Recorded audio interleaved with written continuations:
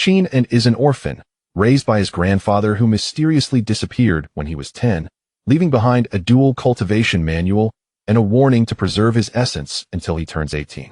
For 8 years, Qin has been a solitary cultivator, struggling to break through to the first level of Qi training. But when he steps out into the world, an unexpected turn of events sets him on an unstoppable path of power and adventure. As he navigates through unexpected encounters, hidden secrets, and the complexities of life, Qin must confront his past and embrace the future that awaits him. Will he unlock the true potential of the manual or remain a mere spectator in a world of cultivation? Qin is an orphan who has never seen his parents. He was picked up by Qin Hao when he was just a month old. On the surface, they appear as a grandfather and grandson, but in reality, they share a master-disciple relationship. When Qin turned 10, his grandfather mysteriously disappeared, leaving him a small courtyard named Ling Tai. His grandfather was a feng shui master, hence the courtyard was given a name imbued with a sense of mystique. In the surrounding villages, everyone knew of Qin's grandfather. After his disappearance, Qin was not left to starve, as the villagers occasionally brought him rice and some living expenses. There was a couple in the village who had no children and wished to adopt Qin, but the wife was a sharp-tongued woman whom Qin had never liked. He preferred to live independently rather than be under someone else's roof. 10 years passed swiftly. Recently graduated from high school, Qin, through the village's introductions, secured a position as a security guard at an advertising company in Xiangshan City. Although the salary was modest, it ensured he had enough to eat and wear. Xiangshan City, located on the western shore of the Pearl River Delta and adjacent to the South China Sea, is predominantly maritime, boasting the highest number of islands in Huaguo. A few years ago, a cross-sea bridge connected Xiangshan to Haomen in the south and Xiangjiang in the east, leading to rapid economic and population growth. Qin's job was arranged by the village leaders, who suggested he start off as a security guard to familiarize himself with the company, with plans to transition to a business role after 6 months. As the Qingming festival approached, the company was closed for the holiday, but someone still needed to be present.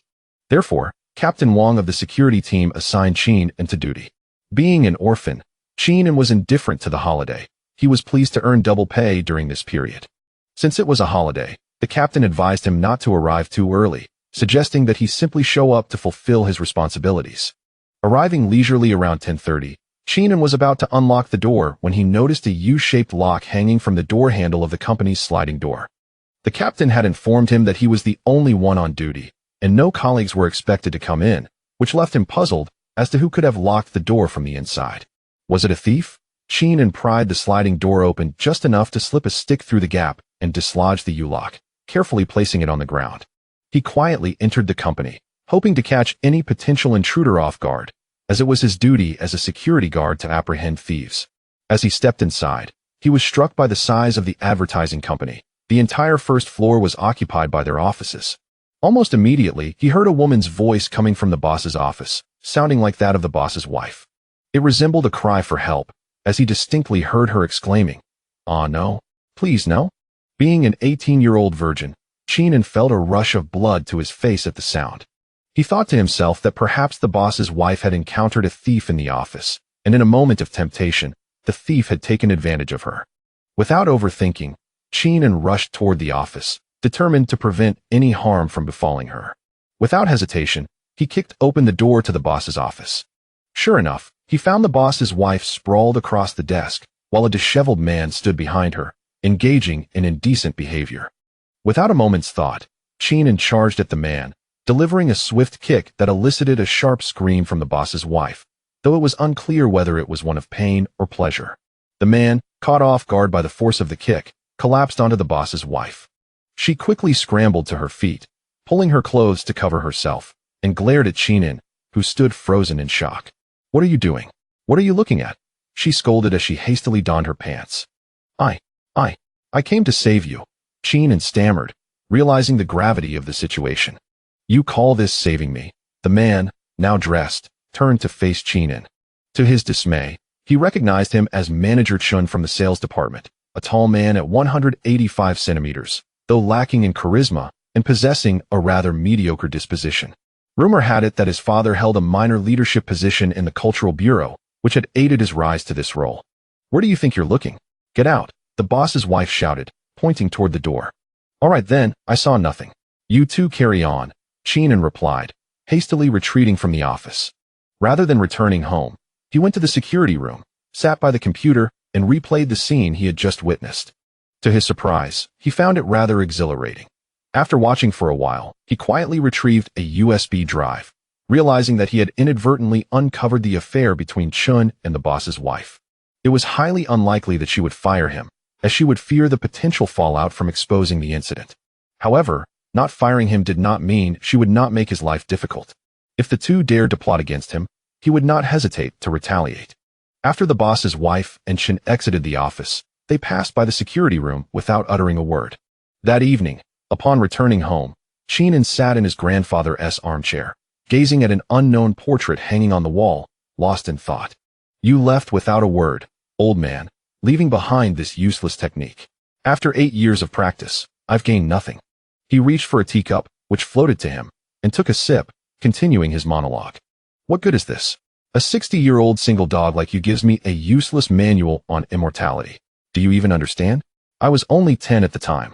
Where was I supposed to practice this? Thankfully, I'm clever enough to find some value in it. Otherwise, what use is this broken book?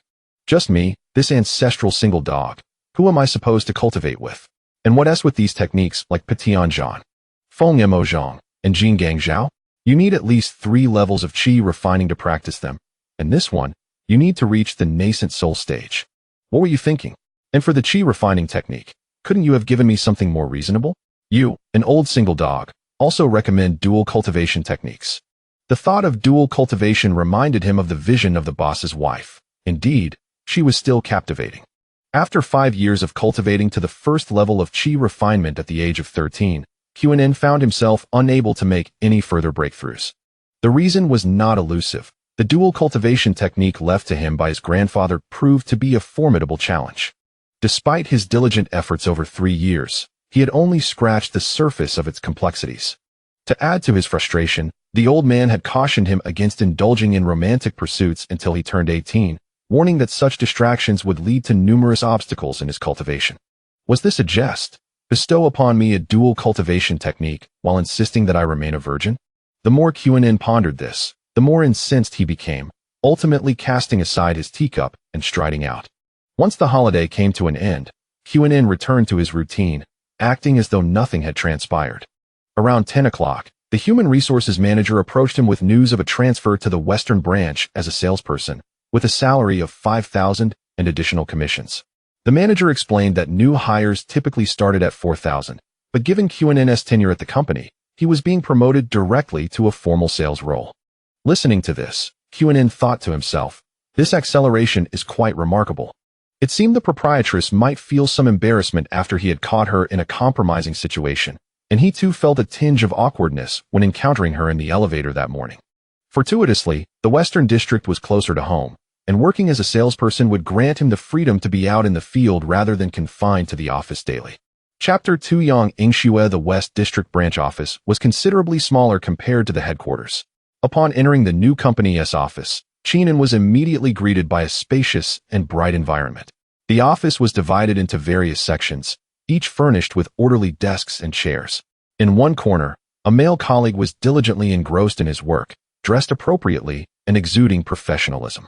Meanwhile, on the other side, several female colleagues engaged in lively conversation, with 2 particularly attractive women capturing attention.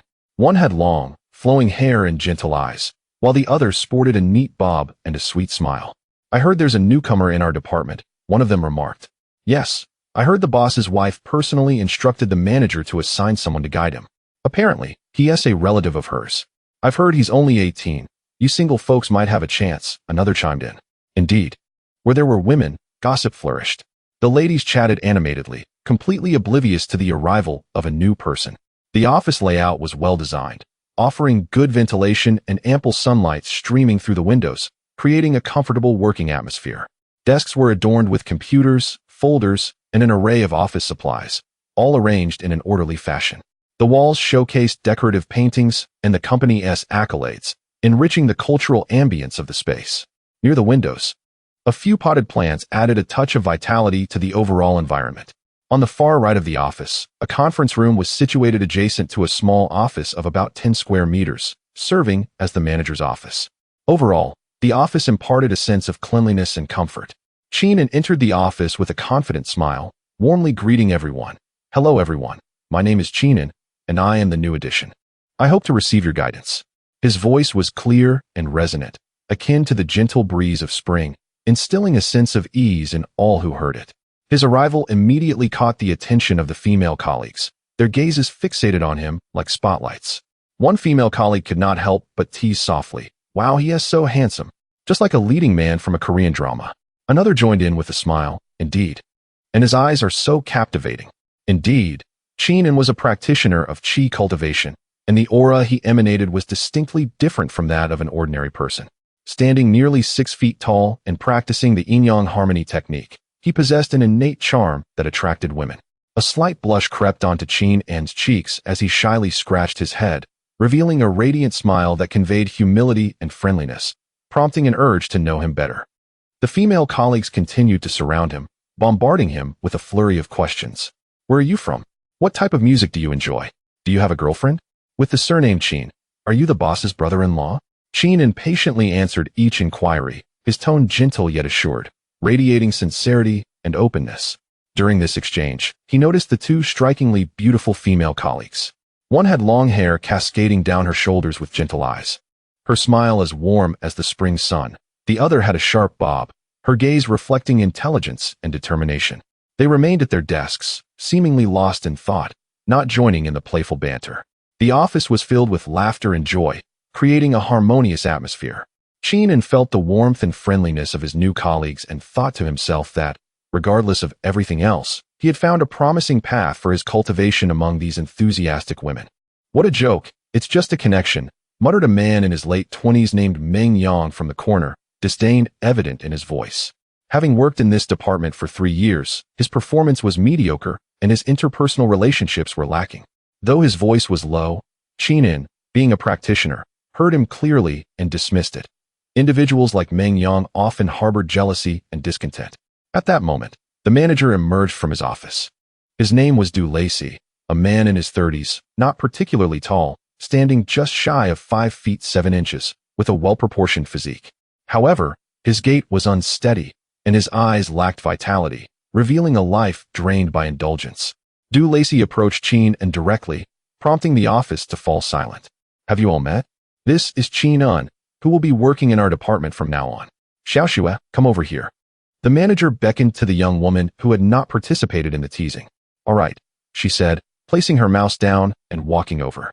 As she approached, Qin scrutinized her closely. She possessed an astonishing beauty. Her skin was as smooth and glossy as porcelain, exuding a natural radiance. Her facial contours were sharp, her features exquisite, and her large eyes sparkled with life, reminiscent of brilliant stars in the night sky. Her hair flowed like a waterfall over her shoulders, swaying gracefully with her movements, leaving a subtle fragrance in the air. Her smile radiated warmth, brightening the surroundings and captivating all who beheld it. Her figure was slender and proportionate, standing at a petite height of just under 5 feet 3 inches, dressed in a cute yet elegant manner, her knee-length skirt adding a touch of innocence, embodying the image of an adorable young girl. "Xiaoxue, meet Qin. He has just arrived and is unfamiliar with the business. You will mentor him. If you scare him off, don't expect me to find you another partner," the manager said, introducing them. "This is our department's Yang Ingxue. She may not excel at everything, but her business acumen is indeed commendable. Do your best and don't disappoint your sister's expectations." "What? My sister? No, you've misunderstood," Qin exclaimed, bewildered, realizing that the boss's wife was indeed his sister. "Understood. Enough said. Just do your best," the manager concluded, instructing the secretary to arrange a desk for Qin right next to Yang Ingxue. In truth, it was not a misunderstanding on the manager's part. The boss's wife had indeed called Du Lacey, requesting that her cousin be placed in their department and asking him to look after him, even mentioning that she would treat him to a meal when time allowed. "This is a disaster. I probably won tea last a month under Tang Ingxue," Qin thought despairingly. Indeed, in just 6 months, Tang Ingxue has had 3 partners resign. What a pity. What are you all talking about? Sister Xiaoxue seems quite lovely, Qin interjected, unable to restrain himself from joining the conversation as his female colleagues chattered away.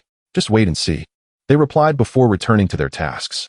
Following his secretary, Qin arrived at his workstation, which was devoid of anything but a solitary computer. He pulled out a chair and took a seat. "Hey, could you treat me to some milk tea?" Yang Yingxue inquired, turning her chair and crossing her legs, her face beaming with a cheerful smile as she gazed at Qin. Her delicate visage bore a slight rosy hue, and as she settled down, her long, fair legs came into view. Qin, a veritable relic of singlehood, was taken aback by such an encounter. His face flushed crimson as he stammered, Sure, I'll go buy some." With that, he stood up and made his way out. Yang Yingxue grabbed her bag from the table and followed suit, catching up to Qin and at the elevator. "Why are you rushing? I'm not going to eat you. And you don't need to run to buy it. I'm heading out for a business meeting and thought to bring you along," she said, stepping into the elevator with him. Chapter 3. Yang Yingshue's side business. As the two exited the building, they arrived at a nearby milk tea shop. Yang Yingxiu ordered 2 cups of milk tea and handed one to Qin, saying, "Since you just started working today, allow me to treat you. When you receive your salary, you can treat your sister." Qin gazed at Yang Yingshue's cheerful demeanor, feeling a flutter in his heart. Although she appeared petite like a lowly at that moment, she was captivatingly radiant before him. He almost lost control of his inherited modesty, akin to a scene plucked right out of a Japanese romantic film featuring youthful beauty and ample curves. Qin took the milk tea, instinctively swallowing hard. "Little lecher, where are you looking?" Yang Yingxue blushed and quickly turned away. Just then, her phone rang. "Yingxue, there's a large order. Are you going to take it?" A middle-aged man's voice echoed from the other end. "Of course, why not seize the opportunity to earn some money? Please send me the client's phone number and address." Without hesitation, Yang Yingxue agreed upon hearing about the order. "All right, I will send you the client's contact and address. Go check it out. If it can be done, then do it, but don't overexert yourself." The man concluded the call. Soon after, Yang Yingxue received a message containing an address and phone number. Address: 21, Banshan Road, Fenghuang Mountain. Miss Chen, 1888. "Qin, I have some business to discuss, so you should head back first," Yang Yingxue said after glancing at her phone. "What business?" "I want to go with you. I want to take a share of your commission. I just want to learn from you." Qin assumed that Yang Yingxue was trying to send him away to avoid splitting her earnings. "The business I'm referring to isn't related to our advertising company. It's my side venture. I didn't want to frighten you," Yang Yingxue explained, realizing Qin had misunderstood her intentions. "What business?" "I'm quite courageous. Let me see the world." Qin's interest piqued further. After all, he was a cultivator himself, and he doubted anything could frighten him. "All right then, come along," Yang Yingxue said, promptly hailing a ride through a mobile app. After approximately an hour, they arrived at their destination on Fenghuang Mountain.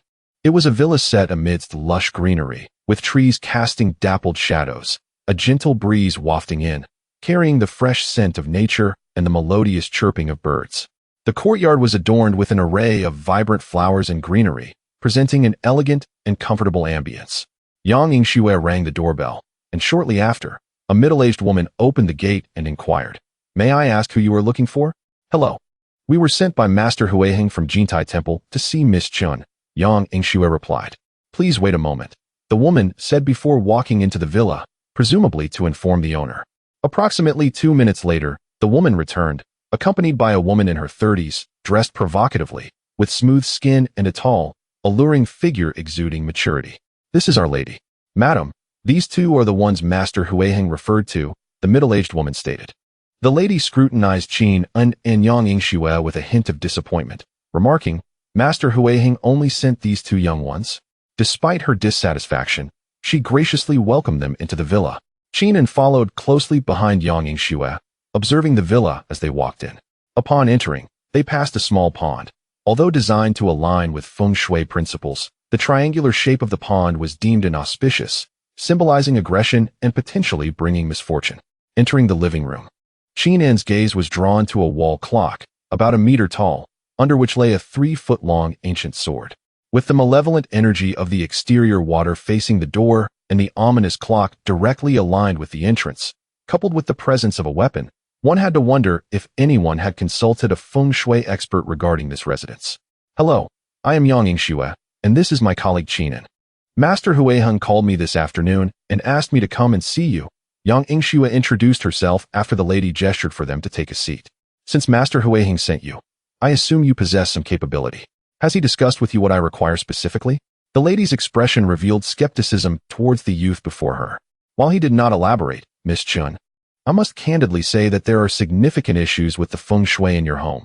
Yang Yingxue observed the lady's impassive demeanor and felt compelled to demonstrate her expertise, lest she struggle to negotiate later.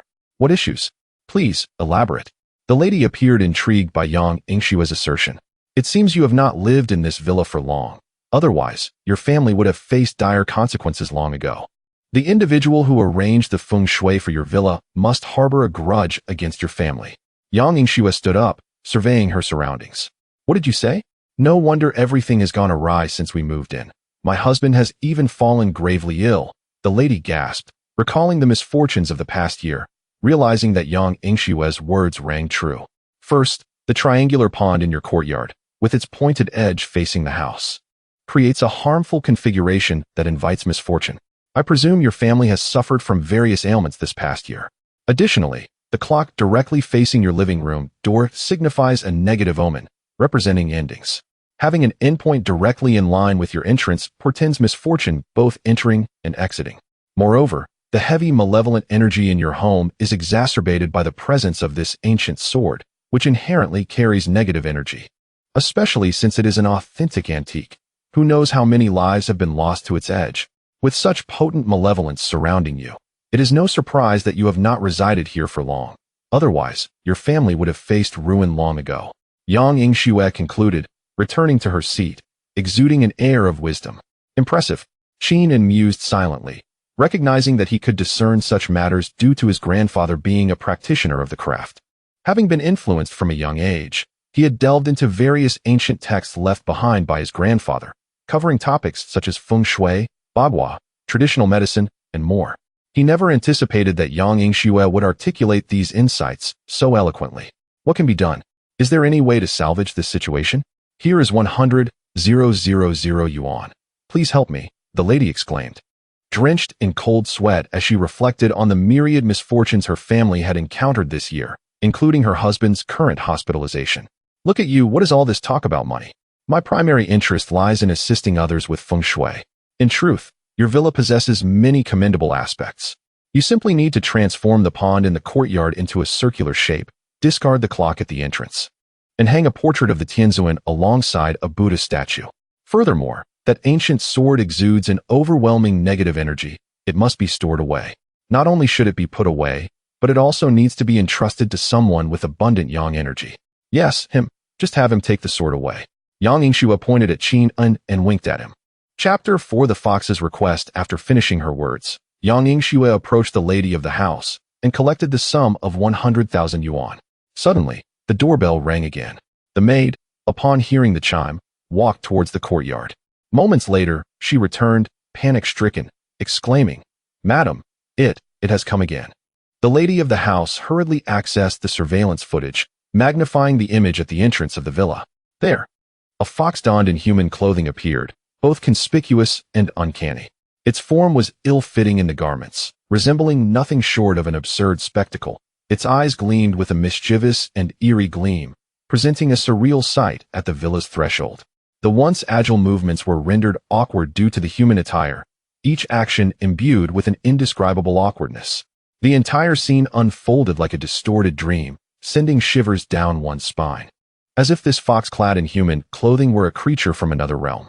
The onlookers were filled with dread as they observed the footage. The upright fox ambled through the villa's grand entrance, swaying unsteadily toward the living room, its pace deliberately slow, perhaps to cultivate an atmosphere of fear. In the living room, the lady of the house, in a state of alarm, exclaimed, "It's it. It has returned once more. It has come several times already. And we were terrified into unconsciousness the last 2 times." Yang Yingxue, having never witnessed such a spectacle, understood the necessity of facing the situation head-on. She promptly stated, "Miss Chun, this requires additional compensation." "Very well, I shall pay whatever it takes. Just help me drive it away, do not allow it to return." Mrs. Chun, overwhelmed by the frightful apparition, was indifferent to the monetary aspect, for she was not lacking in wealth. As soon as the two concluded their exchange, the living room door creaked open on its own, followed by the reappearance of the swaying fox. The creature bore a sardonic smile as it approached the group, wobbling toward them. It first approached the middle-aged maid, who trembled in terror. Observing her fright, the fox attempted to soothe her. Fear not, I do not consume humans. The maid, gripped by fear, silently pleaded for it to stay away. The fox continued to advance, slowly reaching the maid, and inquired, Do you find my attire beautiful? Do I resemble a human? As it spoke, a twisted smile remained on its face. The maid, overwhelmed by fear, fainted upon the fox's proximity, her eyes rolling back. The fox, displeased by her fainting, turned toward Yang Ingxue and Mrs. Chun, grinning as it asked, Do you think my clothing is attractive? Do I resemble a human? I see you as nothing more than a foul fox, Yang Ingxue retorted, her words accompanied by the swift application of a talisman onto the fox's forehead, rendering it immobile instantly. Yang Ingxue clapped her hands. Wild fox, daring to instill fear, Mrs. Chun, all is well now. Just as she turned to request payment from the lady of the house, a furry paw landed upon her shoulder, startling her into leaping onto the sofa. The talisman on the fox's head spontaneously ignited, producing a crackling sound. Goodness, how formidable! My talisman against evil spirits is ineffective, Yang Ingxue thought, her heart racing with alarm. The fox then turned its gaze toward Qinin. Do you find my clothing appealing? Do I resemble a human? It inquired. You have but one chance. Are you sure you wish to hear my response? Qinin replied, a playful glint in his eyes as he regarded the fox in human attire. He recalled the legend his grandfather told him about foxes seeking a title. When a fox reaches a certain level of cultivation, it seeks a human to grant it a title. Typically, a fox could approach two individuals. If one person declared it a fox, it would turn to the other. If both labeled it a fox, its cultivation would be ruined.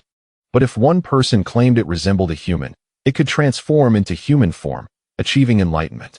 The fox, considering Qinin's words, perceived him as a potential sage and unsteadily approached him, bowing in reverence. Prior to enlightenment, a fox could not speak, merely repeating those two phrases. Yes, it is beautiful, resembling a human, Qinin remarked, sensing the fox's innate spirit and recognizing it bore no malevolent karma, thus deeming his support a benign act. Just as he concluded his reply, the fox closed its eyes, prostrating itself, enveloped in a faint glow. The radiance intensified, seemingly wrapping it entirely. The fox's form began to alter, its fur gradually faded, revealing smooth skin beneath. Its head transformed, hair sprouting forth, the once sharp ears becoming rounded, while its mouth and nose gradually adopted a human appearance. Subsequently, its body elongated, forelegs morphing into delicate hands, hind legs becoming slender and white, and its once prominent tail vanished entirely. As the luminous aura diminished, the creature that once lay there was no longer a fox, but a stunningly beautiful woman. Her beauty sparkled like the stars in the night sky, captivating all who beheld her. With a delicate visage, her skin, soft as flower petals, radiated an enchanting glow. Her eyes resembled deep lakes, exuding a mysterious allure that ensnared the heart at a mere glance. Her slender eyebrows arched like crescent moons, and the slight upward curve of her lips hinted at an elusive smile, as if she could perceive the thoughts of others. The enchanting figure of the fox spirit moved gracefully, her hair flowing like mist in the breeze. Her beauty embodied both wild temptation and noble grace, rendering her irresistibly captivating, as though under a spell, drawing all into her enchantment. She opened her eyes, shimmering with life, her tattered garments now in tatters, and upon rising, she glanced at Qin and before kneeling before him in gratitude. Madam Chun, please fetch her a garment to wear. Let us forge a bond of goodwill, Qin suggested, observing the exposed fox spirit nearly causing him to falter in his composure. Mrs. Chun, overwhelmed by the astonishing scene, was momentarily speechless, failing to register Qin's request. Yang Ingxue, witnessing Qin's audacious maneuver, was left astounded. However, being somewhat familiar with these matters, she was not as paralyzed by fear as Mrs. Chun. She promptly nudged Mrs. Chun. Monster! Mrs. Chun finally reacted, shouting in terror. It is all right, go fetch her a garment, Qin reiterated. Madam Chun, trembling slightly, made her way into the room and soon retrieved several garments, tossing them to the fox spirit, who hurriedly sought refuge behind Qin. I see your cultivation has not been easy. Do not descend the mountain to mislead others. I shall guide you to immortality and will bear the responsibility for your karmic consequences. Should you bring harm to others, I shall personally end your life. Do you comprehend? Qin regarded the fox spirit, now clad in the garments. The fox spirit, upon hearing this, bowed repeatedly on the ground. Though it had attained a semblance of spirituality, it was yet unable to articulate speech, a skill it would have to learn gradually. Madam Chun, the feng shui of your residence is certainly under malicious scrutiny, with intentions to bring ruin upon your household. This fox spirit, residing here, serves a righteous purpose.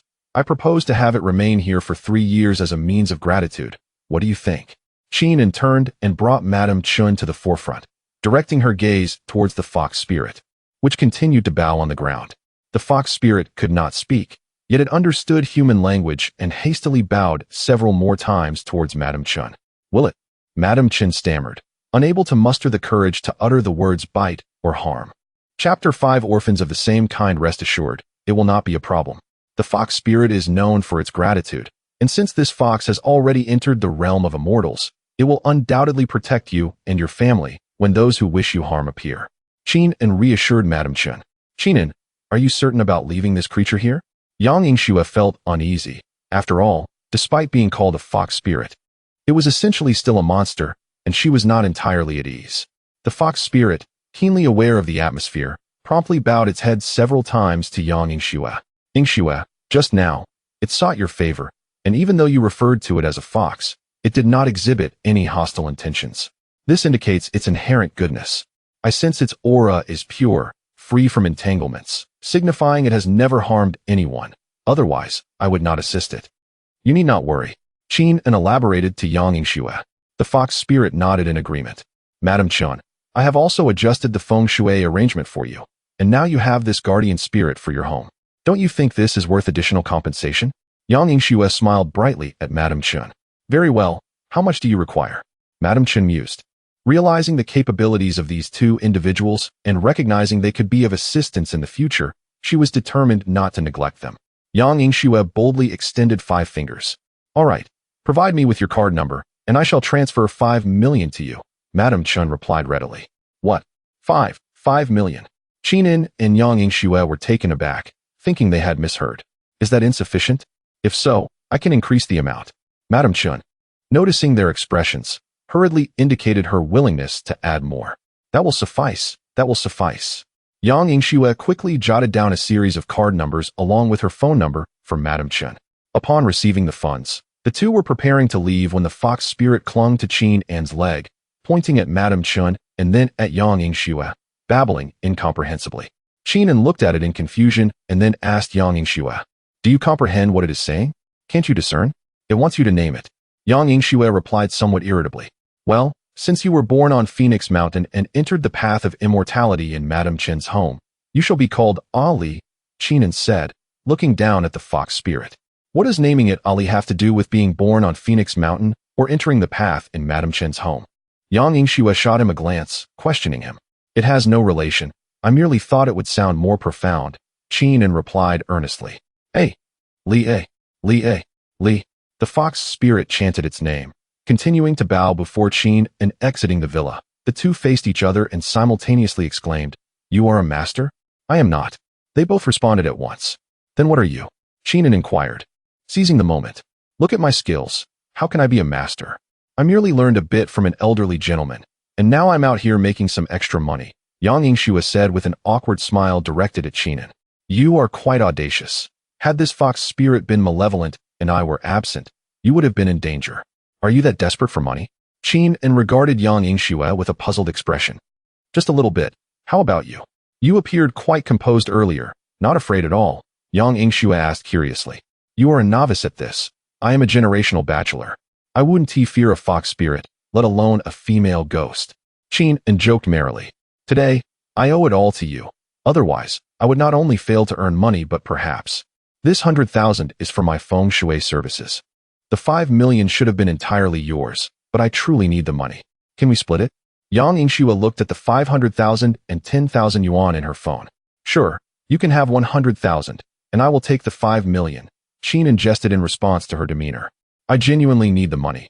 Can you spare me a little? Yang Yingxue, believing Qin was serious, earnestly pleaded with him.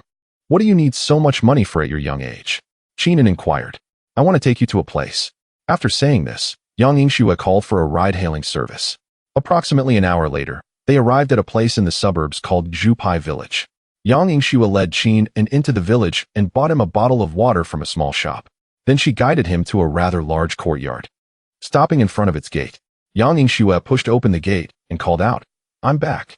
Her voice echoed in the courtyard, and soon a swarm of children joyfully surrounded her like little birds. Their faces radiated innocent smiles, filled with reliance and affection for Yang Yingxue. Yang Yingxue bent down, embracing each child, savoring their warmth. These children varied in age. Some were just learning to walk, while others were beginning to understand more. Yet they all shared a common feature, a profound respect and gratitude toward Yang Yingxue. The courtyard was filled with laughter as the children crowded around Yang Yingxue, chattering excitedly about their day's adventures. The girl listened intently, occasionally interjecting with caring inquiries about their lives and studies. Qin gradually withdrew from the courtyard, observing this heartwarming scene, reflecting on his own status as an orphan raised by his grandfather, who had since passed. The villagers had treated him kindly, and he had grown up eating the meals of many families. Now, Qin understood the reasons behind Yang Yingxue's part-time work as a novice master. Watching her silhouette, he found her truly beautiful. In just one day of knowing her, he had witnessed several different facets of her character: sunny, lively, astute, diligent, gentle, and kind. After conversing with the aunt in the courtyard, Yang Yingxue exited to join Qin. They moved to a nearby patch of grass and sat down. "I grew up here. There used to be an elderly gentleman in the courtyard, but he is no longer with us.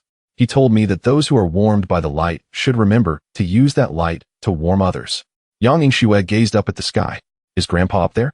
Does the sun carry a bit of his warmth? You work tirelessly to earn money for these children?" Qin asked. "Yes, Grandpa said there are many unfortunate children in this world, and those who are capable must ensure those unfortunate children are warmed." Yang Yingxue earnestly looked at Qin. "Can you spare me a little of that money? With it, the children can attend school, and their lives can improve." "All right." Qin took Yang Yingxue's bag, retrieving the 100,000 yuan. "This 100,000 is mine. The 5 million is yours." "Thank you." Yang Yingxue, in a moment of delight, bestowed a gentle kiss upon Qin's cheek. Startled, Qin felt a shiver run through his body. This ancestral virgin had never before experienced such an intimate gesture from a woman. The unexpected kiss left him flustered, prompting him to rise abruptly, his face aflame with embarrassment, as he feigned composure while striding ahead. "Qin, the end of work is approaching. Let us return to the office to clock out." Yang Yingxue, noticing the crimson hue of his cheeks, hurriedly followed in his wake. Chapter 6. The Sanhu gang. The scene that unfolded during the day lingered in Qin's heart like a vivid imprint, rendering him restless throughout the night. Yang Yingxue's beautiful smile radiated warmth and charm akin to the sun in spring. Yet, what took Qin by surprise was her unexpected kiss. That fleeting touch felt like a lightning bolt striking his heart. Upon returning home, Qin lay in bed, his thoughts surging like a tidal wave. The image of Yang Yingxue filled his mind, her every expression, her gentle gaze. He began to realize that he had unwittingly fallen into the whirlpool of love. The entire night, he tossed and turned, unable to find slumber, contemplating this sudden affection, his heart brimming with sweetness and anxiety. He reminisced about every moment spent with Yang Yingxue. Each detail seemed extraordinarily precious. This night transformed into an emotional tempest for Qin, as he found himself eagerly anticipating the following day, longing for the blossoming of this newfound affection. The next day, Qin arrived early at the office, his heart racing at the thought of another day spent with Yang Yingxue. Time swiftly passed, and as the clock struck 9, half an hour had elapsed since the workday began, yet Yang Yingxue was still absent. A wave of unease washed over him. Why had she not arrived yet? With concern mounting, Qin reached for his phone to call her, but the line remained unresponsive. Anxious, he informed Manager Du that he was heading out for business and made his way to Zhupai Village. Zhupai Village. Several excavators stood outside the orphanage where Yang Yingxue worked. The children had been turned out, surrounded by a group of burly men, while a few others guarded the entrance. The older children were bound, and even the caretaker from the previous day had been restrained. A man with a scarred face cornered Yang Yingxue against the wall, causing her to tremble with fear. Outside, the caretaker cried out, "We don't want money anymore. Just letting Yingxue go." A large man wearing sunglasses approached and slapped her, saying, "You should have thought of that sooner. Now that Brother Dao is here, it's no longer about money. Please, leave me alone. If you dare to bully me, I will not let you go." Yang Yingxue threatened, her voice steady despite the peril. Though she knew she couldn't overpower them directly, she had her own cunning to rely on. The scarred man approached her with a sinister grin, grabbing her hand and leering, "Little sister, you're truly captivating." Before he could finish, he was suddenly kicked away, crashing heavily against the wall. The two henchmen nearby were momentarily stunned, rushing to assist their fallen comrade as he struggled to his feet. "Damn it, help me take him down," the scarred man snarled, pointing at Cheenan. The henchmen drew their knives and lunged at him. With a swift motion, Cheenan struck one of them, sending both attackers sprawling. One, notably weaker, fainted from the impact. "Cheenan!" Yang Yingxue exclaimed, rushing into his embrace, tears streaming down her face. "Don't be afraid. I'm here." Cheenan reassured her, lifting her and moving towards the exit. The scarred man scrambled to follow, signaling his remaining men to surround Cheenan and Yang Yingxue. "Aside from this scarred man, you have 1 minute to leave," Cheenan stated coolly. "Kill him." The scarred man barked, his eyes filled with malice. The henchmen wasted no time. Brandishing their knives in a direct assault on Cheen and cradling Yang Yingxue, he executed a spinning kick, sending several henchmen flying. As he landed, he followed up with a series of strikes, swiftly incapacitating them all. Held in Cheenan's arms, Yang Yingxue gazed into his handsome face and felt a profound sense of security. A blush spread across her cheeks as she realized this moment felt like something out of a film. Leaning her head against Cheenan's shoulder, she recognized her feelings for him blossoming in that instant. Cheenan turned to the astonished scarred man, his expression cold. "Cut off one of your hands and report yourself to the authorities. I am a member of the Sanhu gang. Do not push me too far," the scarred man retorted, attempting to intimidate Cheenan with the mention of his gang. "I will count to 3, and then I will act." Cheenan replied, regarding the scarred man as one would a dying dog. "Our leader possesses inner strength," the scarred man stammered, but he was quickly silenced by a painful scream. "You are exceedingly bothersome," Cheenan declared, kicking the scarred man to the ground and crushing his arm underfoot. "The Sanhu gang, is it? Go back and tell your leader I await his vengeance." With that, he kicked the scarred man away as if he were a discarded dog, then commanded the remaining henchmen, "Take him and leave." Turning back, Cheenan gently set Yang Yingxue down and patted her shoulder. "I need to step out for a moment. For now, find somewhere else to settle the children. Rest assured, I will take care of everything. Be careful," Yang Yingxue replied, understanding Cheenan's intent and not wishing to hinder him. He was no ordinary man and clearly possessed the confidence to face the situation. Inside a hall of the Sanhu gang, a man named Yi spoke fervently, "Brother, you must avenge us. Look what they've done to us. This is an affront to your honor. Who dares to lay a hand on our Sanhu gang members? They are courting death." A middle-aged man, seated at the head of the table, slammed his palm down, shattering the table into pieces. "What of it?" A figure clad in a white shirt entered the hall, exuding an air of mystery. "Brother Yi." "It's him. He is the one who assaulted us." The scarred man pointed at Cheenan, his face a mask of despair. "Is it you who left them in such a state?" The middle-aged man scrutinized Cheenan, recognizing his prowess and the audacity to confront them alone, thereby pausing to consider his next move. "It is I. What do you intend to do?" Cheenan responded, his gaze unyielding. "Everyone here is a martial artist. I am willing to extend you a gesture of goodwill. If you could persuade my brother to apologize, we shall consider this matter settled." Yet, Yigu perceives that Cheenan is no ordinary individual and wishes to resolve the situation amicably. "Yigu, he has beaten my brothers to a pulp and rendered one of my hands useless. Can we simply let this go?" The scarred man approached Yigu, his discontent palpable.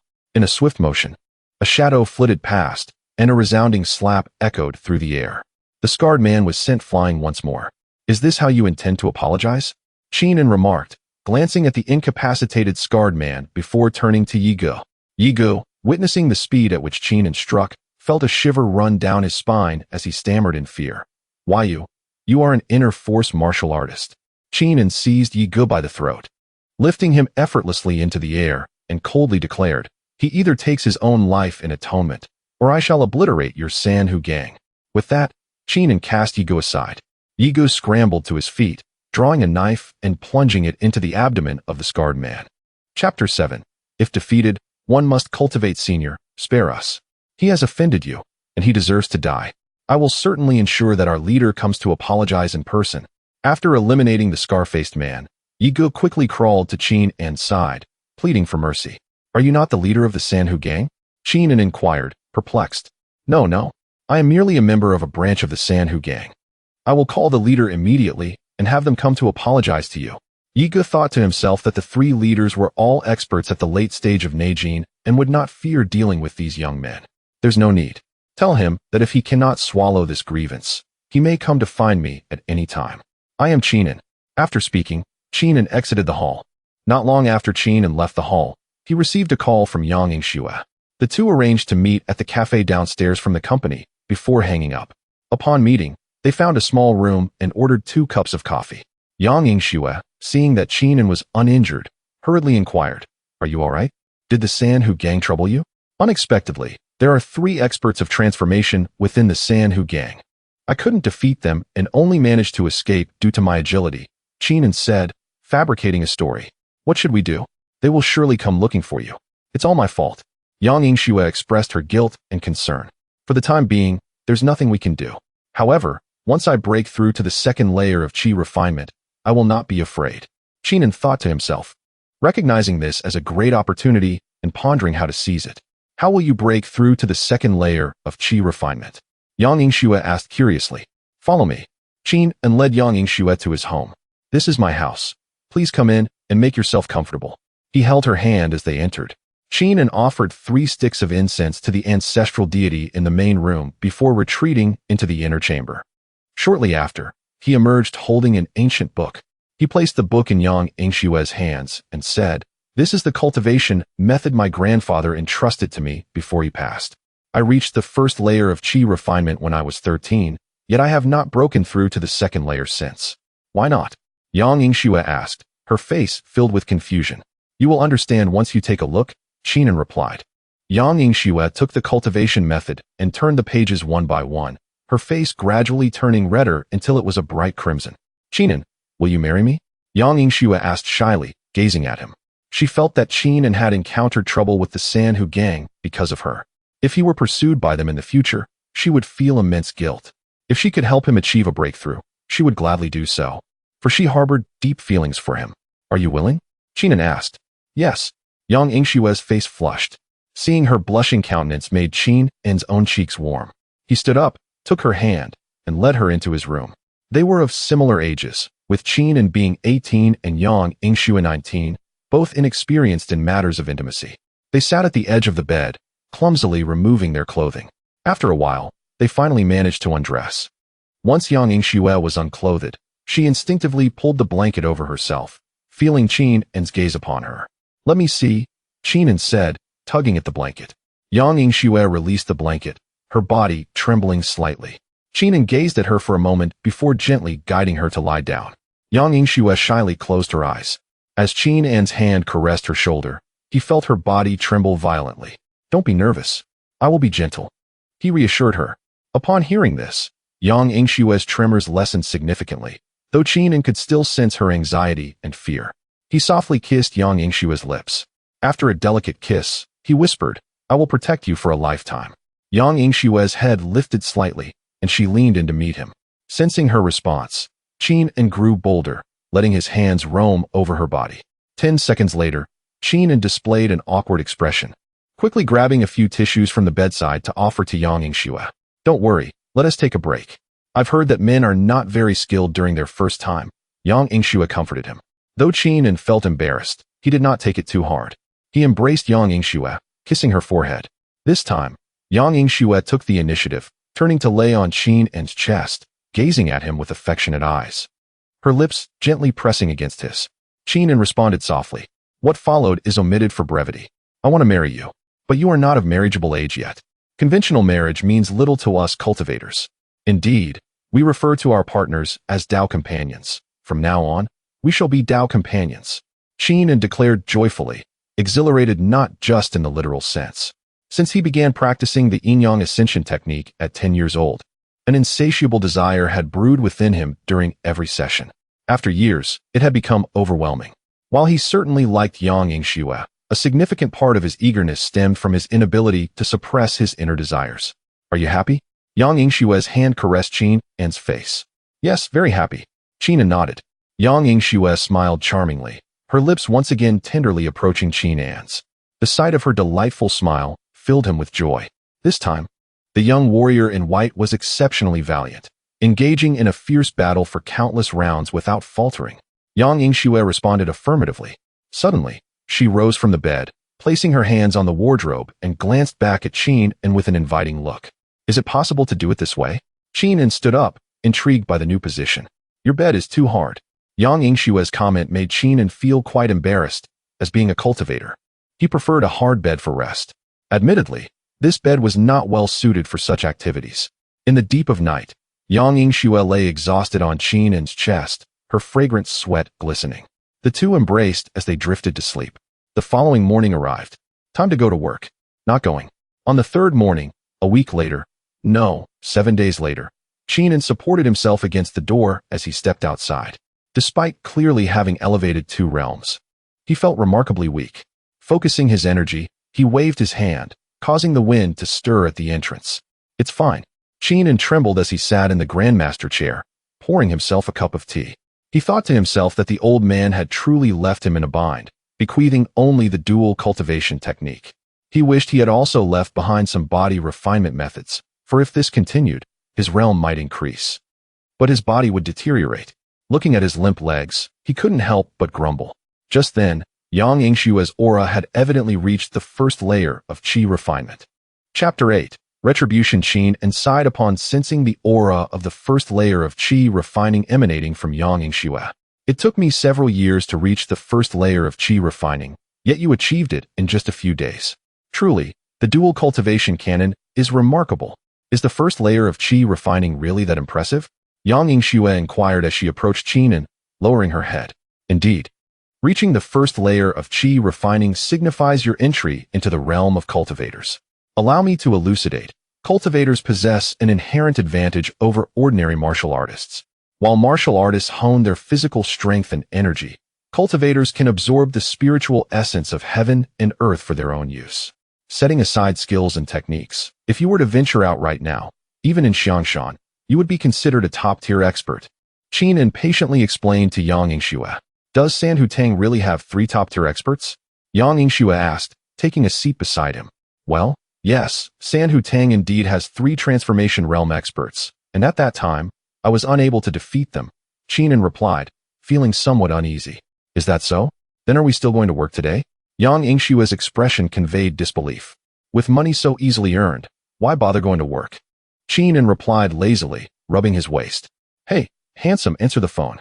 Suddenly, their conversation was interrupted by a ringing phone. Qin answered, only to be met with a furious voice on the other end. Qin, you troublemaker. How did you offend the Sanhu gang? They have surrounded our department. You need to come over and apologize immediately. Oh, manager Do, please let their leader take the call. Qin sighed, realizing that the Sanhu gang had tracked him down at work. I am He Hu of the Sanhu gang. If you don't arrive within half an hour, I will deal with them myself.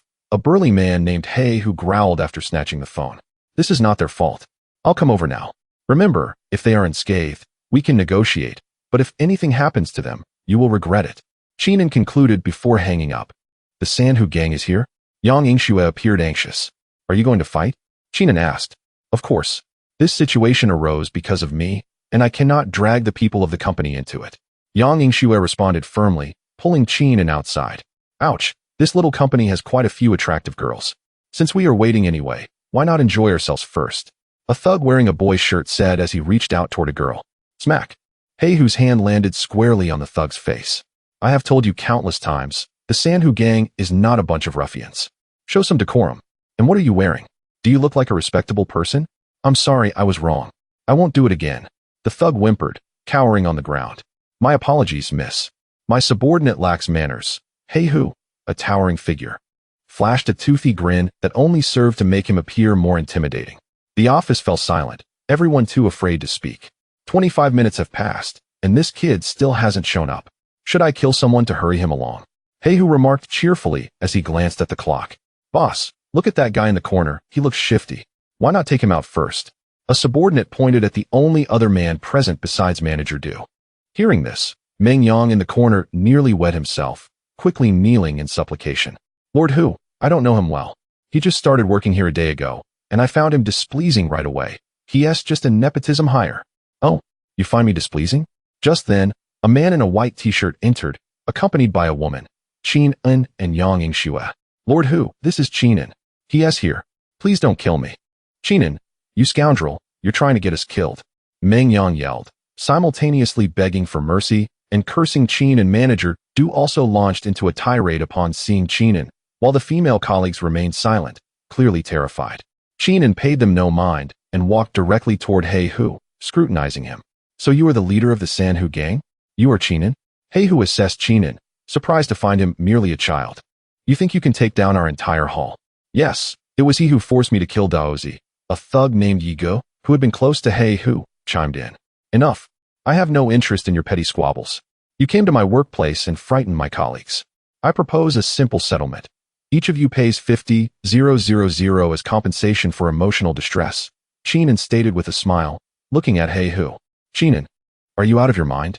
Do you even realize who you're provoking? You're asking for money before they've even said anything. Are you trying to get the Sanhu gang to kill us?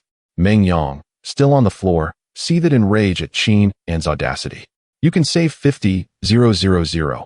You don't need to compensate this one, Qin En said coolly, glancing at Meng Yang as if he were a mere dog. I hear you are quite skilled. He Hu regarded Qin En skeptically, thinking to himself that this boy radiated no martial energy whatsoever. What gave him the courage? I have no interest in fighting you. A few days ago, your men scared my girlfriend, and today, I brought her here to settle the score. Just as Qin En finished speaking, Yang Yingxue swiftly stepped forward and slapped He Hu, sending him crashing to the ground. Wow, that felt amazing. Yang Yingxue marveled at her own hand. Yang Yingxue, are you trying to get us killed? You dare strike Lord Hu? Lord Hu, please forgive her. She doesn't know any better. Manager Du exclaimed, his face paling as he rushed to help He Hu. Well, you've saved another 50,000. You don't need to compensate him either, Qin En remarked as he observed Manager Du attempting to assist He Hu. You dare strike me? He Hu roared, shoving Manager Du aside as he lunged towards Yang Yingxue. Just as He Hu's fist was about to land on Yang Yingxue, another sharp smack echoed through the air as she struck him again. Why is he so slow? Yang Yingxue looked at Qin En in confusion. It's not that he is slow. Rather, you are exceptionally quick.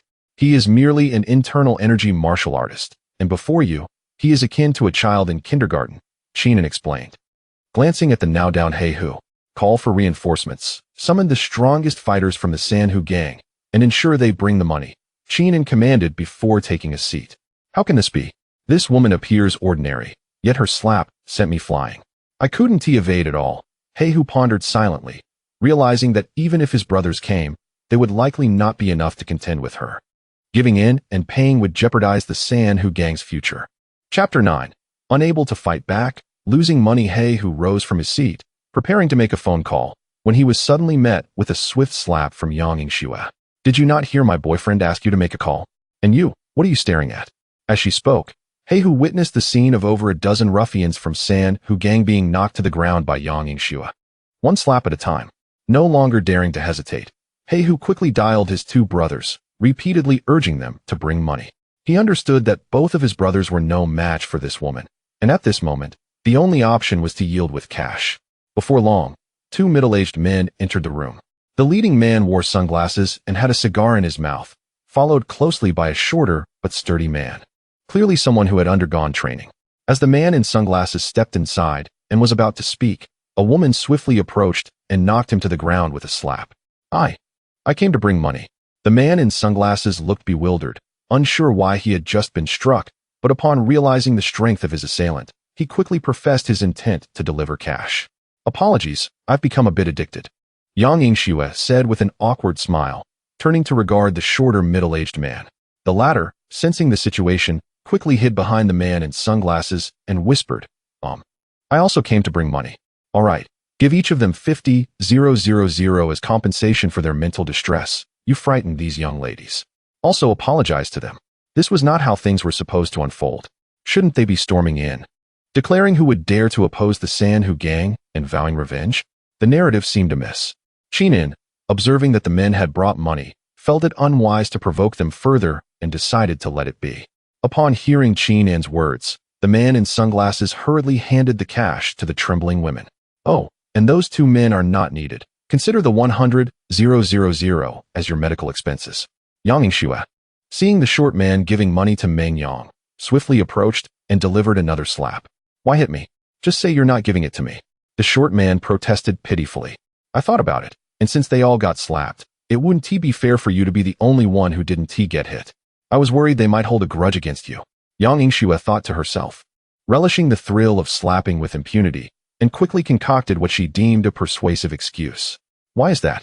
Wasn't it agreed upon that everyone gets 50,000? Why don't I? Meng Yang exclaimed, visibly indignant. Fool, Du Lacey remarked, observing Meng Yang's audacity to demand money, oblivious to the fact that he had just chosen the wrong side. I wouldn't dare speak up, and yet you still chatter away. Yang Yingxue, catching a hint of defiance, smiled slightly and delivered another slap. What do you find displeasing about my man? I too find you displeasing. Hey Hu, having already received a few slaps from Yang Yingxue, was at a loss for where to vent his frustration and, upon hearing her words, seized Meng Yang for a beating. By the way, where are the 3 masters of the transformation realm from your Sanhu gang? Why didn't they come today? Yang Yingxue, still examining her hand, recalled Qin and mentioning being ambushed by the 3 masters of Sanhu gang and inquired further. Masters of the transformation realm? No. Our Sanhu gang only has 3 internal strength warriors. We have no masters of that caliber. The man in sunglasses quivered, hastening to respond. Last time, I was indeed assaulted by those 3. Yingxue, you are truly formidable, 1 slap for each of them. I couldn't even withstand them when I was at the first layer of qi refinement. Qin interjected, eager to change the subject. Really? Yang Yingxue scrutinized her palm, her expression one of disbelief. Of course it's true. You all say so, don't you? Qin turned to the 3 leaders of Sanhu gang, raising his eyebrows meaningfully. Yes. Had we known you were this powerful, we would never have dared to strike your boyfriend.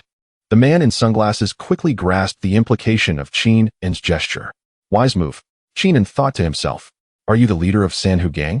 What is your name? Brother Qin, I am Bai Zhantong. This is Bao Yang, and this is He Hu, my 2nd and 3rd brothers. We hope you and your sister-in-law can forgive us for our previous offenses, the man in sunglasses introduced, pointing to the men beside him. Oh, a brotherhood akin to the Peach Garden Oath? Do you have any backing?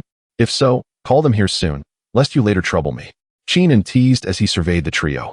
Brother Qin speaks nonsense. From now on, you and your sister-in-law shall be our support. Brother Qin, here S500,000 as our tribute to you and your sister-in-law. Bai Zhantong said, producing a card to hand to Qin and regarded Bai Zhantong, pondering that this fellow was quite astute, and signaled for him to pass the card to Yang Yingxue. Sister-in-law, please accept this. Observing the situation, Bai Zhantong promptly extended the card to Yang Yingxue. Rest assured, from now on, I will protect you. Not even ghosts will dare to provoke you. Yang Yingxue received Bai Zhantong's bank card, noticing it bore 6 digits, likely the password, and shook her own hand with a smile. This is my number. Take them back. If anything arises, just reach out. Qin scribbled a phone number and handed it to Bai Zhantong. Now at the 3rd layer of qi refinement, Qin recalled the dual cultivation technique and a plethora of spells and supernatural abilities left to him by his grandfather. Previously unable to practice due to his realm, he was now prepared to delve into those abilities. Although he had studied dual cultivation techniques, the overall process of cultivation remained financially demanding. Given that he had just graduated from high school and considering the future utility of Sanhu gang, along with their willingness to show him respect, it would be inappropriate to annihilate them outright. After the departure of the Sanhu gang, the women in the office transitioned from shock to delight. 50,000. Can we truly earn that much through hard work over half a year? The group gathered around Qin and Yang Yingxue, lavishing praise and gratitude upon them. Yingxue, you are incredible. Your former partners claimed you could capture ghosts and demons, and we didn't believe them, thinking they were delusional. But with such powerful slaps, you could certainly dispatch any ghost. Indeed, that was Sanhu gang, one of the 4 major underworld factions in Xiangshan City, and you made them submit with just a few slaps. Though you appeared delicate. Who knew you were this formidable? And you? Qin, I just heard you say Yang Yingxue is your girlfriend. You have struck gold. Amidst the chatter of the crowd, praises for Yang Yingxue flowed freely, each voice more enthusiastic than the last. In truth, it was nothing exceptional. I had merely perfected my iron sand palm technique, and I had not even exerted myself yet. Yang Yingxue, however, displayed no modesty, laughing heartily as she bantered with them. Manager Du, Yingxue, and I shall no longer return to work. Please inform the company on our behalf, Qinan remarked, casting a glance at Dulace. Of course, Qinan, or should I say, young Master Qin. Dulace responded with a bow, fully aware that even the San Hubong dared not provoke Qinan. Let us return home, Yang Yingxue suggested. What is the purpose of going home in broad daylight? Qinan inquired. Aren't we still unable to contend with the masters of the transformation realm? We shall return to practice. Yang Yingxue approached Qinan, grasping his hand with a mischievous grin. Today is Sunday. Let us take a day of rest. Qinan, already feeling guilty, was caught in his own lie, fearing that Yang Yingxue would surely extract her vengeance. Today is Monday, a weak voice called from behind him. You think you're so clever, always chattering. Qinan retorted, swiftly turning to deliver a kick at Mingyang. Chapter 10. Zhikong the monk. Upon returning home, Qinan tossed several tattered ancient books onto the table, addressing Yang Yingxue. You have a penchant for striking people with your palm. Here are some volumes on palm techniques. Peruse them and see if any suit your fancy. There's no rush regarding the palm techniques. Pray, tell me about those 3 transcendent masters, Yang Yingxue replied with a teasing glint in her eyes. Ah, the lovely maiden. A gentleman's heart is often swayed by beauty. I, a proud heir to the lineage of bachelors, find myself smitten by your charm, Qinan confessed, unabashed and forthright, realizing he had been uncovered. Their romantic entanglement was already a done deal. Moreover, he was certain that Yang Yingxue harbored feelings for him as well, or else she would not engage in dual cultivation with him. You speak of dual cultivation, do you? Come, let us retreat to our chamber. Yang Yingxue said with a mischievous grin, pulling Qinan toward the room. Qinan's legs trembled as he followed her inside. A month later, or rather, 30 days hence, Qinan sat cross-legged on the bed, practicing his breathing techniques. The yin-yang ascension technique was indeed extraordinary. During this month, he had achieved successive breakthroughs, now reaching the pinnacle of qi refinement. His realm had ascended rapidly, yet his body was not holding up well. Qinan thought to himself as he hastily rummaged through the martial arts tomes left by his late grandfather, searching for any techniques that could enhance his physical form. If he continued with the yin-yang ascension technique, he might ascend before he was ready. I'm off to buy groceries and prepare a meal, Yang Yingxue said, acknowledging Qinan as she stepped outside. Although they had been immersed in dual cultivation, they had not neglected their sustenance. Despite her vivacious demeanor, Yang Yingxue was quite diligent, adept at laundry, cooking, and tidying up. Observing the aura emanating from Yang Yingxue, Qinan felt a surge of curiosity. Her constitution was remarkably unique. Prior to their dual cultivation, she had been an ordinary person. During their first session, she had broken through to the first layer of qi refinement, and now, after just a month, she had advanced to the 6th layer. It was worth noting that while Qinan had also started at the first layer, he had built a solid foundation over the years. Yang Yingxue, however, had transitioned directly from an ordinary human to the 6th layer, displaying a stable aura and abundant true essence. Qinan felt no envy, for she was, after all, his beloved. After their midday meal, the couple sat in the courtyard, engrossed in a video game. Just as they were about to conquer a challenge, Yang Yingxue's phone rang. She hung up and exclaimed, "Hurry, finish this level, then I will return the call." Shortly thereafter, once the game had concluded, Yang Yingxue checked her missed calls, revealing an unfamiliar number, and dialed it back. Upon connection, she discovered it was Mrs. Chun from the Banshan Villa, who relayed alarming news. Several monks from Pu Tuo Temple had abducted Ali. After hanging up, Yang Yingxue shared the situation with Qinan, who instructed her to contact Master Huiheng at Pu Tuo Temple for further details. Master Huiheng explained that the day prior, a novice monk had spotted a woman resembling a foxtail while passing a villa on Fenghuang Mountain. Today, the temple's officials had dispatched personnel to investigate, but they had yet to return. Qinan pondered, feeling a sense of responsibility for Ali, whom he had once guided. Logically, Ali had never harmed anyone and bore no karmic debt. Thus, the eminent monks of Pu Tuo Temple should not resort to violence against her. The time since their phone call had barely surpassed 10 minutes. They should be able to reach the temple in time to intervene. Once they returned, matters would become complicated, especially since Qinan was unsure of the martial prowess possessed by Pu Tuo Temple's experts. His grandfather had advised him to solidify his foundation in the qi refinement stage before venturing out, and he had only just reached the pinnacle of that stage. With determination, Qinan grasped Yang Yingxue's hand, and swiftly soared toward Fenghuang Mountain. Practitioners at the mid-stage of Qi refinement could typically fly using flying swords or similar objects, but given their proximity, they needed no external aid to ascend the skies. On the road to Fenghuang Mountain, an elderly monk walked ahead, accompanied by a young monk who dragged a stunning woman along at a leisurely pace.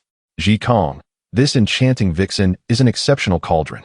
Once the elder absorbs her essence, he will undoubtedly break through to the transcendent realm, and you shall become the head of the hall, remarked the young monk, glancing back at the beautiful woman. Hui Wu, we must place her in the villa on the western mountain. Do not let this information slip. Your benefits will be plentiful in the future. Zhikong the monk advised the young monk. Rest assured, Master Zhikong, I shall guard this secret fiercely. Hui Wu replied respectfully. Qin sensed the presence of the two monks, and Ali ahead and landed gracefully, striding toward the trio. Before long, they encountered one another. Upon spotting Qin and Yang Yingxue, Ali struggled to reach them, her mouth taped shut, only able to emit muffled sounds. Hui Wu, noticing her plight, yanked her back and fixed a wary gaze on the newcomers. What is the meaning of binding this young lady? Yang Yingxue demanded, attempting to rush forward to rescue her. Qin firmly grasped Yang Yingxue's arm and said, allow me to handle this. With measured steps, Qin approached the venerable monk Zhikong, scrutinizing him closely. The old monk radiated a feeble aura, shrouded in murky energy. With vacant eyes, clearly a gluttonous monk indulging in carnal desires. Master, why do you apprehend her, who has remained untouched by the mundane world? Though he held disdain for the monk, Qin, being a high school student, maintained a semblance of decorum. As adherents of the Buddhist path, it is our duty to subdue demons and vanquish evil. She has taken on human form. Thus, she is a demon. I shall bring her back to the temple, where she can cultivate before the Buddha, lest she brings calamity upon the world, Zhikong declared with righteous fervor. This fox possesses spirit.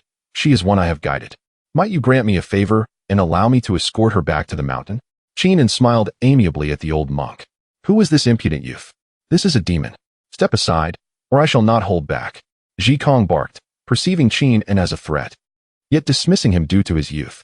Yingxue, it seems you should take the lead, Qin said, resigned, stepping aside. Understood. Yang Yingxue's spirits lifted at Qin's words, and she dashed forward, delivering a resounding slap.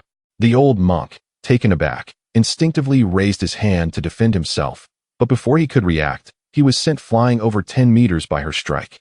The monk Zhikong spat out a mouthful of blood. Utterly astonished that this seemingly unremarkable woman could strike him so fiercely, leaving him lying on the ground in disbelief, pointing at Yang Yingxue. You. Observing the scene, Qin approached Zhikong and crouched beside him, chuckling amiably. Can you grant me a favor now? Do you know who I am? I am the steward of Puteasai Temple. How dare you lay a hand on me? Yang Yingxue, noticing that Zhikong still exhibited such bravado, delivered another kick towards him. Chapter 11. Zhihong the monk, is it Pu Tuasi? Call your temple's experts. Yang Yingxue exclaimed, delivering several swift kicks. Wait, Hui Wu, contact Zhihong, and inform him that someone is aiding the wicked, assisting the demon in attacking us. Zhikong the monk, blood staining his lips, shouted to the dazed Hui Wu. Upon hearing Zhikong's words, Hui Wu froze in place. Observing Hui Wu's inaction, Yang Yingxue swiftly approached and struck him down with a resounding slap. Call for help. Qin watched Yang Yingxue, pondering. Is my woman truly this violent? Will she turn against me in the future? What if I cannot defend myself against her? Hui Wu, after making the call, hurried to assist Zhikong, helping him sit up. Qin approached to untie Ali's bindings and tear off the tape from her mouth, inquiring, have you descended the mountain? Ali shook her head. Did they harm you? Qin pressed on. Ali nodded. Did you fight back? Qin continued. Ali shook her head once more. Well, that is commendable. In the future, if someone strikes you, retaliate without fear. Ali nodded again. At that moment, two monks in gray robes soared towards them. Though they appeared to fly, it was merely a long leap, utilizing the branches for momentum, giving the illusion of flight. Qin noted that these two were markedly stronger than the indulgent Zhikong, yet still significantly weaker than himself, which brought him some relief. Yang Yingxue, observing their aerial prowess, felt uncertain about their capabilities and strategically positioned herself behind Qin. One of the younger monks, noticing Zhikong and the others seated on the ground, approached and offered them each a pill. After consuming the medicine, Ji Kong, with Hui Wu's assistance, stood and pointed at Qinan, saying, "Brother Ji Hong, we initially captured this demon, but these two intervened, injuring us, claiming this demon is under their protection. Is that true?" The monk in the front stepped forward, regarding Qin and with scrutiny. "Are you Ji Hong?" Qin encountered. The monk replied, "I am inquiring about you." Ji Hong's expression was stoic. "Look at the filth radiating from Ji Kong. He has surely indulged in nefarious acts. Do you not comprehend his intentions in capturing Ali?" Qin gestured disdainfully at Ji Kong. "That is irrelevant. In Xiangshan City, none dare disrespect those of Pu Tuasi. If you dare harm anyone from Pu Tuasi, you shall face consequences." Ji Hong's demeanor shifted to one of solemnity, his eyes wide as he began to chant, his aura intensifying. A palpable energy swirled within his palms, as if brimming with boundless power. However, in the face of Ji Hong's formidable presence, Qin remained remarkably composed. With a casual motion, he delivered a slap that seemed effortless yet contained astonishing strength. In an instant, a dull thud echoed as Ji Hong was propelled backward like a kite severed from its string, crashing to the ground, stirring up a cloud of dust. Qin's casual strike not only demonstrated his formidable prowess, but also hinted at his profound depth. Meanwhile, Ji Hong lay on the ground, blood spilling from his mouth, his expression one of disbelief. Was he truly this weak? Qin recognized that his opponent was not a match for him and had exerted minimal effort, merely swatting him aside. He glanced at Yang Yingxue, realizing that a slap was indeed effective. Turning to the other monk who had arrived with Ji Kong, Qin asked, "Can you fight? If not, call for help." Before his words faded, he witnessed the monk soaring through the air. Indeed, Yang Yingxue's slap had returned. After delivering her blow, she approached with a smile. "My apologies, I couldn't resist. Young friend, I was blind to your prowess. Shall we let this matter rest? You may take this fox demon with you." The once arrogant Ji Hong, who had boasted of Pu Tuasi's inviolability, now scrambled to his feet and performed a respectful gesture towards Qin. What a predicament! If word of this gets back, how will I maintain my position? Losing face in front of the Buddha is unthinkable. You say to let it go, yet when I asked for your respect, you offered none. Qin mused, having dispatched their leader with little effort, feeling quite untroubled by the prospect of any superior experts within their temple.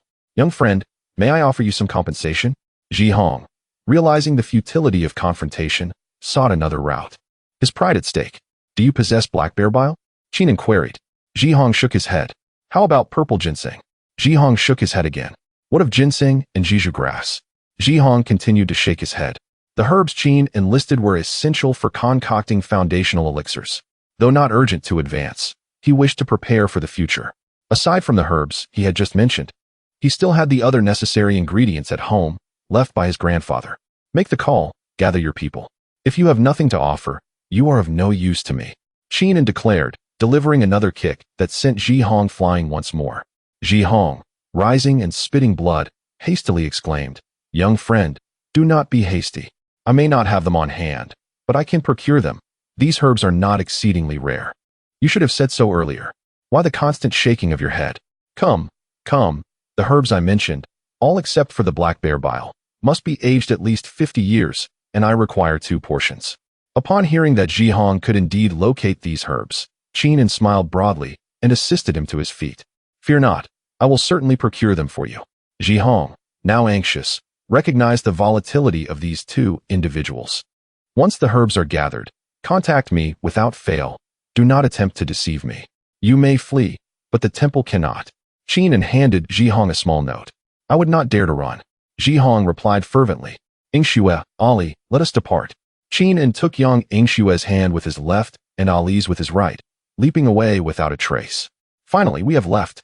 Ji Kong, his tension easing, felt immense relief, fearing another beating. Such agility, capable of carrying 2 individuals. This must be the prowess of a master. "Look at the trouble you have caused me." Ji Hong approached Ji Kong and delivered a resounding slap across his face. Ji Kong, the monk, felt a profound sense of despair.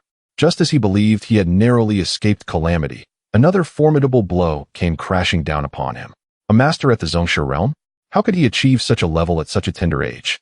Exclaimed the monk accompanying Ji Hong in astonishment. The Zhongshe realm allows for the externalization of true essence, the manipulation of objects from a distance, and even momentary levitation. Witness how he can lift two individuals into the air. To call him merely a Zongshi is an understatement. Ji Hong, seething with anger at having offended a master of the Zongshi realm, struck Ji Kong once more with a resounding slap. Ji Kong, having endured 2 slaps from his senior brother, felt a mix of indignation and helplessness, unable to voice his grievances. Chapter 12. Spiritual Energy. Qin and returned home with Yang Yingxue and Ali. Ali, from now on, you shall accompany Yingxue. The spiritual energy down the mountain pales in comparison to that above. Yet here, no one will bully you, Qin said with a smile directed at Ali. Thank you. Ali whispered. You can speak now? Yang Yingxue asked with curiosity. Just a little, Ali replied. Later, I will teach you the thunder palm. If anyone bullies you, just give them a slap, Yang Yingxue said, shaking her hand. She is not suited for that. Her innate charm designates her path as a mage, akin to Dead Ji in the canyon.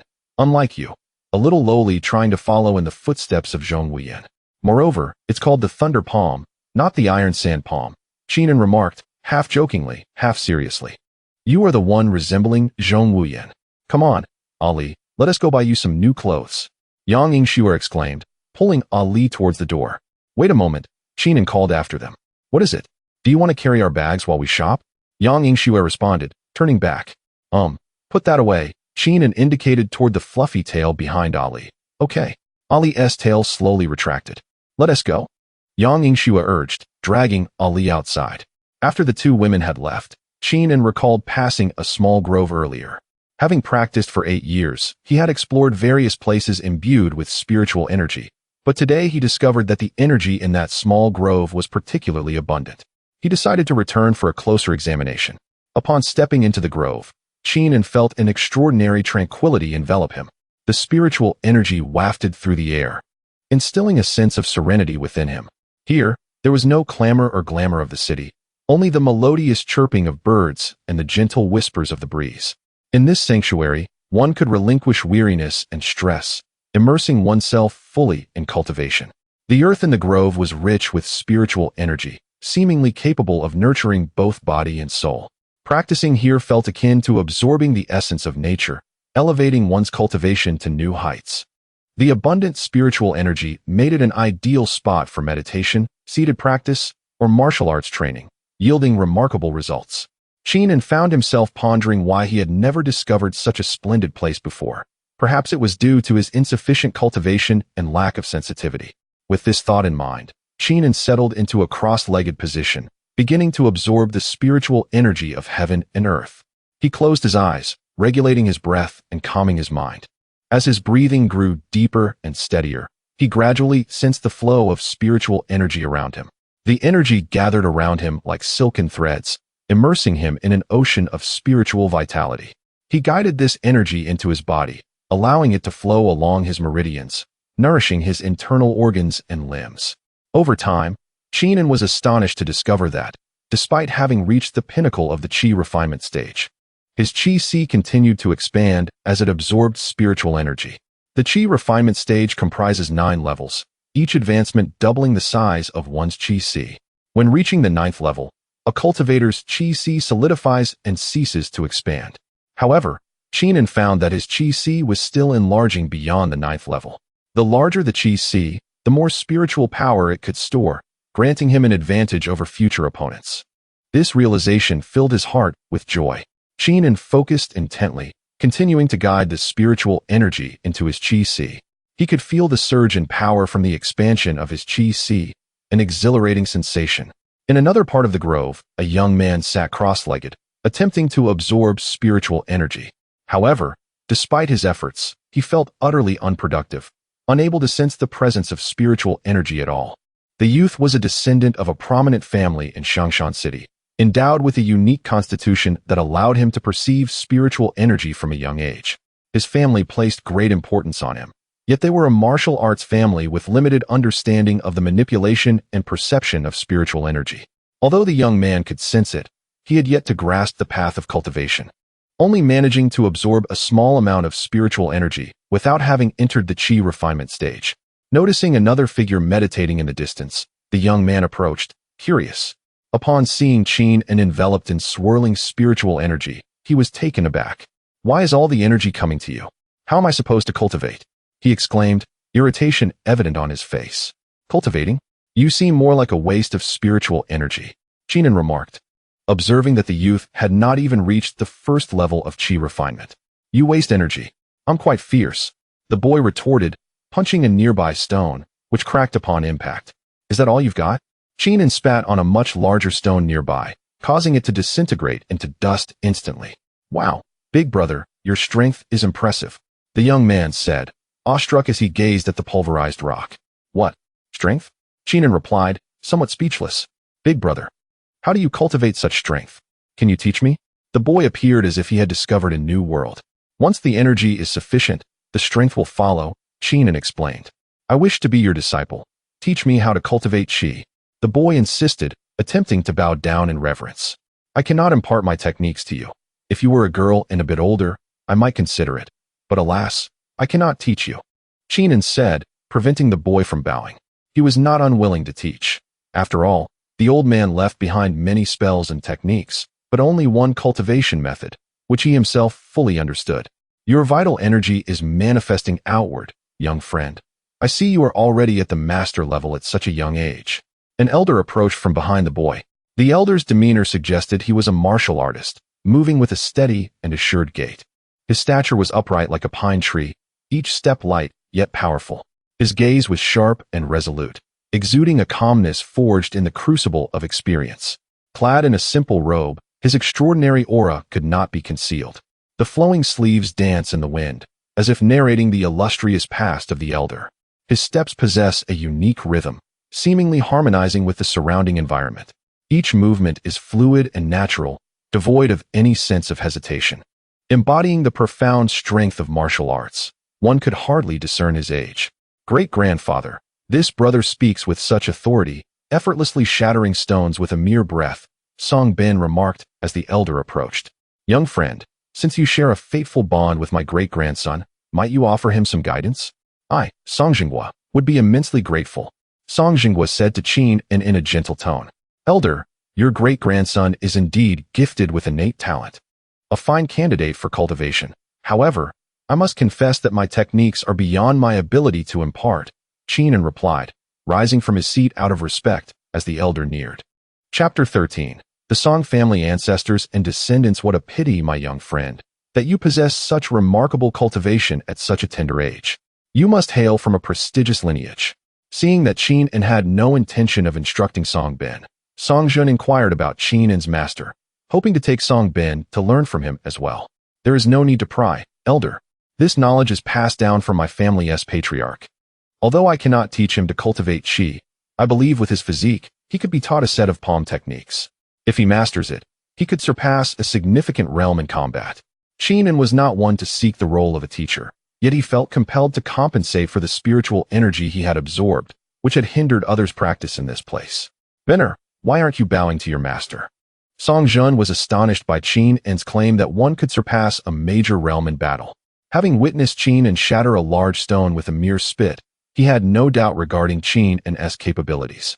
Recognizing that such youth could reach the realm of a grandmaster, he hurriedly urged Song Ben to pay his respects. Let us forego the formalities. I am merely a few years older than you. Just calling me brother will suffice. Chinan quickly replied. Elder brother, I bow to you. Song Ben, though still young, was quite astute, recognizing that Chinan was a master. Even if they could not formally become teacher and student, he should at least acknowledge him as an elder brother. All right, rise. Chinan was at a loss for words. This pair of grandfather and grandson had quite the scheme. Your sister-in-law has practiced this palm technique. She can take down an inner strength practitioner with a single slap and a transformation practitioner with another. Do not emulate her. Keep a low profile. After demonstrating the Ben Lei palm twice, Chinan casually struck two nearby trees, causing them to topple, with faint flashes of lightning flickering around. Brother, this is incredible, Song Ben exclaimed.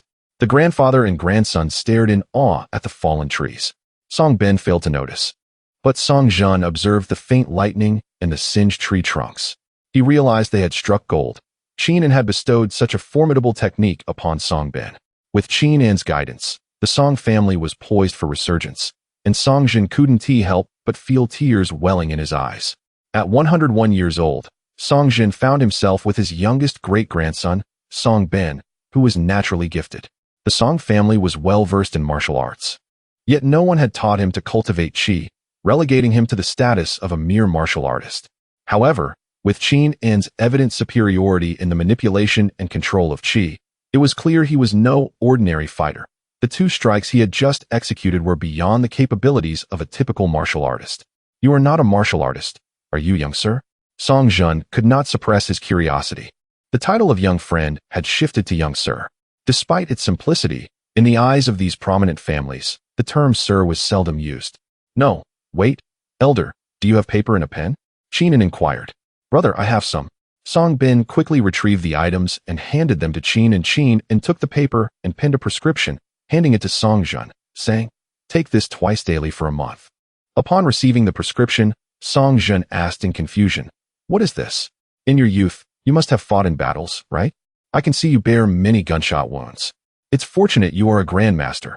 Otherwise, you would have succumbed long ago," Qin remarked. From the outset, Qin had noticed the numerous old scars on Song Jun's body. Hearing Song Bin refer to him as great-grandfather, it was evident he was over a century old.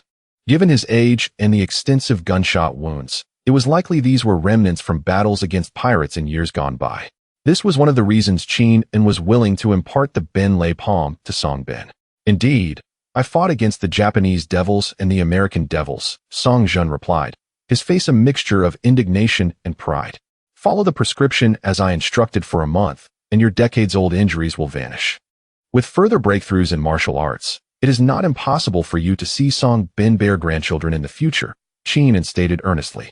Upon hearing this, Song Jun was overwhelmed with emotion. The old wounds had tormented him for decades.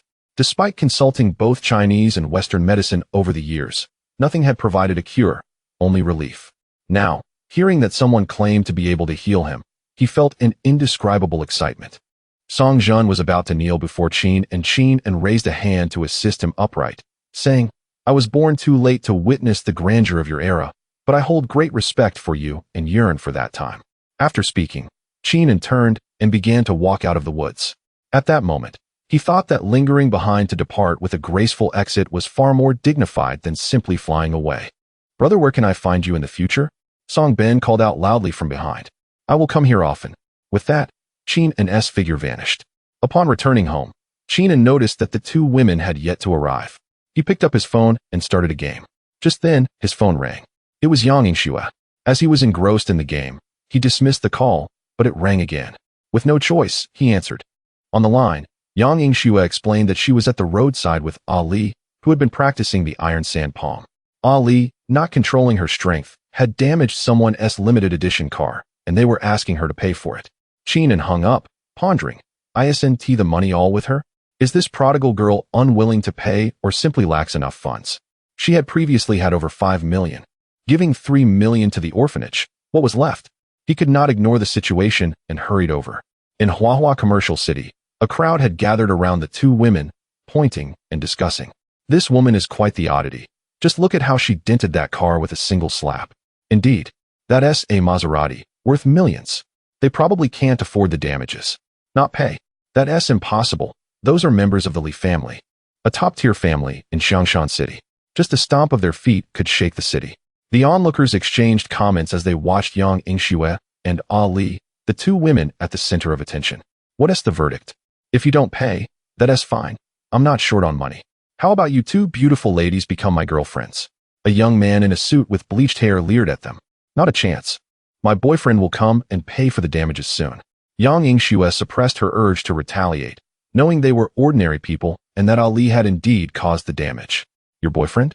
If he were coming, he would have been here by now. Do you have any idea how much this car costs? Can he afford it?" The young man said, reaching out to touch Yang Yingxue. "Don't touch me, my sister hits hard." The 2 women took 2 steps back, and Ali whispered, "Hit, you 2 are amusing. Do you truly think you're formidable?" The young man, a direct descendant of the Li family, was unconcerned by Ali's earlier display. He and his bodyguards could do the same. Chapter 14. The Li family's uncle and nephew. As the young man with yellow hair took a step forward, he sneered. "He bullies you like this, and you still don't dare to fight back?" At that moment, a voice echoed from the crowd. Everyone turned to see an 18 or 19-year-old man approaching. "Fight me? Who dares to strike me in Shanshan? The young man with yellow hair dismissed the challenge, completely unfazed. Can you even fight? Yang Yingxue inquired as she noticed Qin and approaching. If you want to hit him, go ahead, but be cautious not to cause any fatalities, Qin replied. After spending several days in the martial arts world, Qin had gained a general understanding of it. He had encountered outer strength practitioners, inner strength practitioners, and transformation realm warriors, and today met Song Jun, a master-level warrior. He perceived them all as relatively weak, leading him to adopt a fearless attitude. Yang Yingxue, upon hearing Qin An's encouragement, felt her pent-up frustration finally had an outlet. She glared at the yellow-haired boy, preparing to slap him. However, the two bodyguards behind her stepped forward, saying, "What is your identity? Do you dare to strike our young master? Just watch his eye." Before he could finish, Yang Yingxue sent him flying several meters away with a swift slap. With another quick motion, she dispatched the other bodyguard as well. The yellow-haired boy was terrified, his legs trembling. Just as Yang Yingxue was about to approach and deliver another slap to the yellow-haired boy, Ali tugged at her and whispered, "Let me handle this." "All right, you stay here, and I'll come from the other side," Yang Yingxue replied with a mischievous grin. Hearing her words, the yellow-haired boy was so frightened that he knelt down. After a series of mixed strikes, Yang Yingxue rushed to Qin An's side and asked, "Should we let him call for help? Look at how terrified Ali is. We can't let them off without some compensation." Qin An glanced at Ali, who promptly feigned panic, playing along. He couldn't help but smile inwardly. In just a short time, Ali had learned mischief from Yang Yingxue. Yang Yingxue then turned and kicked the yellow-haired boy, pointing at him. "Call for help. Bring someone formidable." Qin An shook his head, recalling the first time he saw Yang Yingxue's innocent demeanor, which felt like a distant memory. "You'll regret this," the yellow-haired boy wailed as he picked up his phone. Soon, a crowd began to gather, many recognizing the yellow-haired boy's identity. Who are these people, so audacious as to beat up Li Buqing? Are they seeking death? Indeed, young Master Li is a direct descendant of the Li family, a powerful figure in Xiangshan. They've not only damaged his car, but also beaten him so severely. I wonder how they will fare when the Li family's experts arrive. Last year, when young Master Li took a fancy to a beautiful girl, her family refused, and she mysteriously disappeared. Now it seems he has provoked these two fierce women. He's in for a rough time. I just hope they can withstand the wrath of the Li family. You see, even young Master Li's bodyguards are formidable. An ordinary person wouldn't stand a chance against a dozen of them. Yet, this woman took them down with a single slap. Perhaps she is also a daughter from a prominent family. In the midst of their discussions, a Maybach, followed by several Hummers, approached. A group of bodyguards in black suits descended from the vehicles, standing in formation. Finally, a middle-aged man in traditional attire exited the Maybach. Upon seeing Li Buqing lying on the ground, his face contorted with rage, his eyes glinting with a fierce intensity. He hurried to Li Buqing's side, examining his injuries while the onlookers held their breath, not daring to make a sound. The middle-aged man's expression darkened as he surveyed the crowd, his piercing gaze instilling fear in all. He was Li Buqing's second uncle, Li Dong, the second in command of the Li family. With a deep, thunderous voice, he bellowed, "Who did this?" His tone was filled with fury and authority. Silence enveloped the scene, no one daring to respond. Yang Yingxue and Ali, feeling the intensity of the middle-aged man's demeanor, quietly positioned themselves behind Qin An. "Who? Did you bring money?" Qin An approached and patted Li Dong's shoulder. "Uncle, you must deal with this scoundrel. They have beaten me like this and are extorting our Li family." Li Buqing, upon seeing his uncle arrive, felt a surge of relief from his pain and scrambled to Li Dong's side. "Is it you who has done this to my nephew?" Li Dong scrutinized Li Buqing and his bodyguards before turning his gaze to Qin An, assessing him and noting the absence of any martial aura. He began to question him. "Your nephew harassed my girlfriend and sister, so I merely taught him a lesson. No need for thanks. A mere 1 or 200,000 will suffice," Qin An replied nonchalantly. "Do you know who he is? He is a member of the Li family. You dare lay a hand on him? Are you seeking death?" Li Dong's anger intensified at Qin An's dismissive demeanor.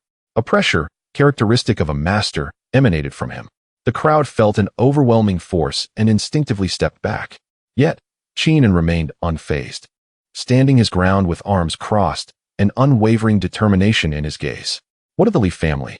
If you provoke me, I shall retaliate. Have you heard of youthful arrogance? That is precisely who I am." Li Dong, fury boiling over, threw a powerful punch at Qin An, the force of which sliced through the air with incredible speed, aimed directly at Qin An's face. With a deft movement, Qin An sidestepped the blow effortlessly. Seeing this, Li Dong intensified his assault, each punch accompanied by a gust of wind, attempting to force Qin An into a corner. However, Qin An navigated through the flurry of punches with ease, a light laugh escaping his lips. "Is that all you've got?" As he spoke, he unleashed a seemingly casual slap, yet it contained immense power. Li Dong, attempting to evade, found himself ensnared by an invisible force, rendering him immobile.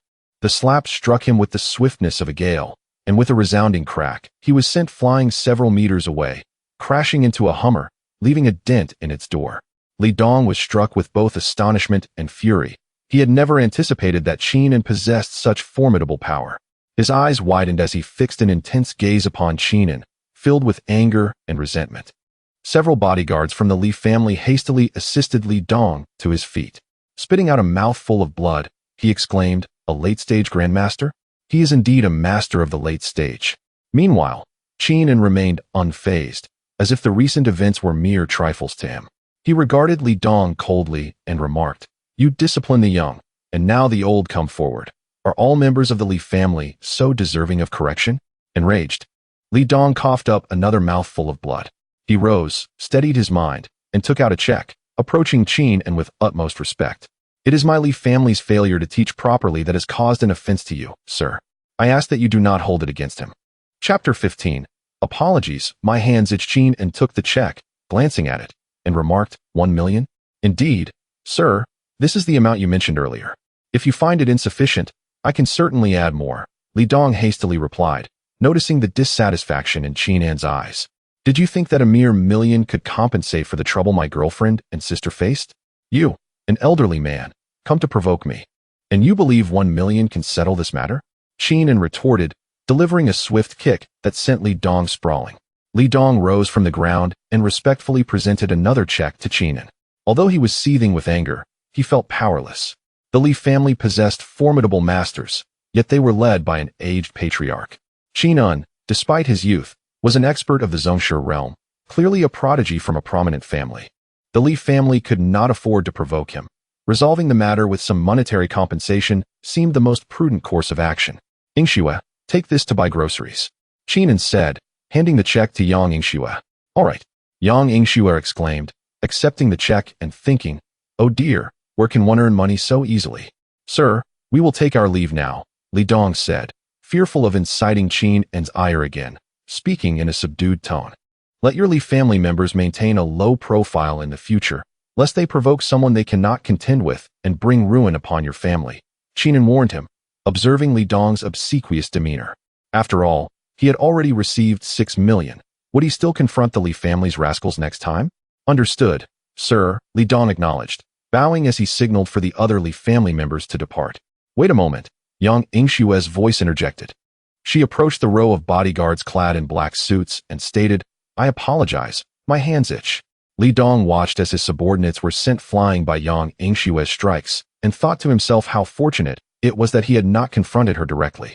Clearly, she hailed from a prominent family, and that young man was a master of the Zhongshe realm. This girl appeared no less formidable. Observing his men sprawled on the ground, bleeding, he mused that her ruthlessness was beyond comprehension. Seeing that Yang Ingxue had ceased her assault, Li Dong hurriedly urged his men to leave. He did not wish to linger for even a moment longer.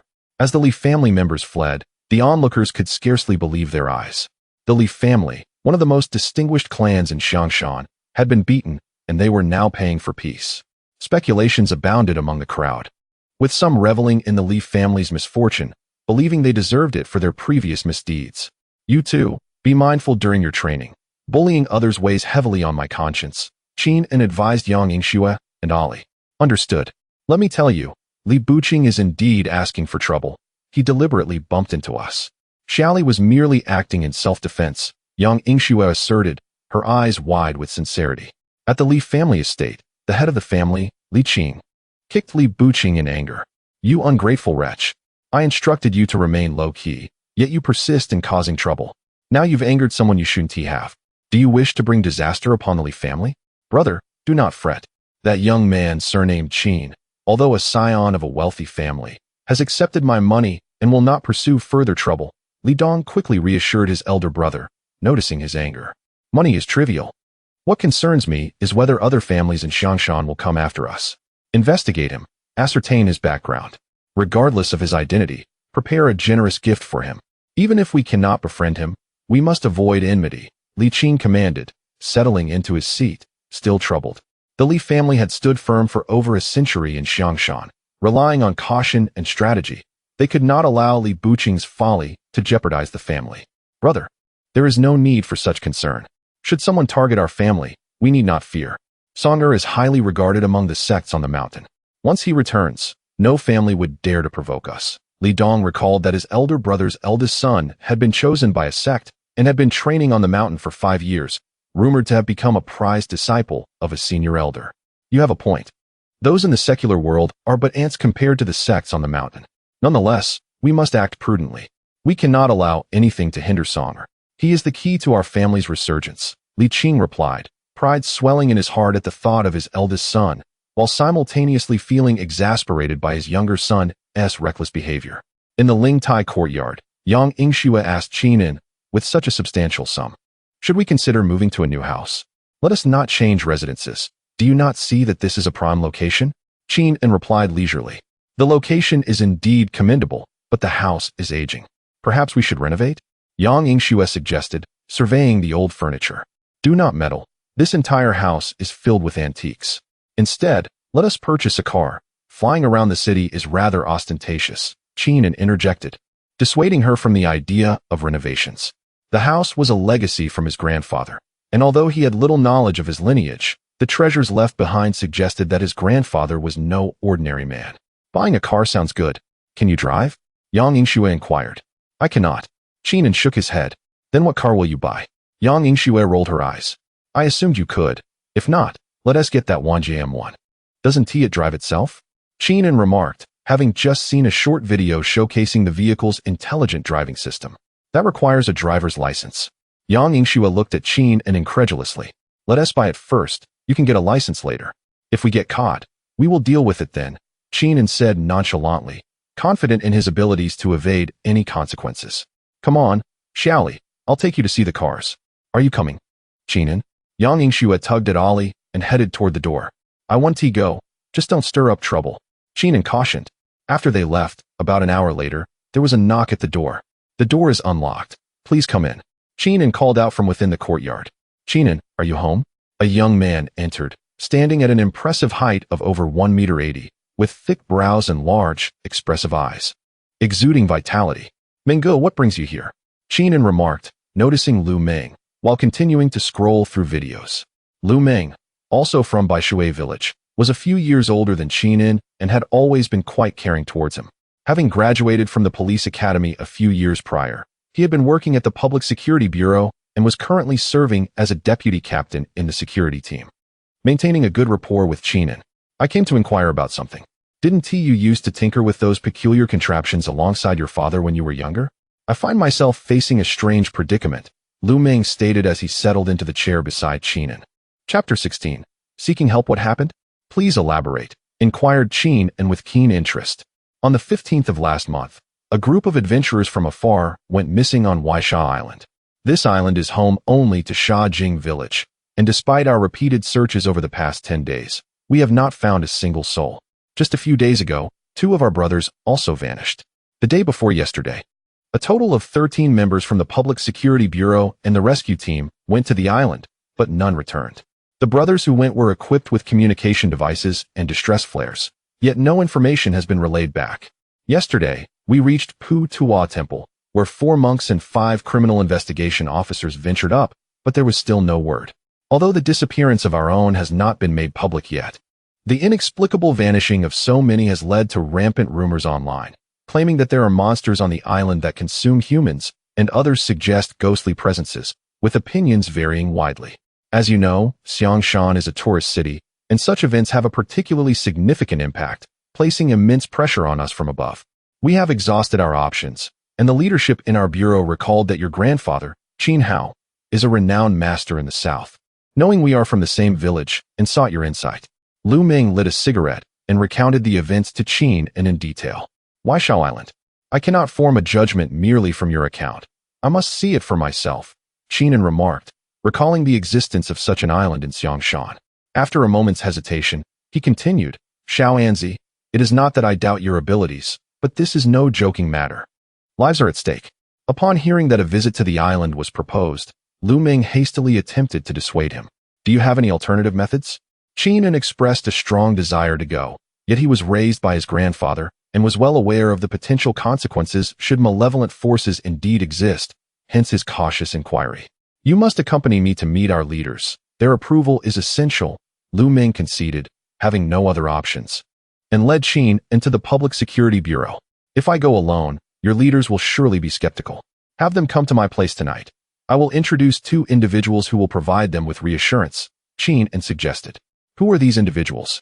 Lu Ming asked curiously, pondering what kind of esteemed figures a boy who had lived alone in the village since the age of 10 could possibly know. You will find out tonight. Have your leaders prepare, and we will depart from my place directly, Qinan stated, considering that if there were indeed malevolent beings, they would likely remain dormant during the day, making a nighttime visit more prudent. Very well, I shall inform the leaders now. With that, Lu Ming turned and exited the courtyard. Once Lu Ming left, Qinan called Yang Yingxue, asking her to bring Ollie back with her, as there was an urgent matter to discuss. Half an hour later, the 2 women returned to the small courtyard. Yang Yingxue, visibly displeased, exclaimed, Why could this not wait? We were preparing to test the car. Meanwhile, Ollie nodded vigorously in agreement, adding, expressing her curiosity about the vehicle.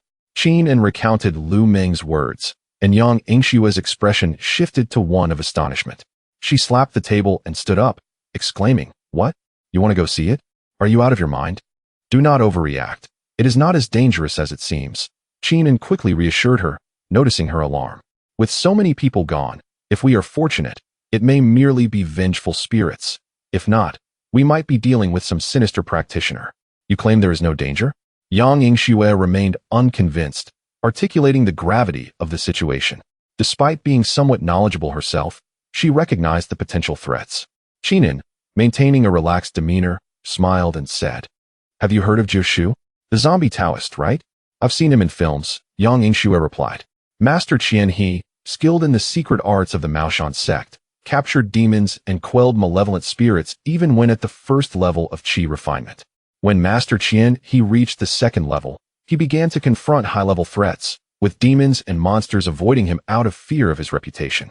The esteemed Master Mao Xiaofeng, at the third level, upheld righteousness and vanquished evil, capable of defeating even ancient corpse kings with his wooden blade. What use is that to us? They are formidable. Can you compare? Yang Yingxue rolled her eyes. Did you not hear me clearly?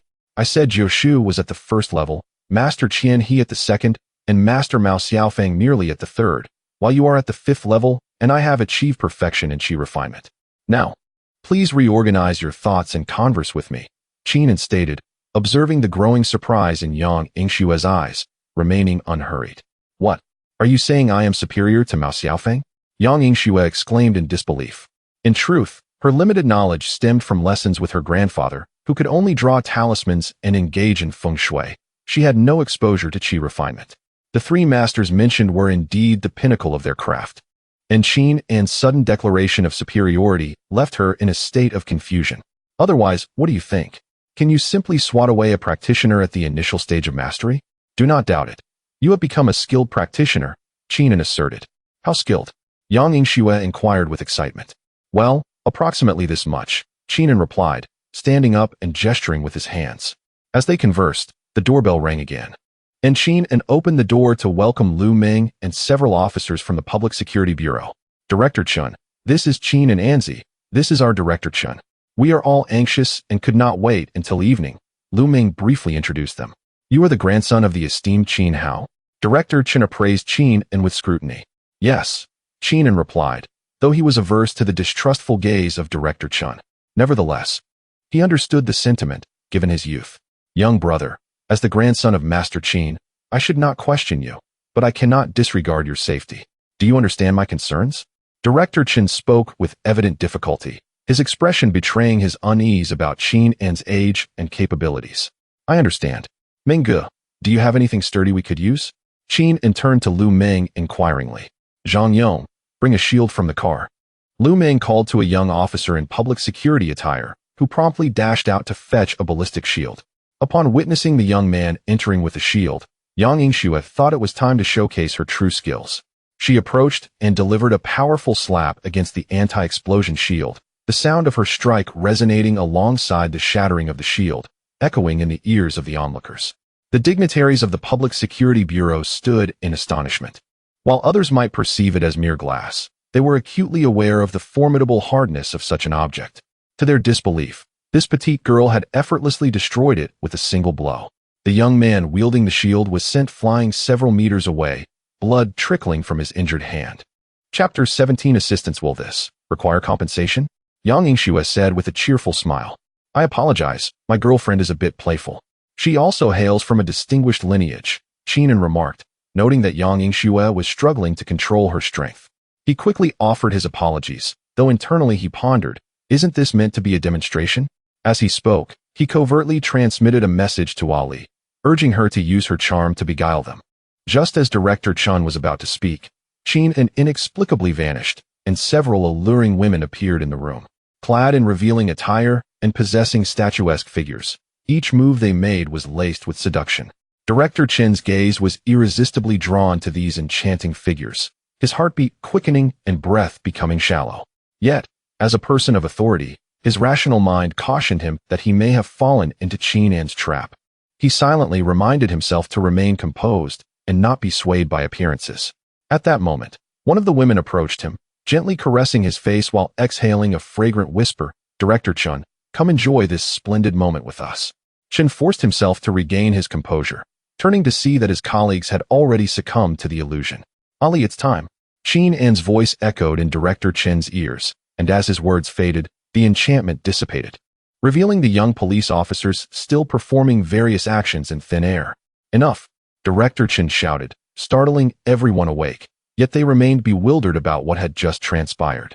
This is my sister, Ali, Qinan said with a smile as he stepped before Director Chen and turned to Ali. We are merely ordinary people, and it may be difficult for us to comprehend these matters. Please tell me, if we were to go together, what are our chances? Director Chen asked, recovering from his shock and looking at Qinan. If the three of us go, it is a certainty. Qinan replied, pulling Yang Yingxue and Ali close. What if we all go together?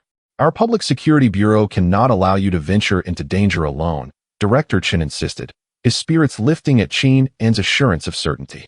That too is certain, but I cannot guarantee your safety, Qinan conceded, acknowledging that it was their responsibility, and he did not believe there to be any extraordinary dangers on the island. And Z, do you think we fear death? Director Chen declared. I will lead the team with Qinan into the island and ensure the mission is completed. Lu Meng, the vice captain of the criminal investigation team, interjected quickly, determined not to let the director face peril. 8 will go, and 8 will return, Director Chen stated firmly, offering a salute to the 5 young officers. Different identities and responsibilities meant it was not his place to be on the front lines. We will ensure the mission's success, the group echoed in unison, returning his salute. Bring back our missing brothers, Director Chen added, then turned to Qinan and bowed deeply, pleading, please do your utmost to protect them. I shall do my best. Qinan responded nonchalantly, his expression remaining relaxed. Internally, he scoffed, thinking how exaggerated the situation seemed, as though it were a matter of life and death. And Z, I am counting on you. Lu Meng bowed to Qinan as well. Mengge, what are you doing? You watched me grow up, and now you bow to me. Qinan quickly interjected, stopping Lu Meng from bowing. He accepted the bow from Director Chun because he felt no burden in receiving such respect, but Lu Meng was different. He was a big brother who had looked after him since childhood. All right, if you have no further matters to discuss, please stay for dinner. We will set sail for the island at the hour of the pig tonight, Qinan announced, sensing the conversation had reached its conclusion. Director Chun, may I inquire about the payment for this assignment? A rather discordant voice interjected, belonging to Yang Yingxue. Amidst such grave matters, you would ask that? Qinan remarked in exasperation. Rest assured, Miss Yang, I will ensure you receive the best treatment, Director Chen assured her. I was merely jesting, but do remember to offer a generous amount, Yang Yingxue said, pulling Director Chen to a chair. She continued, gentlemen, please take a seat. We shall dine shortly. With that, she pulled out her phone and settled beside Qinan. The others followed suit and took their seats. After a while, noticing that Qin En and his companions were engrossed in their phones, Lu Ming attempted to break the silence. Shall I go out to buy some groceries? No need. I have that covered. Yang Yingxue replied softly, her head bowed. The group collectively gasped, realizing that her invitation had merely been to order takeout. At 9 p.m., a man and 2 women walked ahead, closely followed by a group of fully armed officers. After disembarking, they walked for about 10 minutes until they encountered an archway inscribed with the words, Shajing Village. At that moment, Lu Ming pressed the button on his earpiece and reported, Dong Yao, this is Dong Guai. We have arrived at Shajing Village, reporting in. After his message, he awaited instructions from the radio, but silence ensued. Lu Ming repeated his message several times, yet received no response. There's no need to shout. The strong magnetic field here disrupts signals, Qin En observed, glancing at the ominous atmosphere. How many souls must have perished to create such malevolence? Yang Yingxue remarked, her anger palpable as she sensed the overwhelming resentment. Had the old her encountered such a situation, she would have turned to flee, but now things were different. Qin En had labeled her a master. Indeed, over 20 individuals have gone missing in this vicinity, Lu Ming noted, removing his earpiece. 20? That's hardly conceivable. It must exceed 100 individuals, or else where would such overwhelming resentment originate? Although Qin En was bold, he had never faced such a scenario, and a sense of sorrow gripped him. And do not frighten me. 100 people? What does this mean for the village? Lu Ming dared not voice his thoughts further. Stay 5 meters behind us at all times, Qin En instructed. He had no concerns for Yang Yingxue and Ali. With Yang Yingxue's cultivation at the 5th level, she was impervious to mere illusions, and Ali, with her enchanting beauty, was undoubtedly a formidable fox spirit. However, he was apprehensive about the ordinary individuals accompanying them. As they entered the village, an elderly woman's voice called out from behind them, Young ones, who are you? Her slow, drawn-out tone sent shivers down their spines. The group jolted, turning to see an elderly woman, hunched over and moving towards them at a gradual pace. And is she human or a ghost? Lu Ming whispered from behind Qin En. Neither. Just stay close behind me and do not speak, Qin En instructed as he approached the old woman, examining her gaunt skin and lifeless eyes, her stiff movements indicating she was clearly not alive. Qin En chose not to respond to the old woman, instead expanding his consciousness as he led the group deeper into the village. Chapter 18. The Malevolent Cultivator. Upon entering the village, villagers occasionally emerged from the sides of the road, their footsteps slow as they followed Hu Jun and Qin En delved deeper into the heart of the village, where the malevolent aura was most potent, and the number of villagers trailing behind him steadily increased. He halted at the entrance of the ancestral hall in Waisha village, where Lu Ming, trembling, turned to glance back and saw that over 100 people had gathered around them. Anzi, can this be resolved? Lu Ming had never encountered such a situation before and felt a twinge of fear. Had he not been a police officer for several years, his courage might have faltered completely, and his companions shared his trepidation. There is a corpse rearing ground. Someone is cultivating corpses here. Minggu, you hail from the Ganjiang River. You must have heard of such places. Within resides a malevolent cultivator and a jumping corpse. This cultivator murders individuals to nurture corpses, transforming each victim into a zombie, which he then uses to nourish the jumping corpse. Zombies come in various forms. White zombies, black zombies, jumping zombies, flying zombies, also known as flying corpses. Then there are the Ba, and finally the Han. The ones surrounding us are all white zombies, and judging by their movements, they are nearly drained. Once these white zombies are depleted, the jumping corpse will likely evolve into a flying corpse. Since he had brought them along, Qin En felt compelled to inform them of the situation, leaving the resolution of the case to their discretion. Fellow cultivator, your perception is commendable. We each tread our own path. As long as you do not provoke me, I shall not trouble you. Depart now. A raspy male voice echoed from within the hall, its threatening undertone unmistakable. Fellow cultivator, you dare claim that title? Before Qin En's words had fully escaped his lips, he vanished from his location and reappeared beside the coffin in the center of the hall. He turned back and instructed, Ollie, ensure their safety. Understood. Ollie responded, turning to Lu Ming and the others with a glimmer in her beautiful eyes. You all, call me sister. Sister. The crowd was momentarily speechless, pondering if there was anyone among them who was normal. However, they dared not refuse, as they were surrounded by the ominous presence. Seeing Qin and enter the hall, Yang Yingxue hastily followed him inside. Minor void technique. You are from Wudong Mountain in Han Province? The figure beside the coffin, clad in a blue Taoist robe, was so frightened that he immediately knelt on the ground. Upon witnessing Qin and sudden appearance, his legs went weak, realizing that such a minor void technique could only be executed by someone of true mastery. The man felt overwhelmed and entirely devoid of any will to resist. The Taoist sect has too many scoundrels like you, leading the populace to financially support those rotund monks in temples. You cannot escape your fate. I shall grant you the opportunity for self-termination. Qin En's expression remained impassive as he regarded the kneeling rogue cultivator, feeling a pang of discontent. Once, the Taoist sect had thrived. During the invasion of the Wokou, 9 out of 10 Taoists descended the mountains, perishing in the battle against the invaders. Now, the Taoist sect had withered, with rogue cultivators rampant, fraudsters parading, tarnishing the reputation of the Taoist teachings. The ascetic masters in the mountains remained indifferent to worldly affairs, solely seeking immortality, uncaring as long as the mountains and rivers remained intact. They ignored these scoundrels, leading to the flourishing of Buddhism and the decline of Taoism. Please spare me. I will surely reform and no longer commit heinous deeds. The rogue cultivator hurriedly prostrated, begging for mercy, his lips curling into a sinister smile. In the blink of an eye, a pair of hands pierced through Qin En's chest from behind.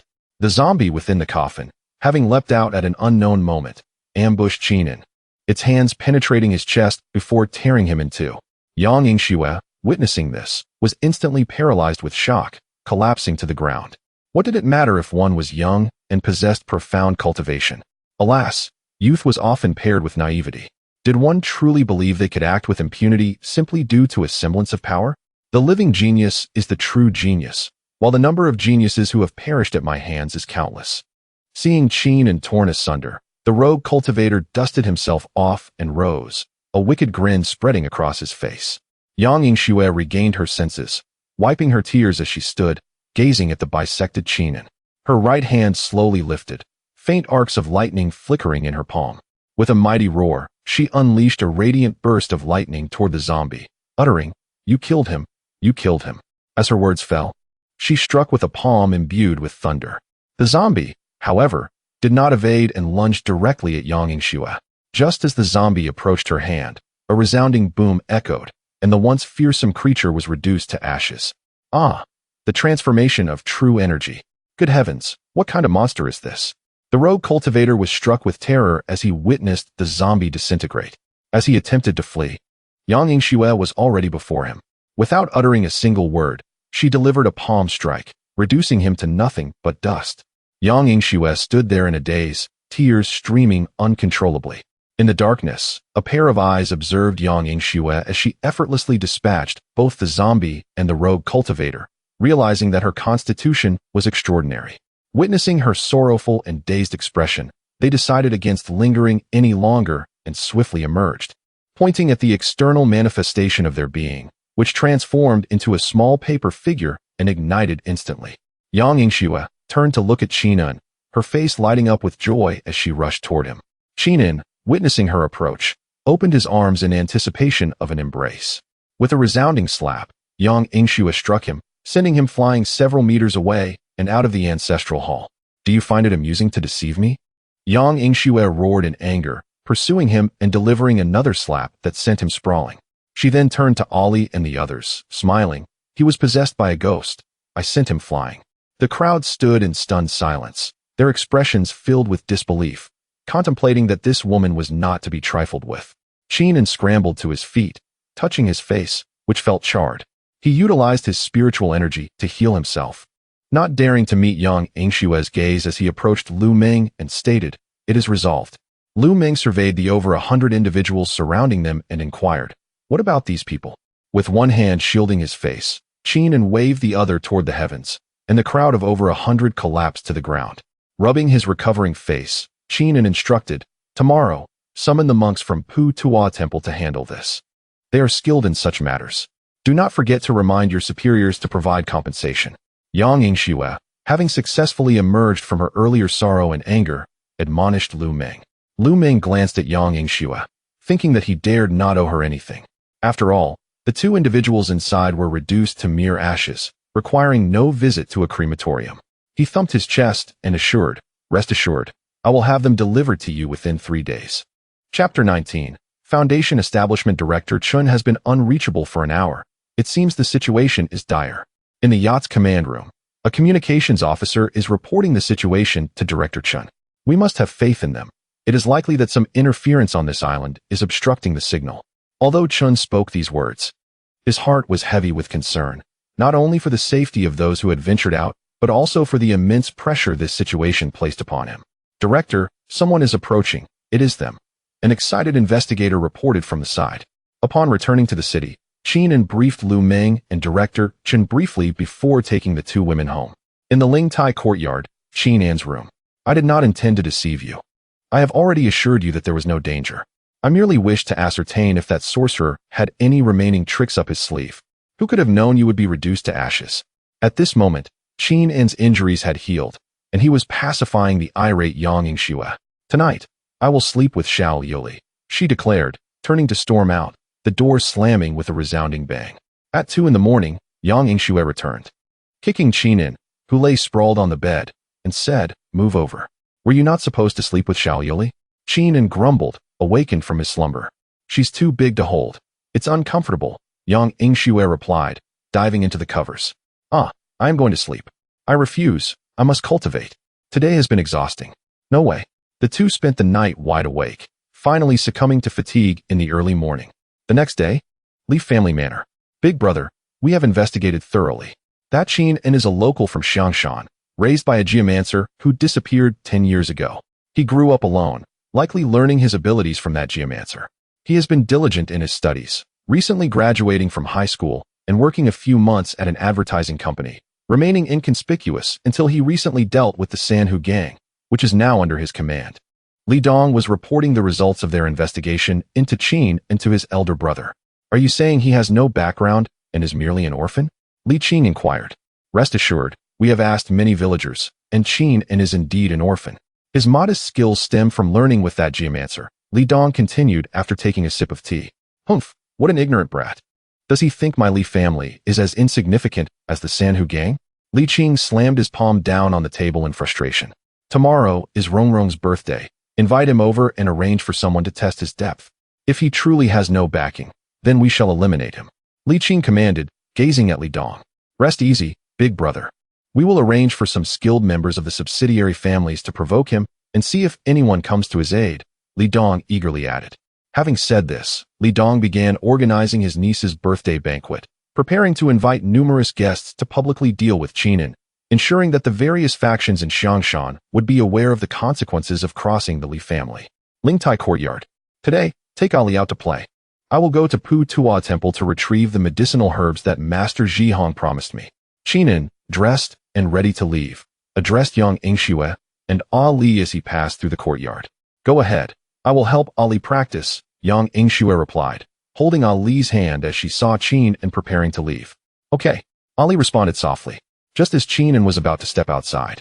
He received a phone call from Baijian Tong, who was contacted by the Li family, lacking Qin's contact details, and thus sought Baijian Tong's assistance in inviting Qin to a banquet.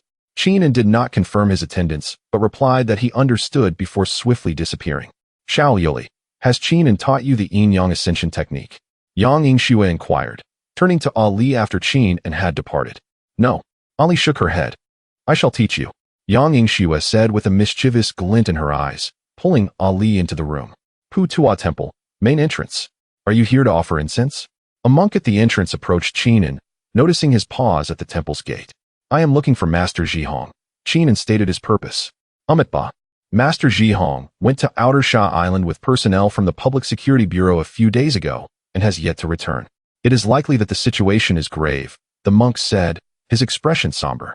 "What about Master Zhikong?" Qin queried, concerned about the fate of his medicinal pills. Master Zhikong accompanied him. The monk replied curtly before turning away to resume his duties. "Both gone. Blast it," Qin exclaimed, feeling exasperated. The medicinal pills seemed to be lost. At that moment, his phone rang. Upon answering, he heard Yang Yingxue's anguished cries. "Come back quickly. We are going to die." Upon hearing this, Qin leaped into action, sprinting home at full speed. Upon returning home, Qin pushed the door open to find the living room empty. Hearing soft gasps from his room, he hurried inside to find both women writhing on the bed in distress. What happened? Are you two all right? Qin rushed over to assist them. We don't know. I was teaching Xiao Liuli the yin-yang technique, and we followed your instructions to circulate our energy. Before long, we began to feel uncomfortable, as if we were being scorched by fire. Are you foolish? The yin-yang technique pertains to the interplay of male and female energies. What business do two women have practicing it? If I had returned a moment later, you both would have gone into a frenzy. Before Qin could finish, Ali turned and tackled him, her soft lips silencing his words. The next morning, Qin gazed silently at the two women resting against him, lost in thought. No matter how he viewed himself, he was still a well-mannered young man educated in modern society. He never expected to find himself in such a situation. Sighing inwardly, he glanced down at the peacefully sleeping Ali, recalling the events of the previous night. It was no wonder that men were enamored with fox spirits. As these thoughts occupied his mind, Yang Yingxue stirred, her half-closed eyes fixing on him. Ali, being innocent and devoid of any sense of shame, appeared unperturbed, while Yang Yingxue's face flushed crimson, tinged with anger. Do not look at me like that. You were the one who caused this mess. I am the victim here. If I had not acted, she would have met a dire fate, and you know that well. Qin quickly defended himself, sensing Yang Yingxue's ire. You are still the victim? You enjoyed the benefits of a shared experience, and yet you claim to be the victim. Yang Yingxue huffed, pounding her small fists against Qin's chest. The commotion roused the still sleeping Ali, who glanced at Qin before rolling over. Eager for more. Seeing this, Yang Yingxue shoved her aside and exclaimed, You wretched fox spirit. It is already dawn. Release him. At this, Qin rose to dress, having experienced a night of cultivation that significantly enhanced his spiritual energy, allowing him to establish his foundation overnight. He intended to go to the small grove to absorb more spiritual essence and solidify his cultivation. Chapter 20. Li Rongrong Qin returned once more to the verdant grove brimming with spiritual energy, where he had previously encountered a young man meditating. Respecting the tranquility of the moment, he chose a spot some distance away to sit cross-legged. Focusing on his dantian, Qin entered a state of meditation, channeling the energy throughout his body to converge in his qi. After a brief while, the energy returned entirely to the qi, yet Qin sensed that it was still insufficiently filled. Thus, he began to absorb the spiritual energy from the heavens and earth. In an instant, the surrounding energy coalesced around him. Approximately 15 minutes later, he activated his technique, allowing the energy to circulate through his meridians, gradually expanding and strengthening his 8 extraordinary vessels. The once narrow pathways began to widen and fortify under the impact of the energy. Qin was drenched in sweat, and the process appeared excruciating. When the energy gathered in his spiritual platform, he felt himself enter an ethereal state unlike any he had previously known. A moment later, he withdrew the energy back into his qi and opened his eyes. At that instant, a youthful figure came into view, beaming with a smile as he remarked, I was wondering why I suddenly couldn't sense the spiritual energy. It turns out you have arrived, big brother. I just saw your energy swirling around you. Your true essence is remarkably strong, stronger than mine by a slight margin. Qin assessed Song Ben carefully, noting a significant increase in the energy he emitted since their last meeting. He pondered, is the Song family not a clan of martial arts? How is it possible for them to cultivate qi? Perhaps it is due to the Ben Lei palm. That seems plausible, as its essence also involves converting energy into lightning. Is it just a tiny bit? Song Ben inquired cheerfully. Has your great-grandfather not come today? Qin countered with a question of his own. No, my great-grandfather has cured his chronic illness with your prescription and is currently in seclusion. Song Ben replied. At that moment, a figure darted through the air towards the mountain. While Song Ben was oblivious, Qin perceived it clearly. It was a man clad in black, carrying an unconscious woman. The speed of the man in black appeared to have reached the level of a master. Qin did not rush to pursue, but instead stood up and advised Song Ben. It is best for you to come here with an elder in the future. With that, without waiting for Song Ben's response, Qin leaped towards the mountain's summit. Standing atop Phoenix Mountain, Qin gazed down upon the sprawling range, where the peaks undulated like a great dragon. Mist swirled among the mountains, imparting an air of mystery to the landscape. The lush green trees cloaked the hills, draping the earth in a resplendent emerald robe. In the distance, a crystal-clear stream meandered among the rocky terrain, and as his gaze swept past the water, a cave shrouded in black mist caught Qin An's attention. He leaped down and approached the cave entrance, stepping inside. The cave was shrouded in darkness, deep and foreboding, with faint sounds of bats echoing within, accompanied by a chill wind that rustled his clothing, sending shivers down his spine. Despite having established his foundation, at merely 18 years of age, he felt goosebumps rise on his skin. The deeper he ventured, the stronger the chilling winds became, and the temperature continued to drop. Qin turned on his phone, illuminating the ground, revealing a scattering of dry bones that sent a wave of unease through him.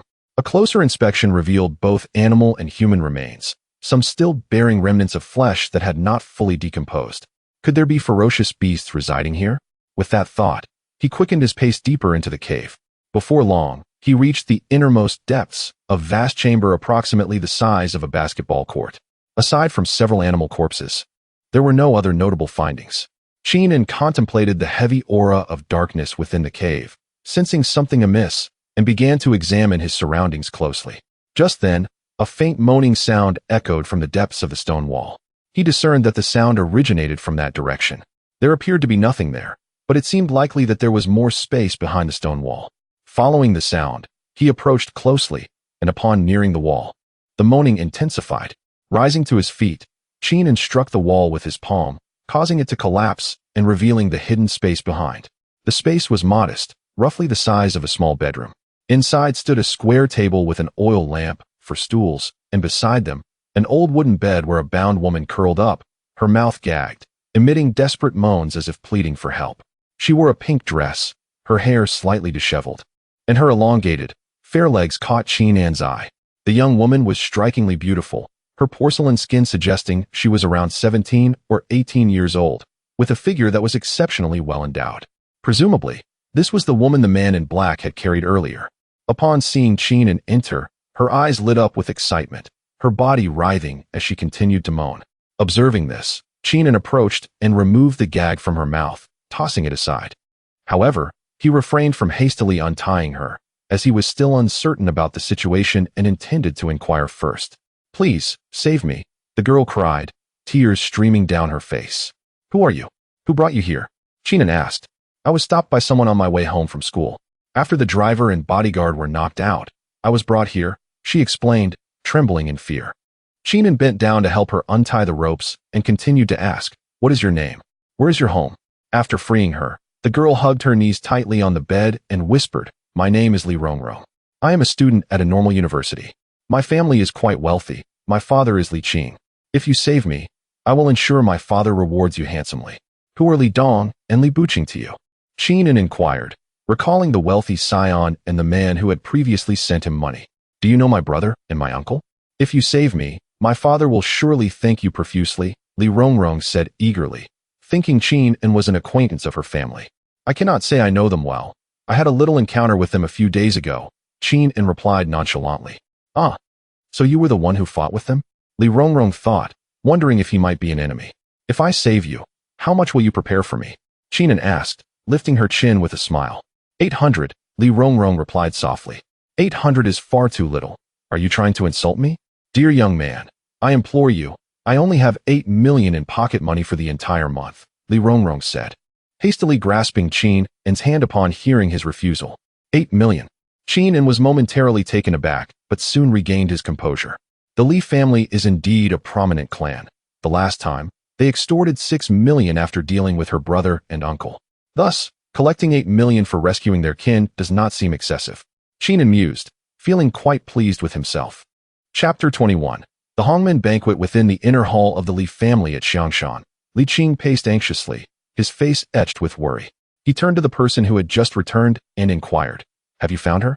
Standing to the side was a young man clad in black, who responded with concern, "Master, we have searched every conceivable location, yet we are still unable to locate the young lady." Li Dong approached, reminding him, "Elder brother, the guests have all arrived. Today is Rongrong's birthday." Upon hearing this, Li Qing's brows furrowed tightly, and with a surge of anger, he declared, "Continue searching. Even if we have to scour all of Xiangshan, we must find her. Now that the guests have gathered, let us first greet them. We cannot allow anyone to perceive us as flustered." With that, Li Qing led Li Dong towards the family banquet hall. Qin then, accompanied by Li Rongrong, soared down the mountain. Upon sensing that Song Bin was still meditating in a small grove, they paused. Elder brother, you're back. Oh, Li Rongrong, how did you end up with my elder brother? Song Bin exclaimed, rising swiftly upon seeing the woman with Qin in. I saw a man in black abduct her and followed. When I caught up, he had vanished, but I found her in a cave. Intending to take her back to her father for some money, Qin explained. Li Rongrong interjected, Isn't today your birthday, Rongrong? I hadn't planned on attending, but now I shall accompany my elder brother to your home, lest your father tries to renege. Hearing that they were going to the Li residence for money piqued Song Bin's interest immediately. It is mealtime, let us hurry. If we delay, my father will be frantic, Li Rongrong urged. Eager to return home, Qin said nothing further and, with both individuals in tow, they ascended into the air, swiftly arriving at the Li family estate, guided by Li Rongrong's directions. As they landed by the roadside, Li Rongrong took the lead, with Qin and Song Bin following closely behind, heading toward the entrance of the Li family. Upon their arrival, several Li family servants recognized them and expressed their surprise. One servant dashed into the estate to relay the news, while the others approached to greet them. Miss, you have returned. The master has sent people searching everywhere for you. Who are these two? An elderly servant, around 60, asked joyfully. This is young Master Song from the Song family, and this young gentleman is my savior. I must have my father express his deepest gratitude. Li Rongrong introduced Qin and Song Bin. My elder brother's surname is Qin, and his name is Qin. What young gentleman nonsense is that? Song Bin rolled his eyes in protest. Mr. Qin, young Master Song, please come inside, the elderly servant said, baffled by the address of Qin as elder brother and thus inviting them in accordance with age hierarchy. Inside the banquet hall, the guests were unaware of Li Rongrong's disappearance, so they mingled and entertained themselves as usual. The trio encountered Li Qing and Li Dong just as they entered the hall. Noticing Li Rongrong's arrival, many young guests gathered around her. Rongrong, what transpired? Li Qing asked, eyeing Song Bin and Qin who accompanied her. Li Rongrong recounted her abduction and subsequent rescue by Qin, leaving several onlookers astonished. Just as she finished, a young man in his 20s interjected, What a coincidence. Miss Rongrong is abducted and conveniently runs into you? Surely. You did not orchestrate the abduction yourself and then masquerade as a hero to swindle money from the Li family? The speaker, by phone, belonged to a second-tier family seeking to align with the Li family. Seizing the opportunity to ingratiate himself, he questioned Qin and Song Bin, incensed, approached, and slapped by Feng across the face. Though he refrained from employing the thunderclap palm, his recent training had yielded significant progress, and the impact sent by Feng reeling several paces back. What are you to question my elder brother? Song Bin retorted with disdain. Elder brother, your son has caused a stir at my Li family. Surely this is inappropriate? Li Dong chided, turning to a middle-aged man in a Zhongshan suit. Song Jifeng, head of the Song family, was tall and imposing, his long black hair flowing in the breeze. His eyes were deep and penetrating, exuding a blend of gentleness and unassailable authority. Though handsome, his sun-kissed skin bore the marks of time. The formidable aura he emanated inspired both respect and reverence. Understanding the situation, Song Jifeng recognized Qin as the one who had healed his father's old injury and taught his son the thunderclap palm. Noticing Li Qing's expression of reproach, Song Jifeng's countenance darkened as he spoke. Masterly, I cannot agree with your sentiments. This young man saved your precious daughter, yet the scion of the Bai family dares to question him. If my son intervened to teach him a lesson, how can you still hold us accountable? Humph. This Qin attacked my nephew and extorted 6 million from the Li family days ago. Today, he arrives with my daughter, demanding 8 million. Does he truly believe my family is easy to bully? Li Dong interjected, pointing accusingly at Qin and elder uncle. That is not true. It was an old man in black who captured me. Qin rescued me. You must pay him. Li Rongrong protested, sensing the growing tension despite her lack of understanding of the intricacies involved. Li Zhong, take the young lady back to her room to rest, Li Qing commanded. Miss, this is a matter for the adults. Let us return, Li Zhong said, preparing to escort Li Rongrong away. Dad, Li Rongrong was reluctant. Yet the look in Li Qing's eyes silenced her, and she followed Li Zhong back to her chamber. Qin, observing the unfolding drama, stepped forward and surveyed the crowd, his gaze landing on Li Qing as he spoke. Does your family intend to renege on the debt? Li Qing's face flushed with anger as he retorted. Does my Li family care for a mere 8 million? Once I ascertain the truth, I will certainly repay you. Very well. I shall grant you one day, Qingnan replied, turning to depart the Li estate. You cannot leave. You must remain here until this matter is clarified, Li Qing commanded, a wave of pressure emanating from him, characteristic of a late-stage martial arts master, directed towards Qingnan. Having previously extorted 6 million from the Li family, and having struck a significant blow to their pride, the Li family had no intention of allowing him to depart so easily. Qingnan sensed the martial aura emanating from behind him, a smile gracing his lips as he turned to face the source. Oh, it appears you have long since devised your plans, he remarked. A man clad in a black suit approached hastily, intervening as he addressed Li Qing. Li Patriarch, given your esteemed status, why would you condescend to engage with such a mere fledgling? Allow me, Bai Hua, to teach him a lesson. This man was Bai Feng's father, Bai Hua, the head of the Bai family, possessing strength at the mid-stage of the martial arts master realm. Bai Hua had been displeased ever since witnessing his son being struck by Song Ben. While he dared not provoke the Song family, he certainly did not regard Qingnan, a nameless individual, with any respect. Chapter 22. A fearsome display of power. What manner of fool is this, daring to offend the Li family and audaciously attempting to extort their patriarch? Truly, he seems blissfully ignorant of his impending doom. Indeed, one wonders from whence this wild youngling has emerged. He must be seeking death, for even a mere flick of the Li patriarch's hand could extinguish his life. No need for the Li patriarch to intervene. Even the head of the Bai family could dispatch him with ease. As Bai Hua stepped forward, a wave of murmurs spread among the sycophants of the Li family, all pointing fingers at Qingnan.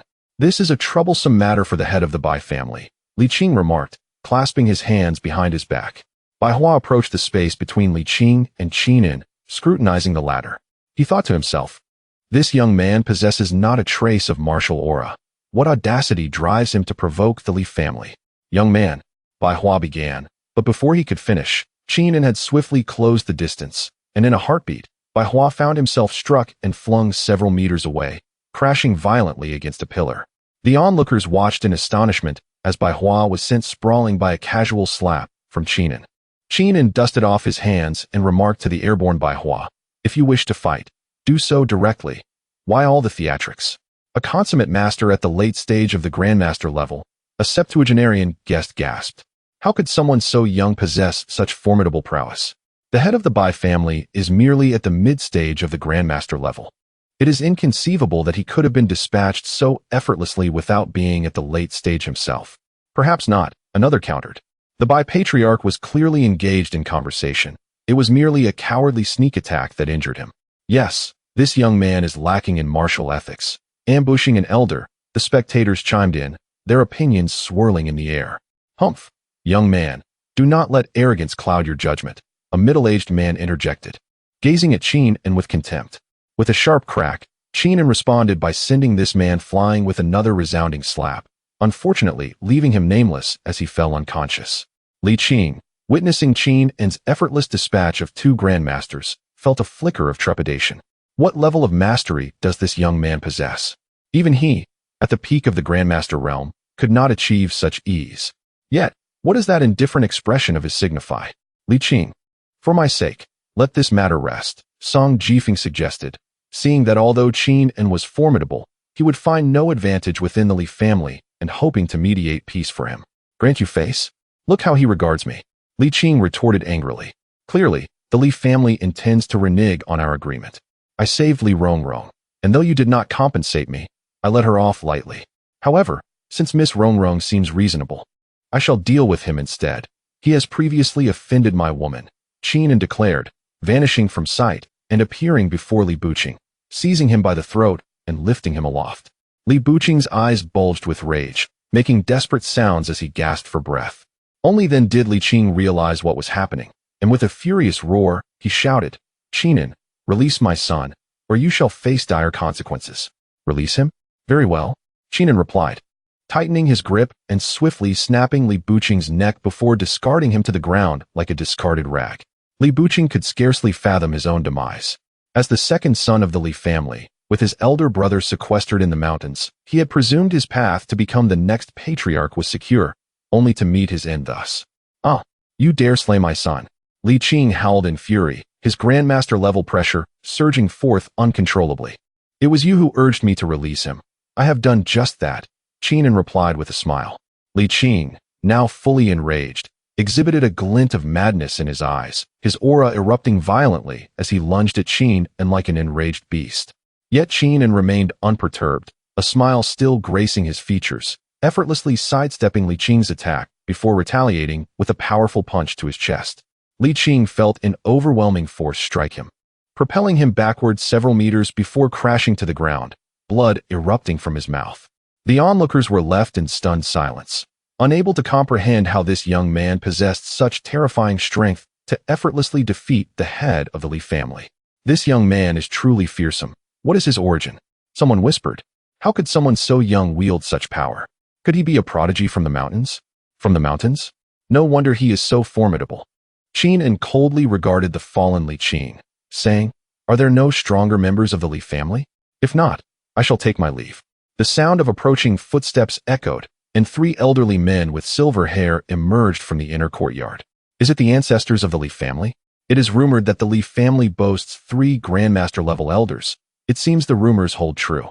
Young man, your remarkable talent at such a tender age should have warranted our respect. However, the situation has escalated beyond reconciliation. You must forfeit your life," one of the elders stated, fixing his gaze upon the poised Qin and surveyed the 3 elders momentarily before speaking. "I saved a member of your family, yet you repay kindness with malice. Is it unreasonable for me to eliminate a young scion? Should I kill this youth? I foresee no issues with his father seeking retribution. If you 3 dare to employ your might against me, I shall eradicate the entire Li lineage. Elders, our Li family has stood proud for a century. We have never suffered such humiliation and cannot allow this to stand. He has already crossed a line, and should we let this tiger return to the mountains, we shall surely face calamity." Li Qing, bloodied and furious, interjected from the ground. The 3 elders of the Li family stood resolute, their expressions grim, their eyes radiating an unmistakable intent to kill. They surged forward simultaneously, their figures darting toward Qin and like arrows released from a bowstring. The air was thick with the palpable energy of martial arts, each breath foreshadowing an impending tempest. Qin remained composed, observing the movements of his adversaries. His inner energy flowed like a beast poised to pounce, ready to unleash its full might. In the instant their attacks were about to connect, Qin deftly maneuvered, evading their simultaneous assaults with ease. His movements were not only swift but also exuded an elegant grace, reminiscent of a beautiful dance. The moment for retaliation had arrived. Without a hint of hesitation, Qin prepared to strike back. His left palm struck first, unleashing a force akin to a blizzard that swept towards the first elder. Before the power reached him, the wind pressure had already arrived, causing the elder's garments to cling tightly to his body, revealing a look of sheer terror. Following this, Qin moved with a series of swift steps, his figure gliding like a specter as he relentlessly attacked the other 2 individuals. Each strike was imbued with both strength and precise control, his palm technique resembling rolling thunder, rapid and immensely powerful. The 2nd and 3rd elders attempted to resist, yet they found it nearly impossible to match Qin's speed and might. Their counterattacks were effortlessly neutralized, failing to even graze the hem of Qin's attire. Within a mere exchange of blows, the onlookers, seasoned martial arts experts, were left astounded. They had anticipated that the 3 grandmasters would easily overwhelm Qin. To their disbelief, Qin navigated the 3 grandmasters with remarkable ease, instead imposing his will upon them. The spectators could hardly believe their eyes. How could a young man, scarcely 20, dominate 3 seasoned grandmasters, each a century-old practitioner? What kind of prodigy was this? Qin simply smiled lightly at their astonishment, swiftly forming hand seals, as a brilliant radiance erupted around his body. In that moment, his true energy surged like a dragon awakening, exuding an imposing aura. The 3 grandmasters charged at Qin, each strike laden with the force to shatter mountains and split rocks, their palm winds ripping through the air with a thunderous roar. Yet, with a gentle wave of his sleeve, Qin seemed to brush away the dust with effortless grace. His spiritual energy transformed into a colossal shadow of a palm, its immense power faintly crackling with lightning. In an instant, his palm force cascaded like a torrential flood, directly neutralizing the Grandmaster's onslaught and pushing back with overwhelming pressure. The expressions of the three grandmasters changed dramatically. They attempted to withstand this formidable force, but felt as fragile as a candle flickering in the wind, unable to endure. Qin and S palm force remained unabated, lightning illuminating the scene as the three were engulfed in a vortex of thunder. Ultimately, they were rendered powerless against Qin and's overwhelming strength, their true energy and physical forms reduced to ashes under the immense pressure. The entire encounter transpired within mere breaths, leaving the onlooking members of the Li family and other martial artists in a state of dread. Qin and stood unblemished in place, the ashes swirling around him in the wind, his gaze devoid of any elation, coldly fixed on the trembling Li Qing on the ground. Is there more? Chapter 23. Wu Xie Qin and's gaze swept over the ailing Li Qing, who lay on the ground, and coldly surveyed the Li family members present. His tone was flat yet laced with a hint of cruelty as he proclaimed, "I warned you, should those three dare to strike, I will annihilate the entire Li family." The members of the Li family trembled in fear, their hearts gripped by terror. The timid among them had already knelt, pleading for mercy, while the more resolute chose to face death with dignity, preferring to die rather than submit. As Qin An's palms surged with spiritual energy, ready to take action, a fierce wind swept through the doorway. A middle-aged man clad in a blue gown approached with an imposing presence. It was Yang Zhantian, the vice president of the Xiangshan Martial Arts Association. "Young friend, please wait." Yang Zhantian spoke, yet did not move to intervene. Qin An turned to face him, a playful smile dancing on his lips as he scrutinized the newcomer. "And who might you be? Are you here to support the Li family as well?" Yang Zhantian gazed at the young martial artist before him, both astonished and somewhat apprehensive. Qin An's actions had driven the Li family to the brink of destruction, showcasing his extraordinary resolve and decisiveness. Yang Zhantian spoke slowly. "Qin Xiaoyu, I am Yang Zhantian, vice president of the Xiangshan Martial Arts Association. Our association has always advocated for harmony. The Li family has wronged you first, and your retaliation is not unwarranted. However, the Li family comprises over 100 individuals, young and old alike. Should you slaughter them all, it may disrupt the balance of heaven and provoke unrest among other families." "Oh, Vice President Yang is asking me to show mercy or to know my limits." Qin An had no intention of exterminating the entire Li family. Seeing Yang Zhantian's reasonable words, he was inclined to grant him a favor. "I kindly ask you to be lenient," Yang Zhantian said, bowing his hands in request. His motives were not solely to preserve the Li family. As vice president, he could not stand idly by without facing criticism. If he could save the Li family's youth, it would not only enhance his reputation in the martial world, but also be fortuitous to befriend such a remarkable young talent like Qin An. Seeing through Yang Zhantian's intentions yet not minding it, Qin An replied with a grin, "You are indeed an astute man, Yang. I appreciate dealing with intelligent individuals. I detest those who preach incessantly. I shall grant you this favor today. Qin Xiaoyu, your generosity is greatly appreciated." Yang Zhantian expressed his gratitude once more with a bow.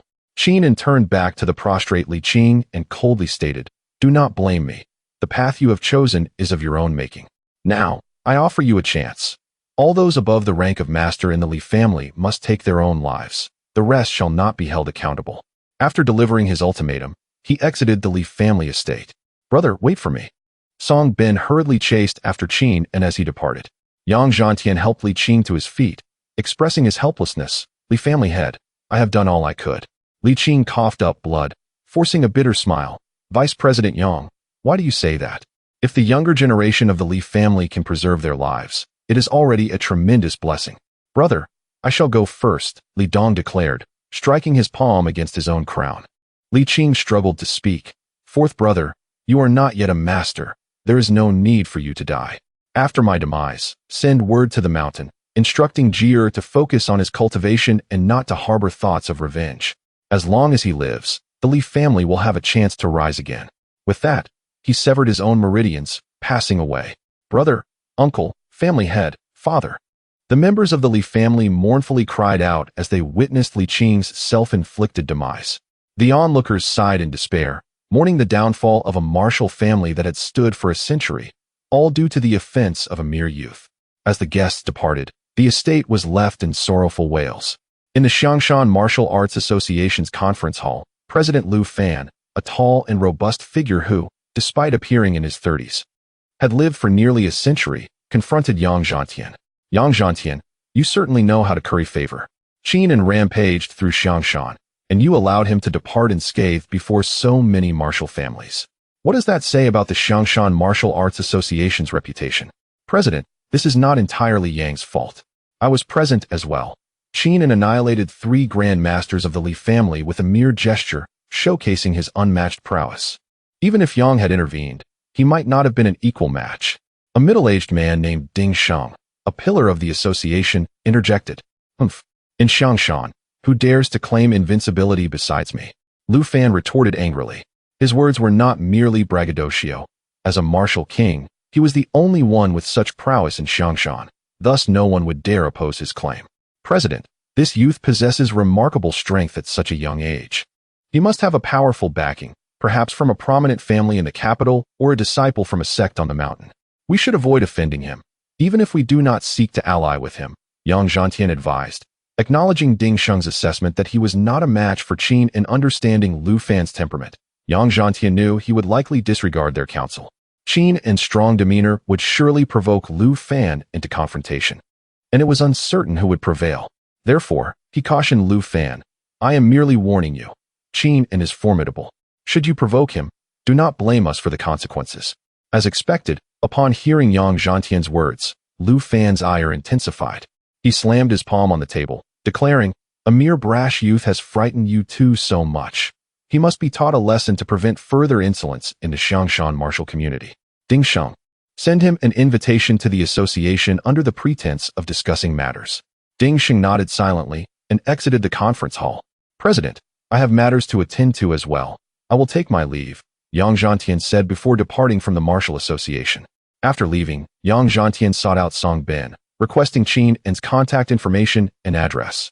He wished to warn Qin in advance, hoping to prevent a conflict with Lu Fan. Though Lu Fan was arrogant, he had always worked diligently for the Xiangshan Martial Arts Association. With Qin's youth and decisiveness in violence, a confrontation between the two would likely result in injury for one or both, a scenario Yang Zhantian wished to avoid. Upon returning home, Qin recounted the day's events at the Li family to Yang Yingxue. She inquired, did you not demand payment from them when you left? Qin rolled his eyes, retorting, is there nothing else on your mind? If they were to pay me, why would I resort to murder?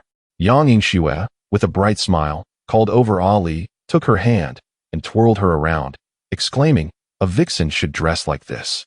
What do you think? Isn't it stunning? This ensemble costs over 30,000. Qin, an orphan who had never worn clothes worth more than 300, could hardly contain his astonishment at the mention of such an extravagant sum. Hee, mine is over 50,000. Yang Yingxue joyfully declared, twirling in her own skirt. Goodness, you two spendthrifts. Is this how money is squandered? Qin remarked, though he acknowledged that his wealth came easily. The thought of spending tens of thousands on a single outfit was beyond his comprehension. And this, I bought it for you. Yang Yingxue said as she picked up a t-shirt from the table and handed it to Qin. How much is this one? His heart ached at the thought. Oh, this one was a bargain, just 35 from a street vendor, Yang Yingxue replied with a grin. Oh dear. Qin felt his heart ache even more. He slowly rose and made his way to the room, lamenting, this world is not worth it. Chapter 24. Wu Xie Qin observed the peculiar scene of a person and a fox, one frivolously preening in new garments while the other, blissfully naive, emulated human gestures. A surging wave of inexplicable frustration surged within him, rendering him unable to express his feelings. With a resigned sigh, he rubbed his temples, too weary for a retort, and turned towards the training room in the backyard. The wooden door creaked softly behind him, closing with an air of irritation.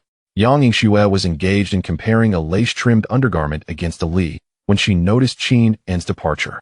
Her lively eyes blinked, and she promptly discarded the fabric, flitting after him like a delicate butterfly.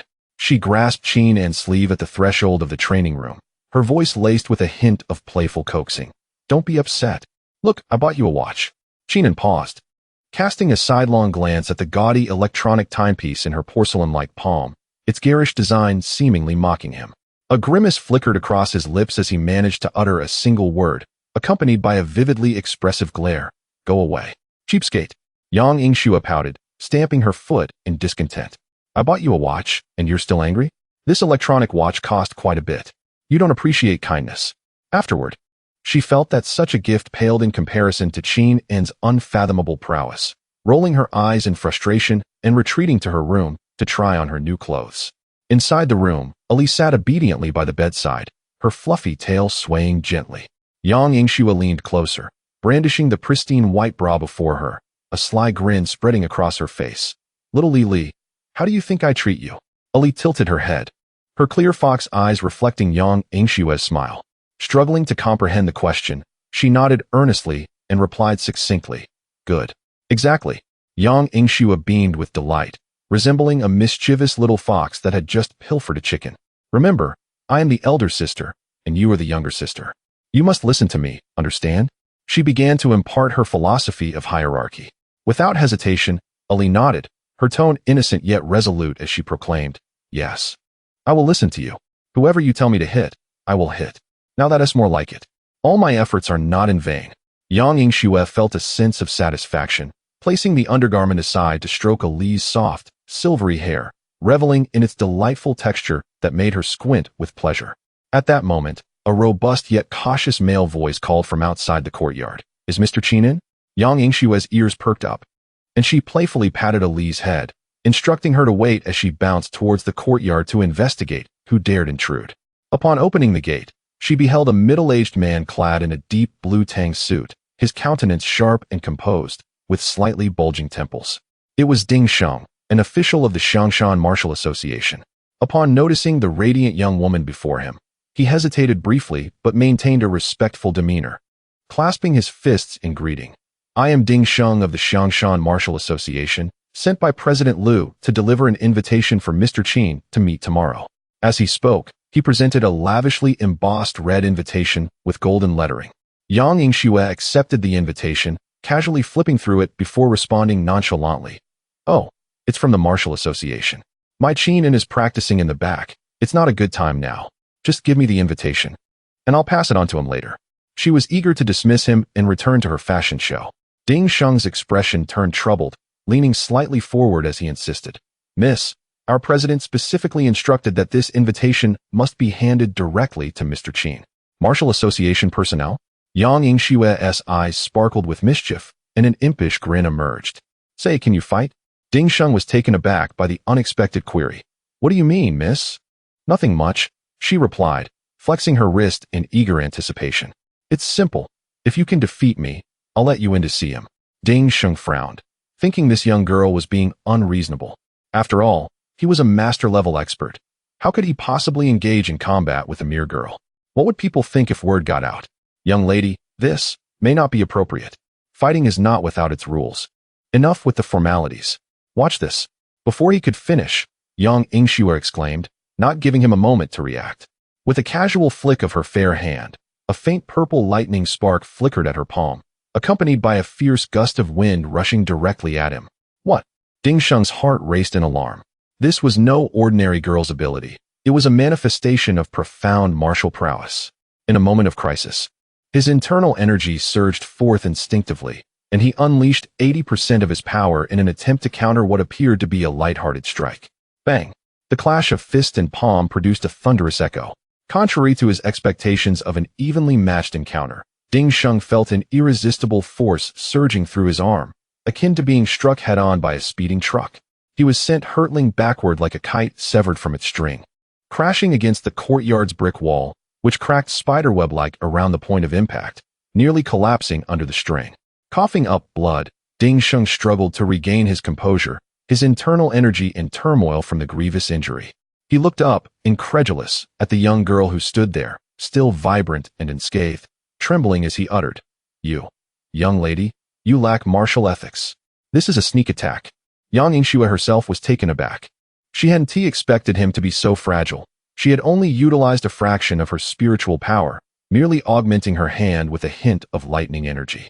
Was this all it took? She rushed over, slightly flustered, to help Ding Sheng to his feet, her expression apologetic. Sorry, uncle, I didn't control my strength well. Don't worry, I will definitely give your invitation to Qin. Perhaps you could visit a hospital first? At that moment, Ding Sheng's shock was immeasurable.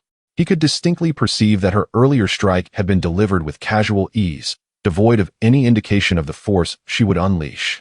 The internal energy he had painstakingly cultivated over decades seemed as fragile as paper in comparison to her extraordinary might. The young girl appeared remarkably youthful, yet her prowess was astonishingly formidable. Could it be that she, too, was a grandmaster of martial arts? No, even President Liu would never so casually inflict such an injury with a mere palm strike. His thoughts raced, realizing that delivering the invitation personally today was no longer feasible, and lingering would only invite humiliation. He suppressed the turmoil within, standing upright with the aid of Yang Yingxue, and with a wry smile remarked, "Miss, your depth of skill is truly profound. I ding eminent. There is no need for a hospital. I shall recuperate at home. I kindly ask you to ensure the invitation reaches Mr. Qin." After speaking, he cast a lingering glance at Yang Yingxue before turning away with somewhat unsteady steps. As Ding Sheng vanished from view, Yang Yingxue clapped her hands and muttered, "Humph, I thought he was some great master. But look at this. He couldn't even withstand a slap from me. You, a cultivator, bullying someone who practices martial arts. Do you find that particularly fulfilling?" Qinin, having emerged from the training room unbeknownst to her, leaned against the doorframe, wearing a bemused expression as he observed her. It was clear he had sensed everything that transpired outside. "Here, for you." Yang Yingxue tossed the invitation to Qinin, pouting, "They invited you to the Martial Arts Association for tea." Qinin caught the invitation deftly without glancing at it, instead teasing, "All of them are cultivators at the Qi refinement stage. Can't they exhibit a bit of sophistication? Haven't you seen in dramas how masters throw things with an aura of vigor, either spinning or levitating? This direct parabolic throw of yours is rather undignified." Yang Yingxue could not help but chuckle at his words, then curiously leaned closer, linking her arm with his as she pulled him inside. "Stop being so glib. Quickly tell me, as cultivators, what level does this Qi refinement stage correspond to in their martial arts? I felt that uncle was no weakling. How could he be so easily defeated?" Qinin, seated casually, waved his hand dismissively. "How would I know the exact correlation? I don't practice martial arts. However, in my estimation, although you are merely at the Qi refinement stage now, the quality of your true essence far surpasses their internal energy. To put it simply, their internal energy is like wood, while your true essence is akin to refined steel. Thus, when you contend with their so-called grandmasters, it would be similar to a strong man battling a 3-year-old child. So, do exercise caution in your strength. You wouldn't want to accidentally harm someone." I know, Yang Yingxue replied, feigning indifference while her attention returned to the invitation. "So what does the Martial Arts Association want from you? Are they here to interrogate you?" "Close enough," Qinin replied nonchalantly while toying with the invitation. "There was quite a commotion at the Li family today. As the local enforcers of martial order, they need to make their stance known. I suspect they intend to gauge my capabilities or perhaps admonish me." "Admonish you?" Yang Yingxue's eyes sparkled with excitement as she grasped Qinin's arm. "Then can they really intimidate you?" Qinin glanced at her, a confident smile curving his lips as he replied lightly, "I could knock all their teeth out." "Haha, that is splendid." Yang Yingxue clapped her hands in delight. "Then you must take me along tomorrow. I want to witness the spectacle." "All right," Qinin replied readily. At that moment, a middle-aged man's voice resonated from outside the courtyard, sounding even more composed and courteous. "Is Qin Xiaoyu present?" Qin turned to see Yang Zhantian, the vice president of the Xiangshan Martial Arts Association, standing at the entrance with a warm smile. Qinin rose and greeted him amiably. "President Yang, what brings you here? The members of your association just left. Did you forget something?" He subtly gestured towards the direction Ding Sheng had departed. A fleeting hint of embarrassment crossed Yang Zhantian's face before he spoke earnestly. "Qin Xiao, I am here not for official matters, but rather for a personal request." "President Yang, you are too polite. Please, do go ahead," Qinin said, harboring a degree of fondness for Yang Zhantian, who was adept at handling affairs with both tact and discernment. Yang Zhantian sighed, his expression sincere. "You must have received the invitation from the Martial Arts Association. To be candid, President Liu is somewhat hot-tempered and proud, yet he is an honest man and a genuinely good person. Over the years, he has dedicated himself to maintaining the integrity and stability of the Xiangshan martial community. If, during tomorrow's gathering, President Liu makes any offensive remarks or causes you any grievance." He paused, bowing respectfully to Qinin.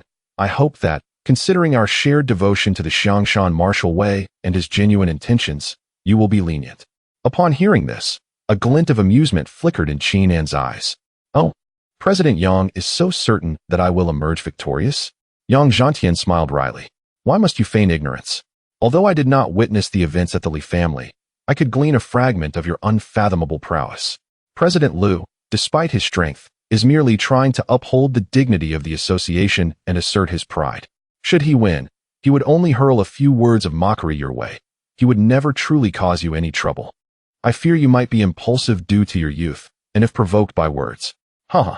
Qinan could not help but laugh, interrupting Yang Zhantian. President Yang, you are quite the conversationalist.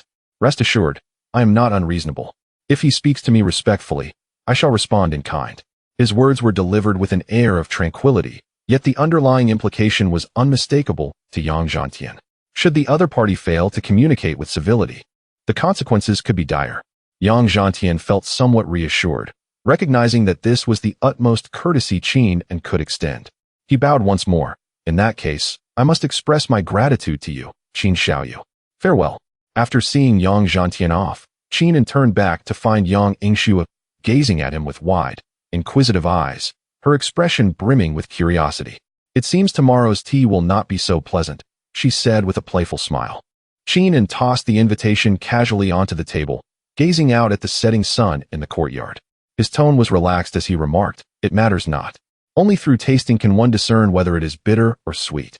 Chapter 25. This tea is slightly scalding. On the following morning, sunlight poured over the bluestone slabs of the Lingtai courtyard. Qinan, yawning, stepped out of the house and spotted Yang Yingxue already waiting in the courtyard.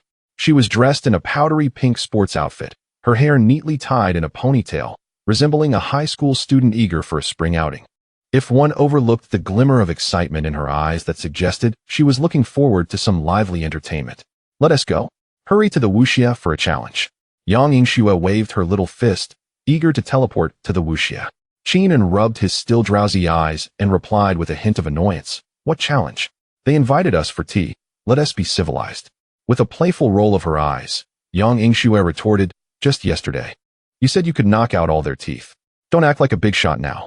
Ali silently followed them out of the house, dressed in the beige dress Yang Yingxue had gifted her, accentuating her fair skin and graceful figure, though her eyes still held a playful, naive glint. She gently tugged at Qinan's sleeve and whispered, "I want to go too." Seeing her dependent demeanor, Qinan's heart softened, and he nodded. "All right. We'll all go. But remember, Yingxue, tone it down when we get there. Don't go slamming people into the walls. Ali, stick close to Yingxue and don't wander off." "Got it, stop nagging." Yang Yingxue replied while her eyes darted around, plotting something. The headquarters of Shangshan Wuxia was housed in an imposing ancient-style building in the city center. With flying eaves and painted red doors, flanked by 2 stone lions, it exuded a certain gravitas. However, this sense of authority shifted the moment Qinan and the others stepped through the entrance.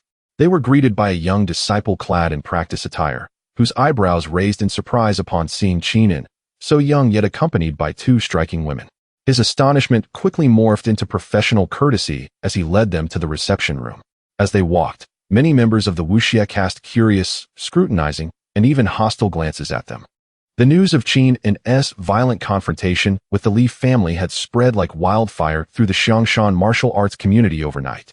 Many were eager to witness how this audacious young man would fare before President Liu. The reception room was spacious and adorned in a classical style. Seated in the main position was a robust man in his 40s, with a resolute expression and piercing eyes that radiated authority. Dressed in a simple black practice outfit, his presence was as imposing as a mountain. This was Liu Fan, the president of Shangshan Wuxia, at the pinnacle of martial arts mastery. Beside him sat Vice President Yang Zhantian. Upon seeing Qinan and his companions enter, Yang Zhantian immediately stood up, a warm smile gracing his face. "Young friend Qin, Miss Yang, Miss Ali, you've arrived. Please, take a seat." While he welcomed them, he discreetly shot Qinan a cautious glance. Liu Fan, however, did not rise. He merely lifted his eyelids, his gaze electrifying as it swept over Qinan, his voice booming with an undeniable pressure. "You are Qinan?" Seemingly unfazed by the intensity, Qinan casually sat down with Yang Yingxue, and Ali at the guest seats, poured himself a cup of tea from the pot on the table, took a sip, and leisurely remarked, "This tea is quite good, though it is a bit too hot for the mouth." At his words, the atmosphere in the reception room instantly stiffened. The disciples standing nearby displayed visible anger, deeming him excessively arrogant. Lu Fan's eyes twitched slightly, and he scoffed. "Young man, sharp words are of no use. Your actions regarding the Li family were excessive." "Excessive?" Qinan set down his teacup, maintaining a languid smile. "Li Buqing harassed my woman. Li Dong surrounded me with his men. And Li Qing along with 3 old geezers attempted to kill me. I merely retaliated in self-defense and disposed of some trash. President Lu, what would you have done? Wait to die?" Argumentative. Lu Fan slammed the table, causing fine cracks to appear on the solid wood surface. "The martial arts community has its rules. How dare you act recklessly, exterminating entire families at will?" "Rules?" Qinan laughed, a hint of mockery in his smile. "Whose rules? Your wuxia's? Or is it that whoever has the strongest fist makes the rules? President Lu, we are all adults here. Let us not engage in such pretense. The Li family provoked me first, and when they were outmatched, they fell. It's as simple as that. If you believe I have broken the rules and wish to defend them, do so. I am ready." Qian's words were unrelenting, tearing away any pretense. Yang Zhantian, sweating profusely from the sidelines, hurriedly attempted to mediate. "Young friend Qin, President, let us all calm down and discuss this civilly." Lu Fan abruptly rose, his aura erupting with a palpable intensity that enveloped the entire reception room, causing the standing disciples to pale and retreat. He fixed his gaze on Qinan, declaring each word with weight. "All right. Since you are so arrogant, I shall gauge your true capabilities. If you lose, you are to leave Xiangshan and never return." Despite the overwhelming pressure of a martial arts master, Qinan remained unfazed, even pouring himself another cup of tea. Yang Yingxue, excited, poked his arm and whispered, "It's starting. Let me go first, all right?" Though Ali remained silent, her brow slightly furrowed as she instinctively moved closer to Qinan, watching Lu Fan warily. Qinan patted Yang Yingshue's hand, signaling her to be patient, then looked up at Lu Fan. His tone flat. "Fighting is fine. But what if you lose?" Lu Fan laughed in anger. "Lose? Ha! If I, Lu Fan, lose, I will let you take my position as president of the wuxia. Please, I wouldn't want your pathetic position." Qinan scoffed. "How about this? If you lose, the wuxia's resources will be made available to my people, and you'll help me find some medicinal herbs." He had been contemplating the ingredients for a foundational elixir, and with the monk Jihong of Pu Tua Temple gone, he needed another way. Without a moment's hesitation, Lu Fan agreed. "Fine. As you wish. Let us head to the training ground." As a monumental clash loomed inevitable, Yang Zhantian covered his face, lamenting inwardly, "What a disaster. This tea has truly ignited a fire." Chapter 26. This fight is impossible. The Martial Arts Association's training ground is exceedingly spacious, its surface adorned with solid bluestone slabs, surrounded by weapon racks and various training apparatuses. When the members heard that the president was to duel a young man, many rushed to the arena, murmuring amongst themselves, "Is this the lad? He seems rather ordinary. Can he truly defeat the 3 venerable ancestors of the Li family? Who knows? Perhaps he has resorted to some underhanded trickery. The president is a martial king. Surely, he can handle this with ease."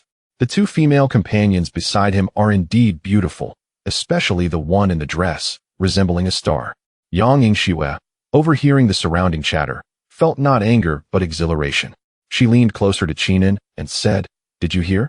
They are praising both me and Xiao Lily for our beauty. When it's my turn to perform, should I strike a more graceful pose?" Qinan replied, somewhat exasperated, "Are you here to fight or to participate in a beauty pageant? Why not both? Fighting while looking beautiful."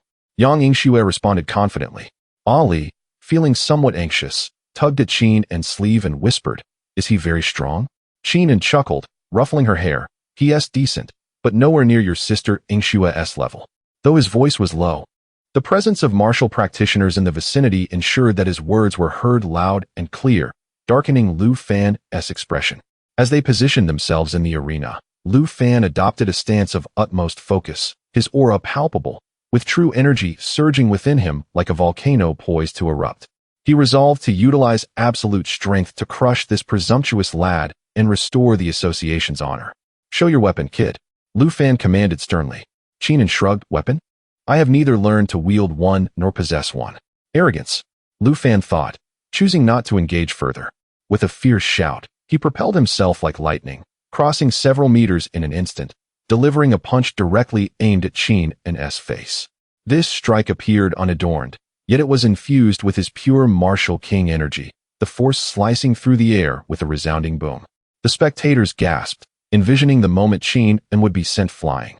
However, he merely shifted slightly to the side, nonchalantly redirecting Lu Fan's violent punch, which instead crashed into the ground, creating a shallow crater. Lu Fan's pupils narrowed, alarm bells ringing in his mind. A true expert reveals their prowess with a single move. This seemingly simple maneuver required exquisite control over force. No longer daring to underestimate his opponent, Lu Fan launched a relentless barrage of punches and kicks toward Qin, each strike heavy with intent, stirring the dust beneath them, as if a small tempest had arisen in the training ground. Yet, at the eye of this storm, Qin moved with an ethereal grace, his steps fluid and agile. He did not meet Lu Fan's attacks head-on, but deftly evaded or skillfully redirected the force. His movements flowed like water, exuding an air of leisure, as though he were strolling through a garden rather than engaged in a life-and-death struggle. After exchanging over a dozen blows, Lu Fan had yet to touch even the hem of Qin's clothing. While he himself began to feel the strain of his exertion, his face flushed. The onlookers of the Martial Arts Association were left dumbfounded, witnessing someone navigate the president's fierce assault with such ease. This fellow, his movements are too enigmatic. It seems the president cannot land a hit. Yang Yingxue, watching from the sidelines, stamped her foot in frustration. Come on, Qin, strike back. What are you circling around for? Just one slap will suffice. As Lu Fan grew increasingly astonished and frustrated, he let out a roar, unleashing his ultimate technique, the mountain-splitting aura. His palms radiated a yellowish light, and a weighty, destructive force surged forth, barreling towards Qin. And seeing this, Qin finally ceased his evasions. He sighed. All right, let us wrap this up quickly. He raised his right hand, aligning his index and middle fingers, and gently sliced through the oncoming mountain-splitting aura. There were no earth-shattering sounds, nor dazzling effects. The spectators beheld a slender yet highly concentrated golden aura that, like a hot knife through butter, silently cleaved through the formidable attack. The force continued unabated, grazing Lu Fan's ear and striking a stone lock behind him, slicing it cleanly in half with a soft thud. The cut was as smooth as a mirror. The entire training ground fell into a profound silence. Everyone stared in astonishment at the bisected stone lock, then shifted their gaze to the poised Qin and finally to Lu Fan, who stood frozen in place, beads of cold sweat forming on his forehead. That energy, just now, was it sword energy? But he did not wield a sword. Lu Fan felt the lingering sharpness beside his ear, his heart racing. He understood well that had that strike been aimed just slightly higher, his head would have been severed from his body. This young man is neither a master nor a grandmaster. His strength likely surpasses that of a martial king. Who on earth is he? Just as Lu Fan was struck with disbelief, unsure of how to proceed, a clear and somewhat impatient female voice shattered the silence. Are you done yet? Stop dawdling. It's my turn now.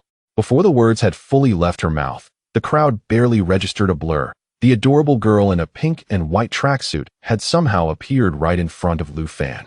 Yang Yingxue placed her hands on her hips, gazing up at Lu Fan, who towered over her in a daze, and cheerfully declared, President Lu, how about I give you a slap? Just one slap. I promise I won't kill you. Lu Fan. The crowd. What on earth is happening? Just when a formidable enigma appears, another girl demanding to slap the president shows up. This fight is impossible to navigate. Yang Zhantian covered his eyes in despair, unable to bear the sight any longer. Chapter 27. The difficulty of refining Dan. Ultimately, that farcical contest ended with President Lu Fan's face ashen, yet he had no choice but to concede defeat.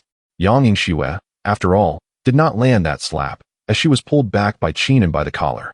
The little girl grumbled for quite a while, claiming that Qin had deprived her of the opportunity to showcase her prowess. Although Lu Fan faced defeat, he embodied the character of a true hero and acted with integrity.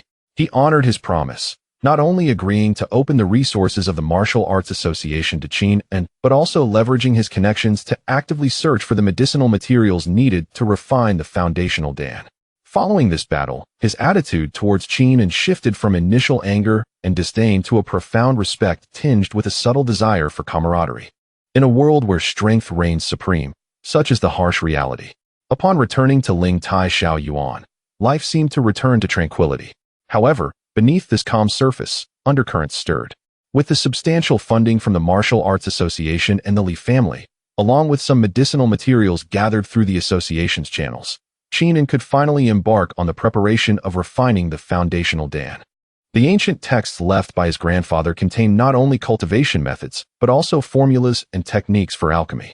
Although he had already established his foundation, he still had two younger sisters to consider. Whether they would need it was uncertain, but it was prudent to be prepared. Refining Dan is not akin to mere cooking. It demands an exceptional command over timing, the precise measurement of materials, and control over spiritual energy. Qin isolated himself in the transformed kitchen, a temporary alchemical chamber, and began his grand undertaking with a small bronze cauldron he had procured from an antique market, rumored to be a relic of a bygone dynasty. Bang! Another muffled explosion erupted, accompanied by a waft of burnt scent. Qin emerged from the kitchen, his face smeared with soot, coughing several times. This was the third time he had blown up the furnace. Had he not set up a basic soundproofing and protective barrier in advance, his neighbors would surely have reported him by now. Ha! Qin, you have failed once more. Yang Yingxue lay on a recliner in the courtyard, munching on grapes peeled by Ali, mocking him with glee. You're quite the fighter. Yet how is it that refining a Dan resembles an explosive endeavor? Though Ali did not laugh. Her pure eyes gazed curiously at Qin, offering him a plump grape as if to comfort him.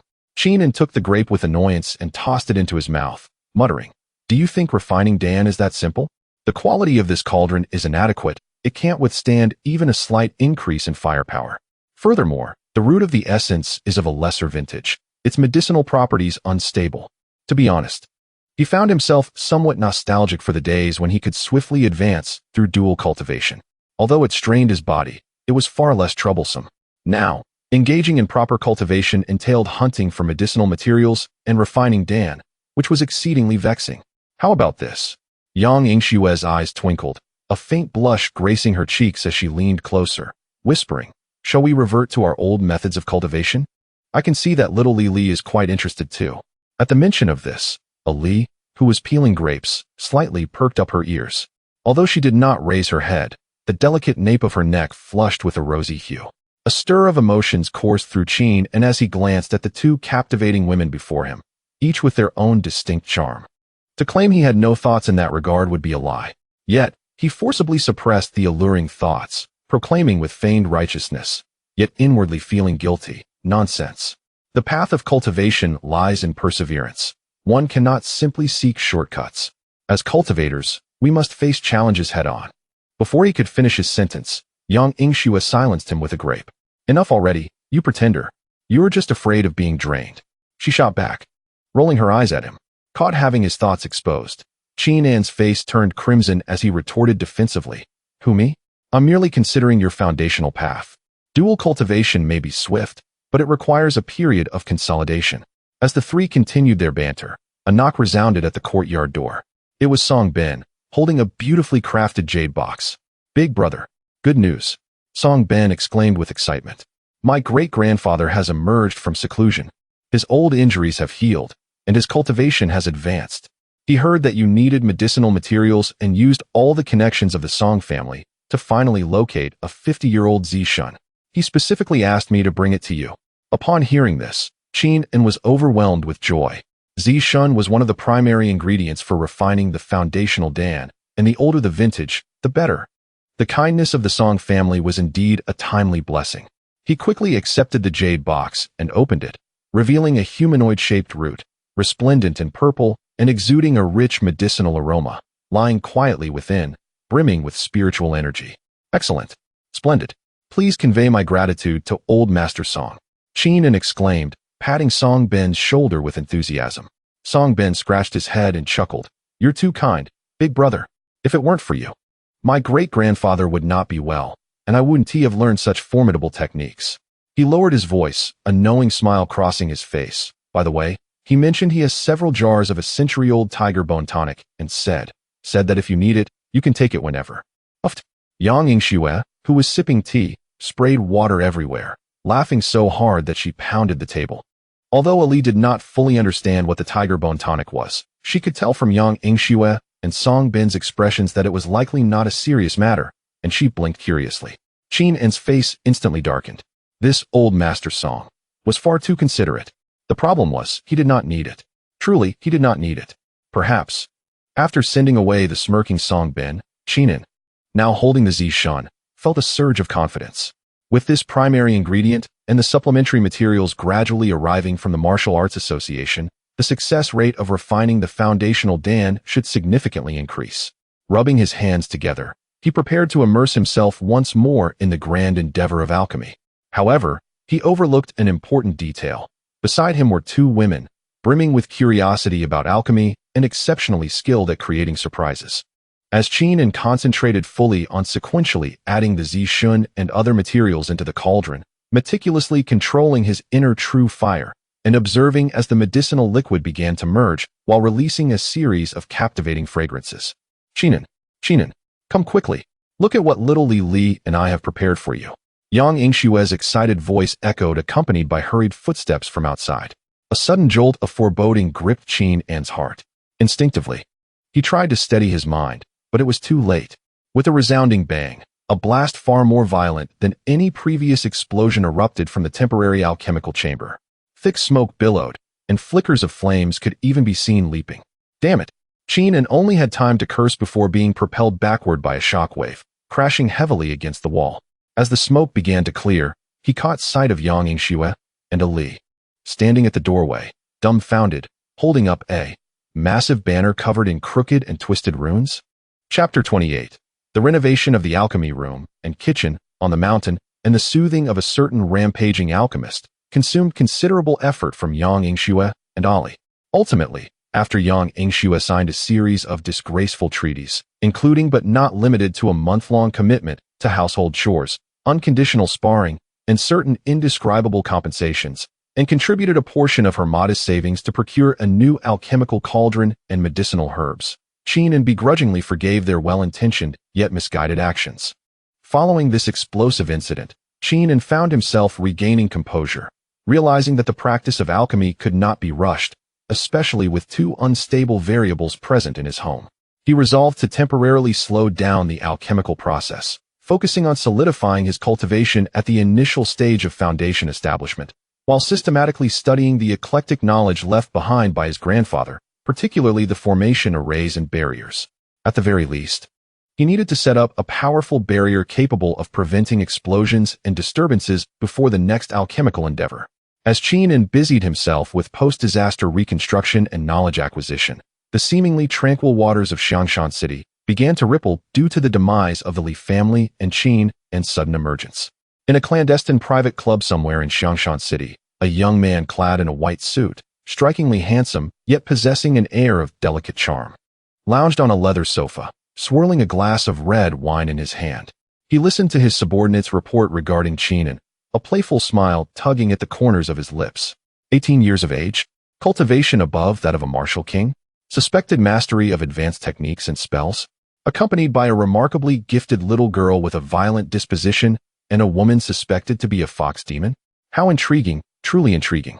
The young man's voice, imbued with a magnetic rasp, indicated that this modest Xiangshan city had indeed welcomed a formidable dragon from across the river. He set down his glass, his slender fingers lightly tapping the table. Continue surveillance, but refrain from any rash actions. It would be ideal to cultivate an alliance. If that proves impossible, we must not become adversaries. I am quite eager to see how this Qinan stirs the waters of Xiangshan. Yes, young master. A deep voice responded from the shadows. Meanwhile, far from Xiangshan City, amidst a mist-laden deep mountain, a place abundant in spiritual energy with towering ancient trees and pavilions hidden within, lay one of the powerful and mysterious sects in the eyes of secular martial artists, the Qinyan sect. Within a secluded cave of a mountain peak, a young man dressed in a blue Taoist robe, his countenance stern, suddenly opened his eyes. A communication jade talisman before him flickered with a faint glow.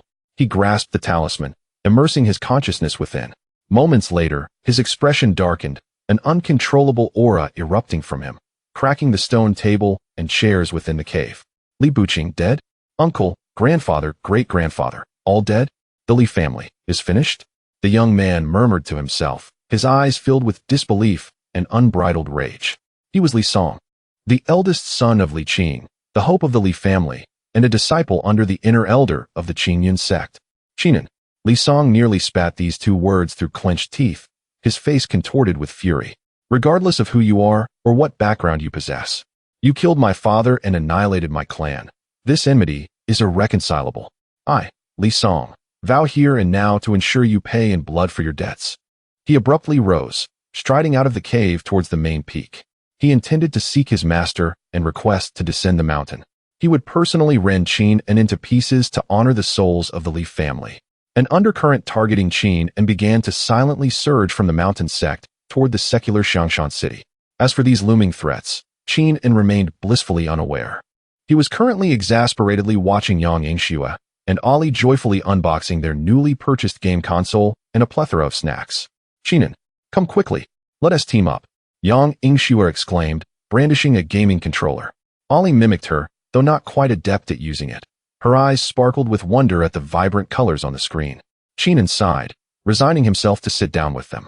Perhaps it was best to embrace the challenges life presented, to occasionally relax and indulge these two lively spirits. He picked up the controller, all the while contemplating. The new alchemical cauldron should arrive tomorrow. He needed to devise a reason to keep these two girls occupied for half a day, lest the foundation establishment pill remain forever unrefined. Sunlight poured through the window, illuminating the warm scene of the trio engaged in playful banter. However, unbeknownst to them, dark clouds had silently gathered in the sky outside. A storm was brewing, foretelling impending turbulence. Chapter 29.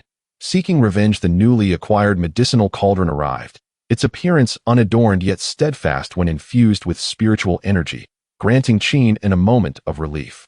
To preempt any unforeseen circumstances, he not only established a more formidable barrier formation, but also discreetly placed several warning talismans he had recently drawn around the courtyard, aiming for a blend of psychological intimidation and physical defense.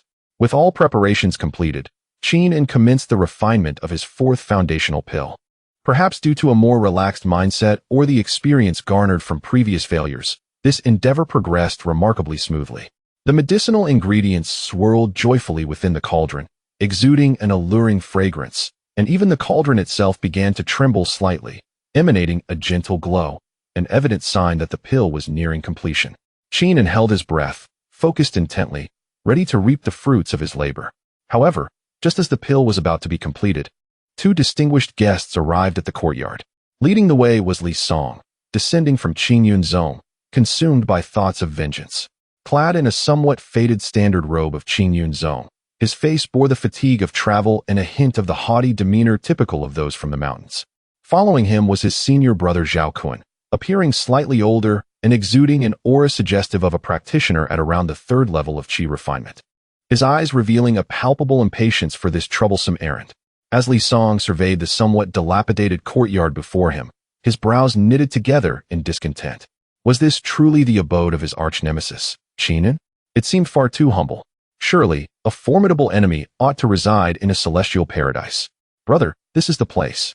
Li Song suppressed a flicker of unease within and summoned the meager spiritual power within him, by Qin standards, in an effort to project a more authoritative voice. Qin, come out and face your demise. His voice echoed through the alley, startling a few sparrows into flight. Inside the courtyard, there was no response. Only a talisman, fluttering in the wind beneath the eaves, mockingly ridiculed his futile efforts. Li Song felt a twinge of embarrassment, and shouted again, only to be met with silence once more. Brother, this seems rather odd.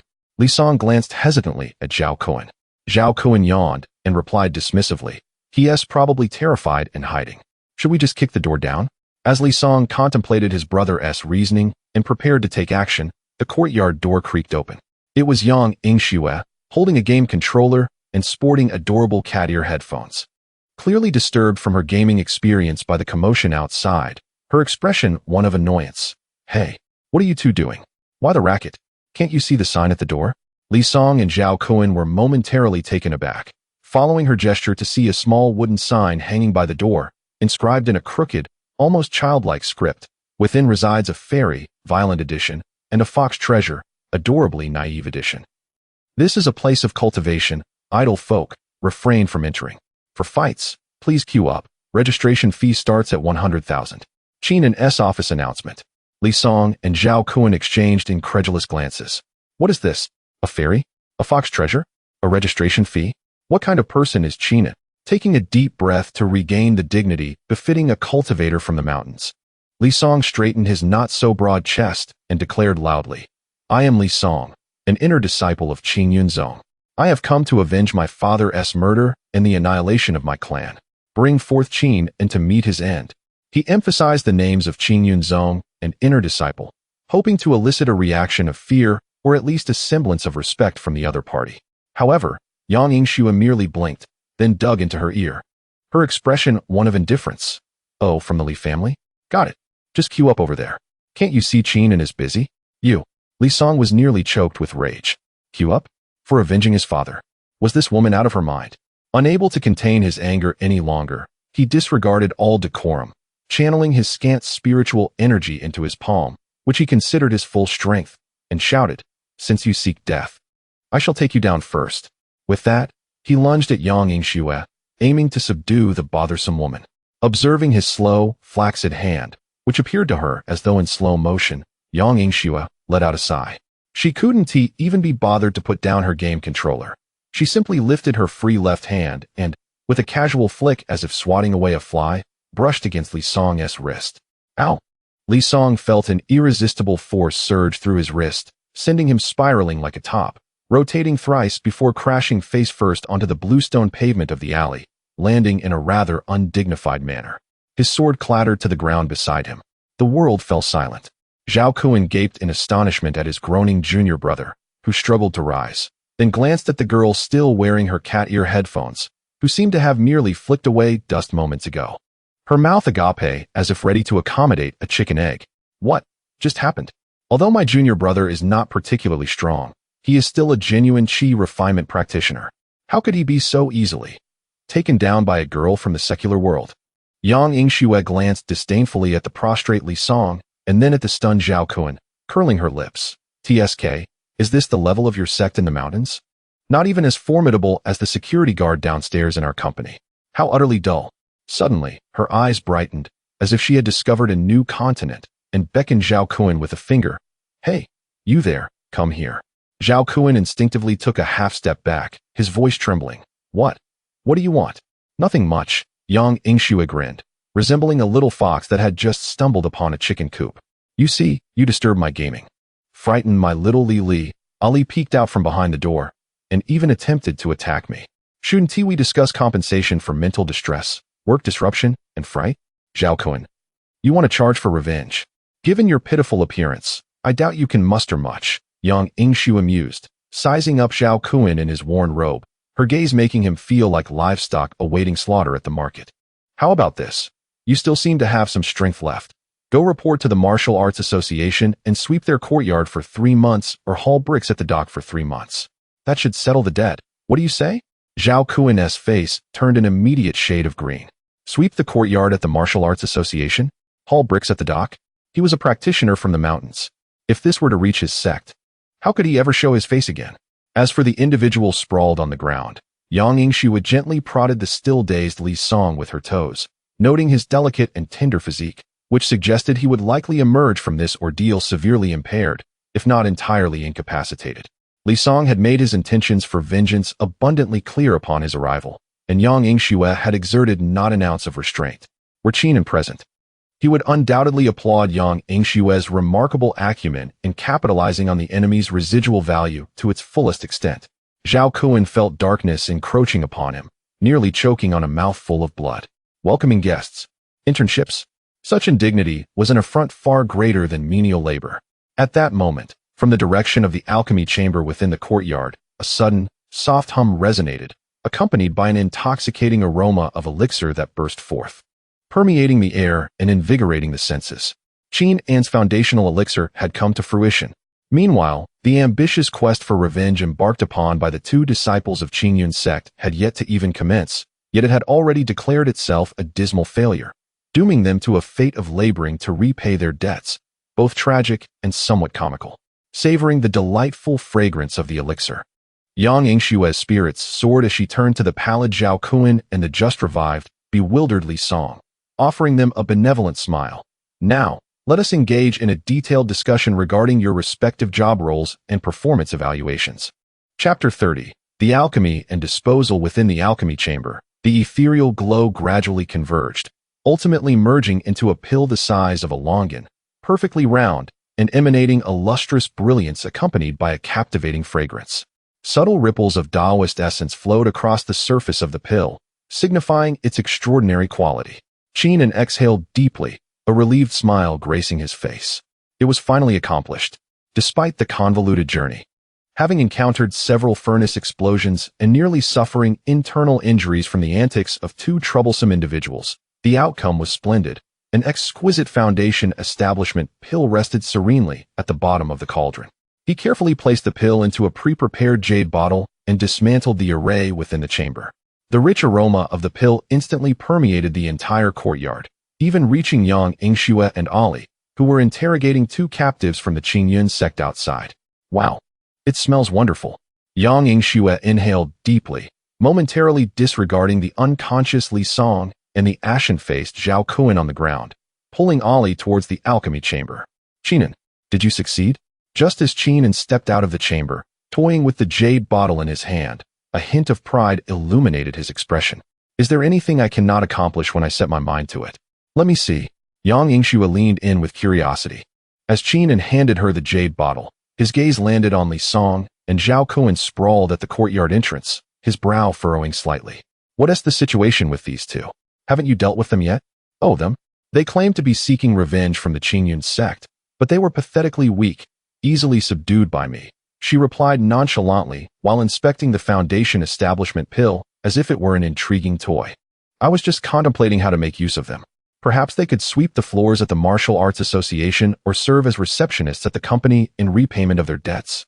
Upon hearing this, Li Song, lying on the ground, felt a surge of humiliation and anger, struggling to rise, but wincing in pain from his injuries.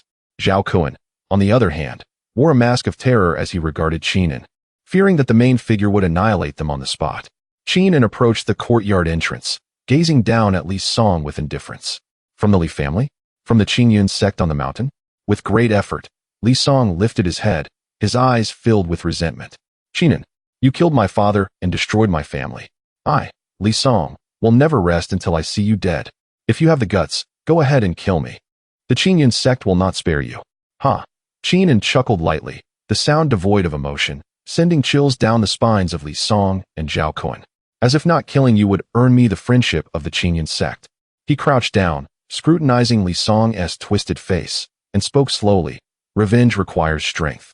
With your meager cultivation at the first level of qi refinement, and your senior brother at the third level behind you, who gave you the audacity to confront me? Liang Jingru. Though Li Song and Zhao Kuan were unfamiliar with who Liang Jingru was, they clearly understood the disdain in his words. Trembling with fury, Li Song found himself at a loss for a retort. I am not fond of trouble, nor do I enjoy bloodshed in my home. Qin maintained his calm demeanor. However, I will not make the foolish mistake of releasing a tiger back into the mountains. Before he finished speaking, Qin's hand moved like lightning, his index finger lightly touching Li Song's dantian. Ack! Li Song let out a heart-wrenching scream, his body collapsing as if his bones were drawn out, his complexion turning as pale as paper. He distinctly felt his hard-earned, meager spiritual energy dissipate like a released flood, vanishing in an instant. The excruciating pain radiated from his dantian, leaving it hollow, devoid of any trace of spiritual power. His cultivation had been utterly destroyed. You have ruined my cultivation? Li Song's voice trembled, filled with despair and disbelief. For a cultivator, the loss of their cultivation was more agonizing than death itself. Zhao Kuan, observing the scene, felt his scalp prickle and his legs weaken, nearly collapsing as well. The look he cast at Qin was laden with boundless fear. This young man wielded a ruthless hand. Moreover, he had effortlessly dismantled a qi refinement practitioner's cultivation. How terrifying was his strength? And what was that he held? It was the legendary foundation establishment pill, a rarity within the sect, with an exceedingly low success rate. Qin stood up, as if merely having accomplished an insignificant task, and turned his gaze to the trembling Zhao Kuan. Take this worthless individual and roll back to the Qingyun sect. Inform your superiors that the matter concerning the Li family ends here. If the Qingyun sect wishes to continue this game, I, Qin, will accompany you to the end. But next time, the visitors will not be worthless individuals, they will be corpses. Do you understand? Why, yes. Thank you for sparing my life, esteemed elder. Thank you. Zhao Kuan, as if granted a reprieve, nodded fervently like a chick pecking at grain, devoid of any remnants of the pride typical of a mountain cultivator. At that moment, he yearned to escape this dreadful place, distancing himself from this demon as much as possible. He hurriedly assisted the mentally shattered Li Song, who stared vacantly ahead, and they scurried away from the alley, even forgetting to retrieve the sword that had fallen to the ground. How dull, Yang Yingxue remarked, watching the two flee in disarray, pursing her lips. I was hoping to send them to work off their debts. Now, I've lost my laborers. Qinin, exasperated, flicked her forehead. You only think of such nefarious schemes. What could Tu-Chi refinement level nobodies possibly do? They are hardly worth the trouble. I was merely trying to think of ways to economize. Yang Yingxue protested, feeling wronged as she rubbed her forehead. Ollie quietly chimed in, it's better this way. It's peaceful. Qinin chuckled and embraced the shoulders of both women. All right, the flies have been driven away. Now, it is time to attend to serious matters. He shook the jade bottle in his hand, his eyes ablaze with fervor. With the Foundation establishment pill successfully concocted, he was ready to enter seclusion and break through to the Foundation establishment stage. Yet unbeknownst to him, his so-called serious matters were soon to be proven a detour. He was also unaware that a woman, poised to disrupt their tranquil lives and bring forth new opportunities, was quietly drawing near. Chapter 31. The Flawed Foundation and the Arrival of Shun Nanachin and was preparing to enter seclusion to consume the Foundation establishment pill. He reinforced the barrier outside his room, instructing Yang Yingxue and Ali to refrain from disturbing him under any circumstances.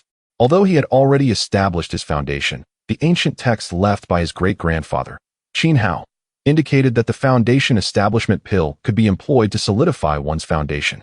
Sitting cross-legged on his bed, Qinin adjusted his state of mind and gazed at the Foundation establishment pill in his hand, which had required considerable effort to refine. Taking a deep breath, he swallowed it. The pill melted upon entering his mouth, transforming into a vast and gentle medicinal power that surged through his limbs and bones, ultimately converging in his dantian. According to the records of his cultivation method, he needed to guide this medicinal energy to break through the bottleneck of Foundation establishment, compressing the gaseous true essence, refining it into a higher quality of liquid true essence, while simultaneously broadening and reinforcing his meridians. The process seemed to proceed smoothly. The medicinal power was continuously refined, and the true essence within his dantian began to stir, hinting at a tendency to liquefy.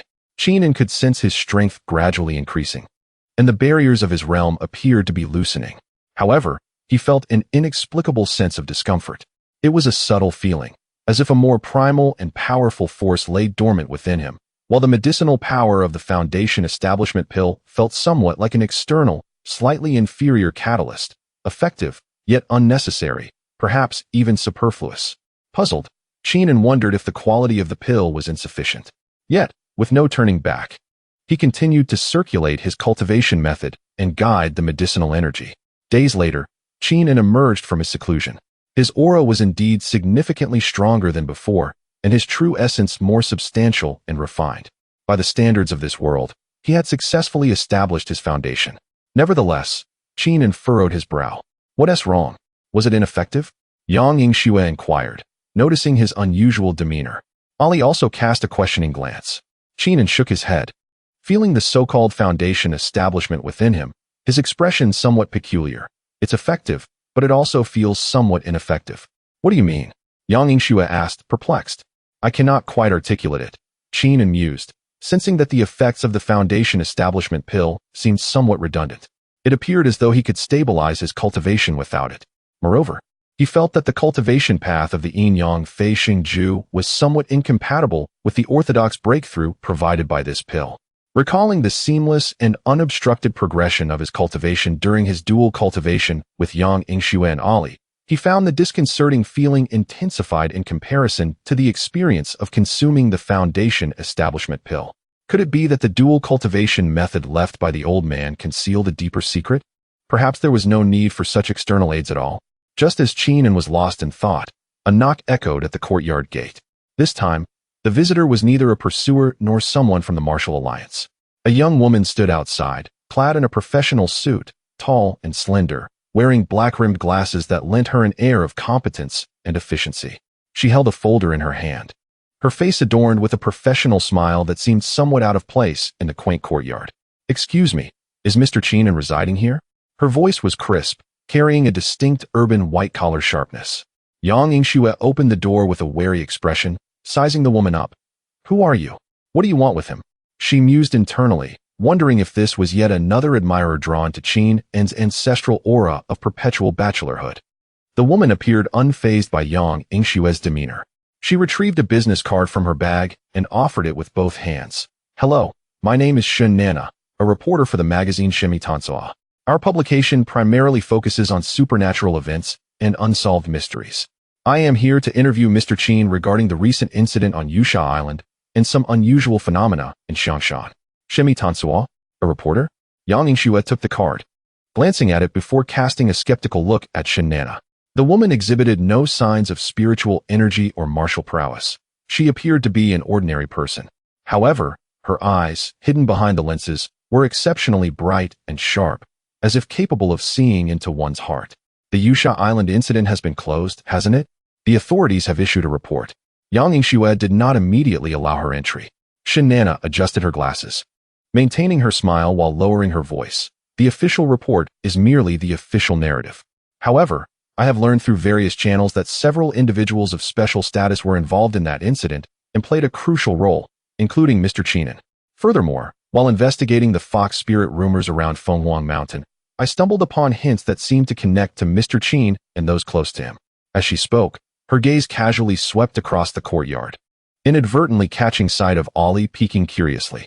The stunning beauty and an ethereal quality of Ollie elicited a flicker of barely perceptible surprise in Shun Nana's eyes. Yang Yingxue's heart raced. This reporter seemed to possess some insight. She had even uncovered connections to Fenghuang Mountain and Ollie.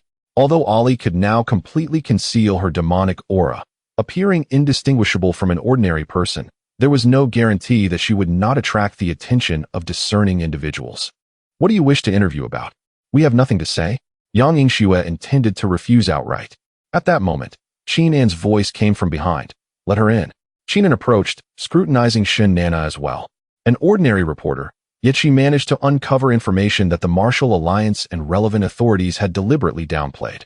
Either her background was extraordinary, or her instincts were remarkably sharp.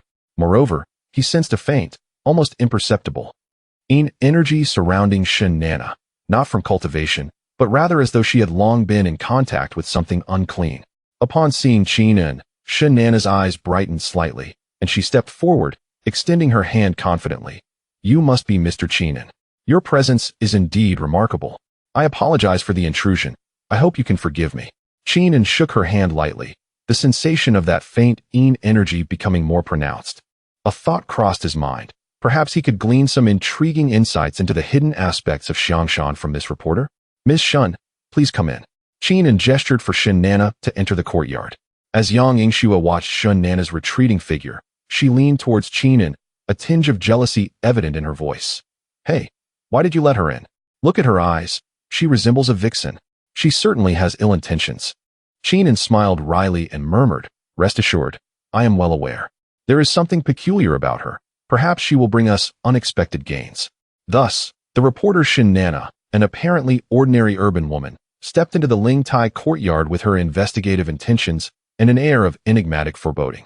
She introduced new variables and endeavors into the already vibrant lives of Qin and his companions. Chapter 32.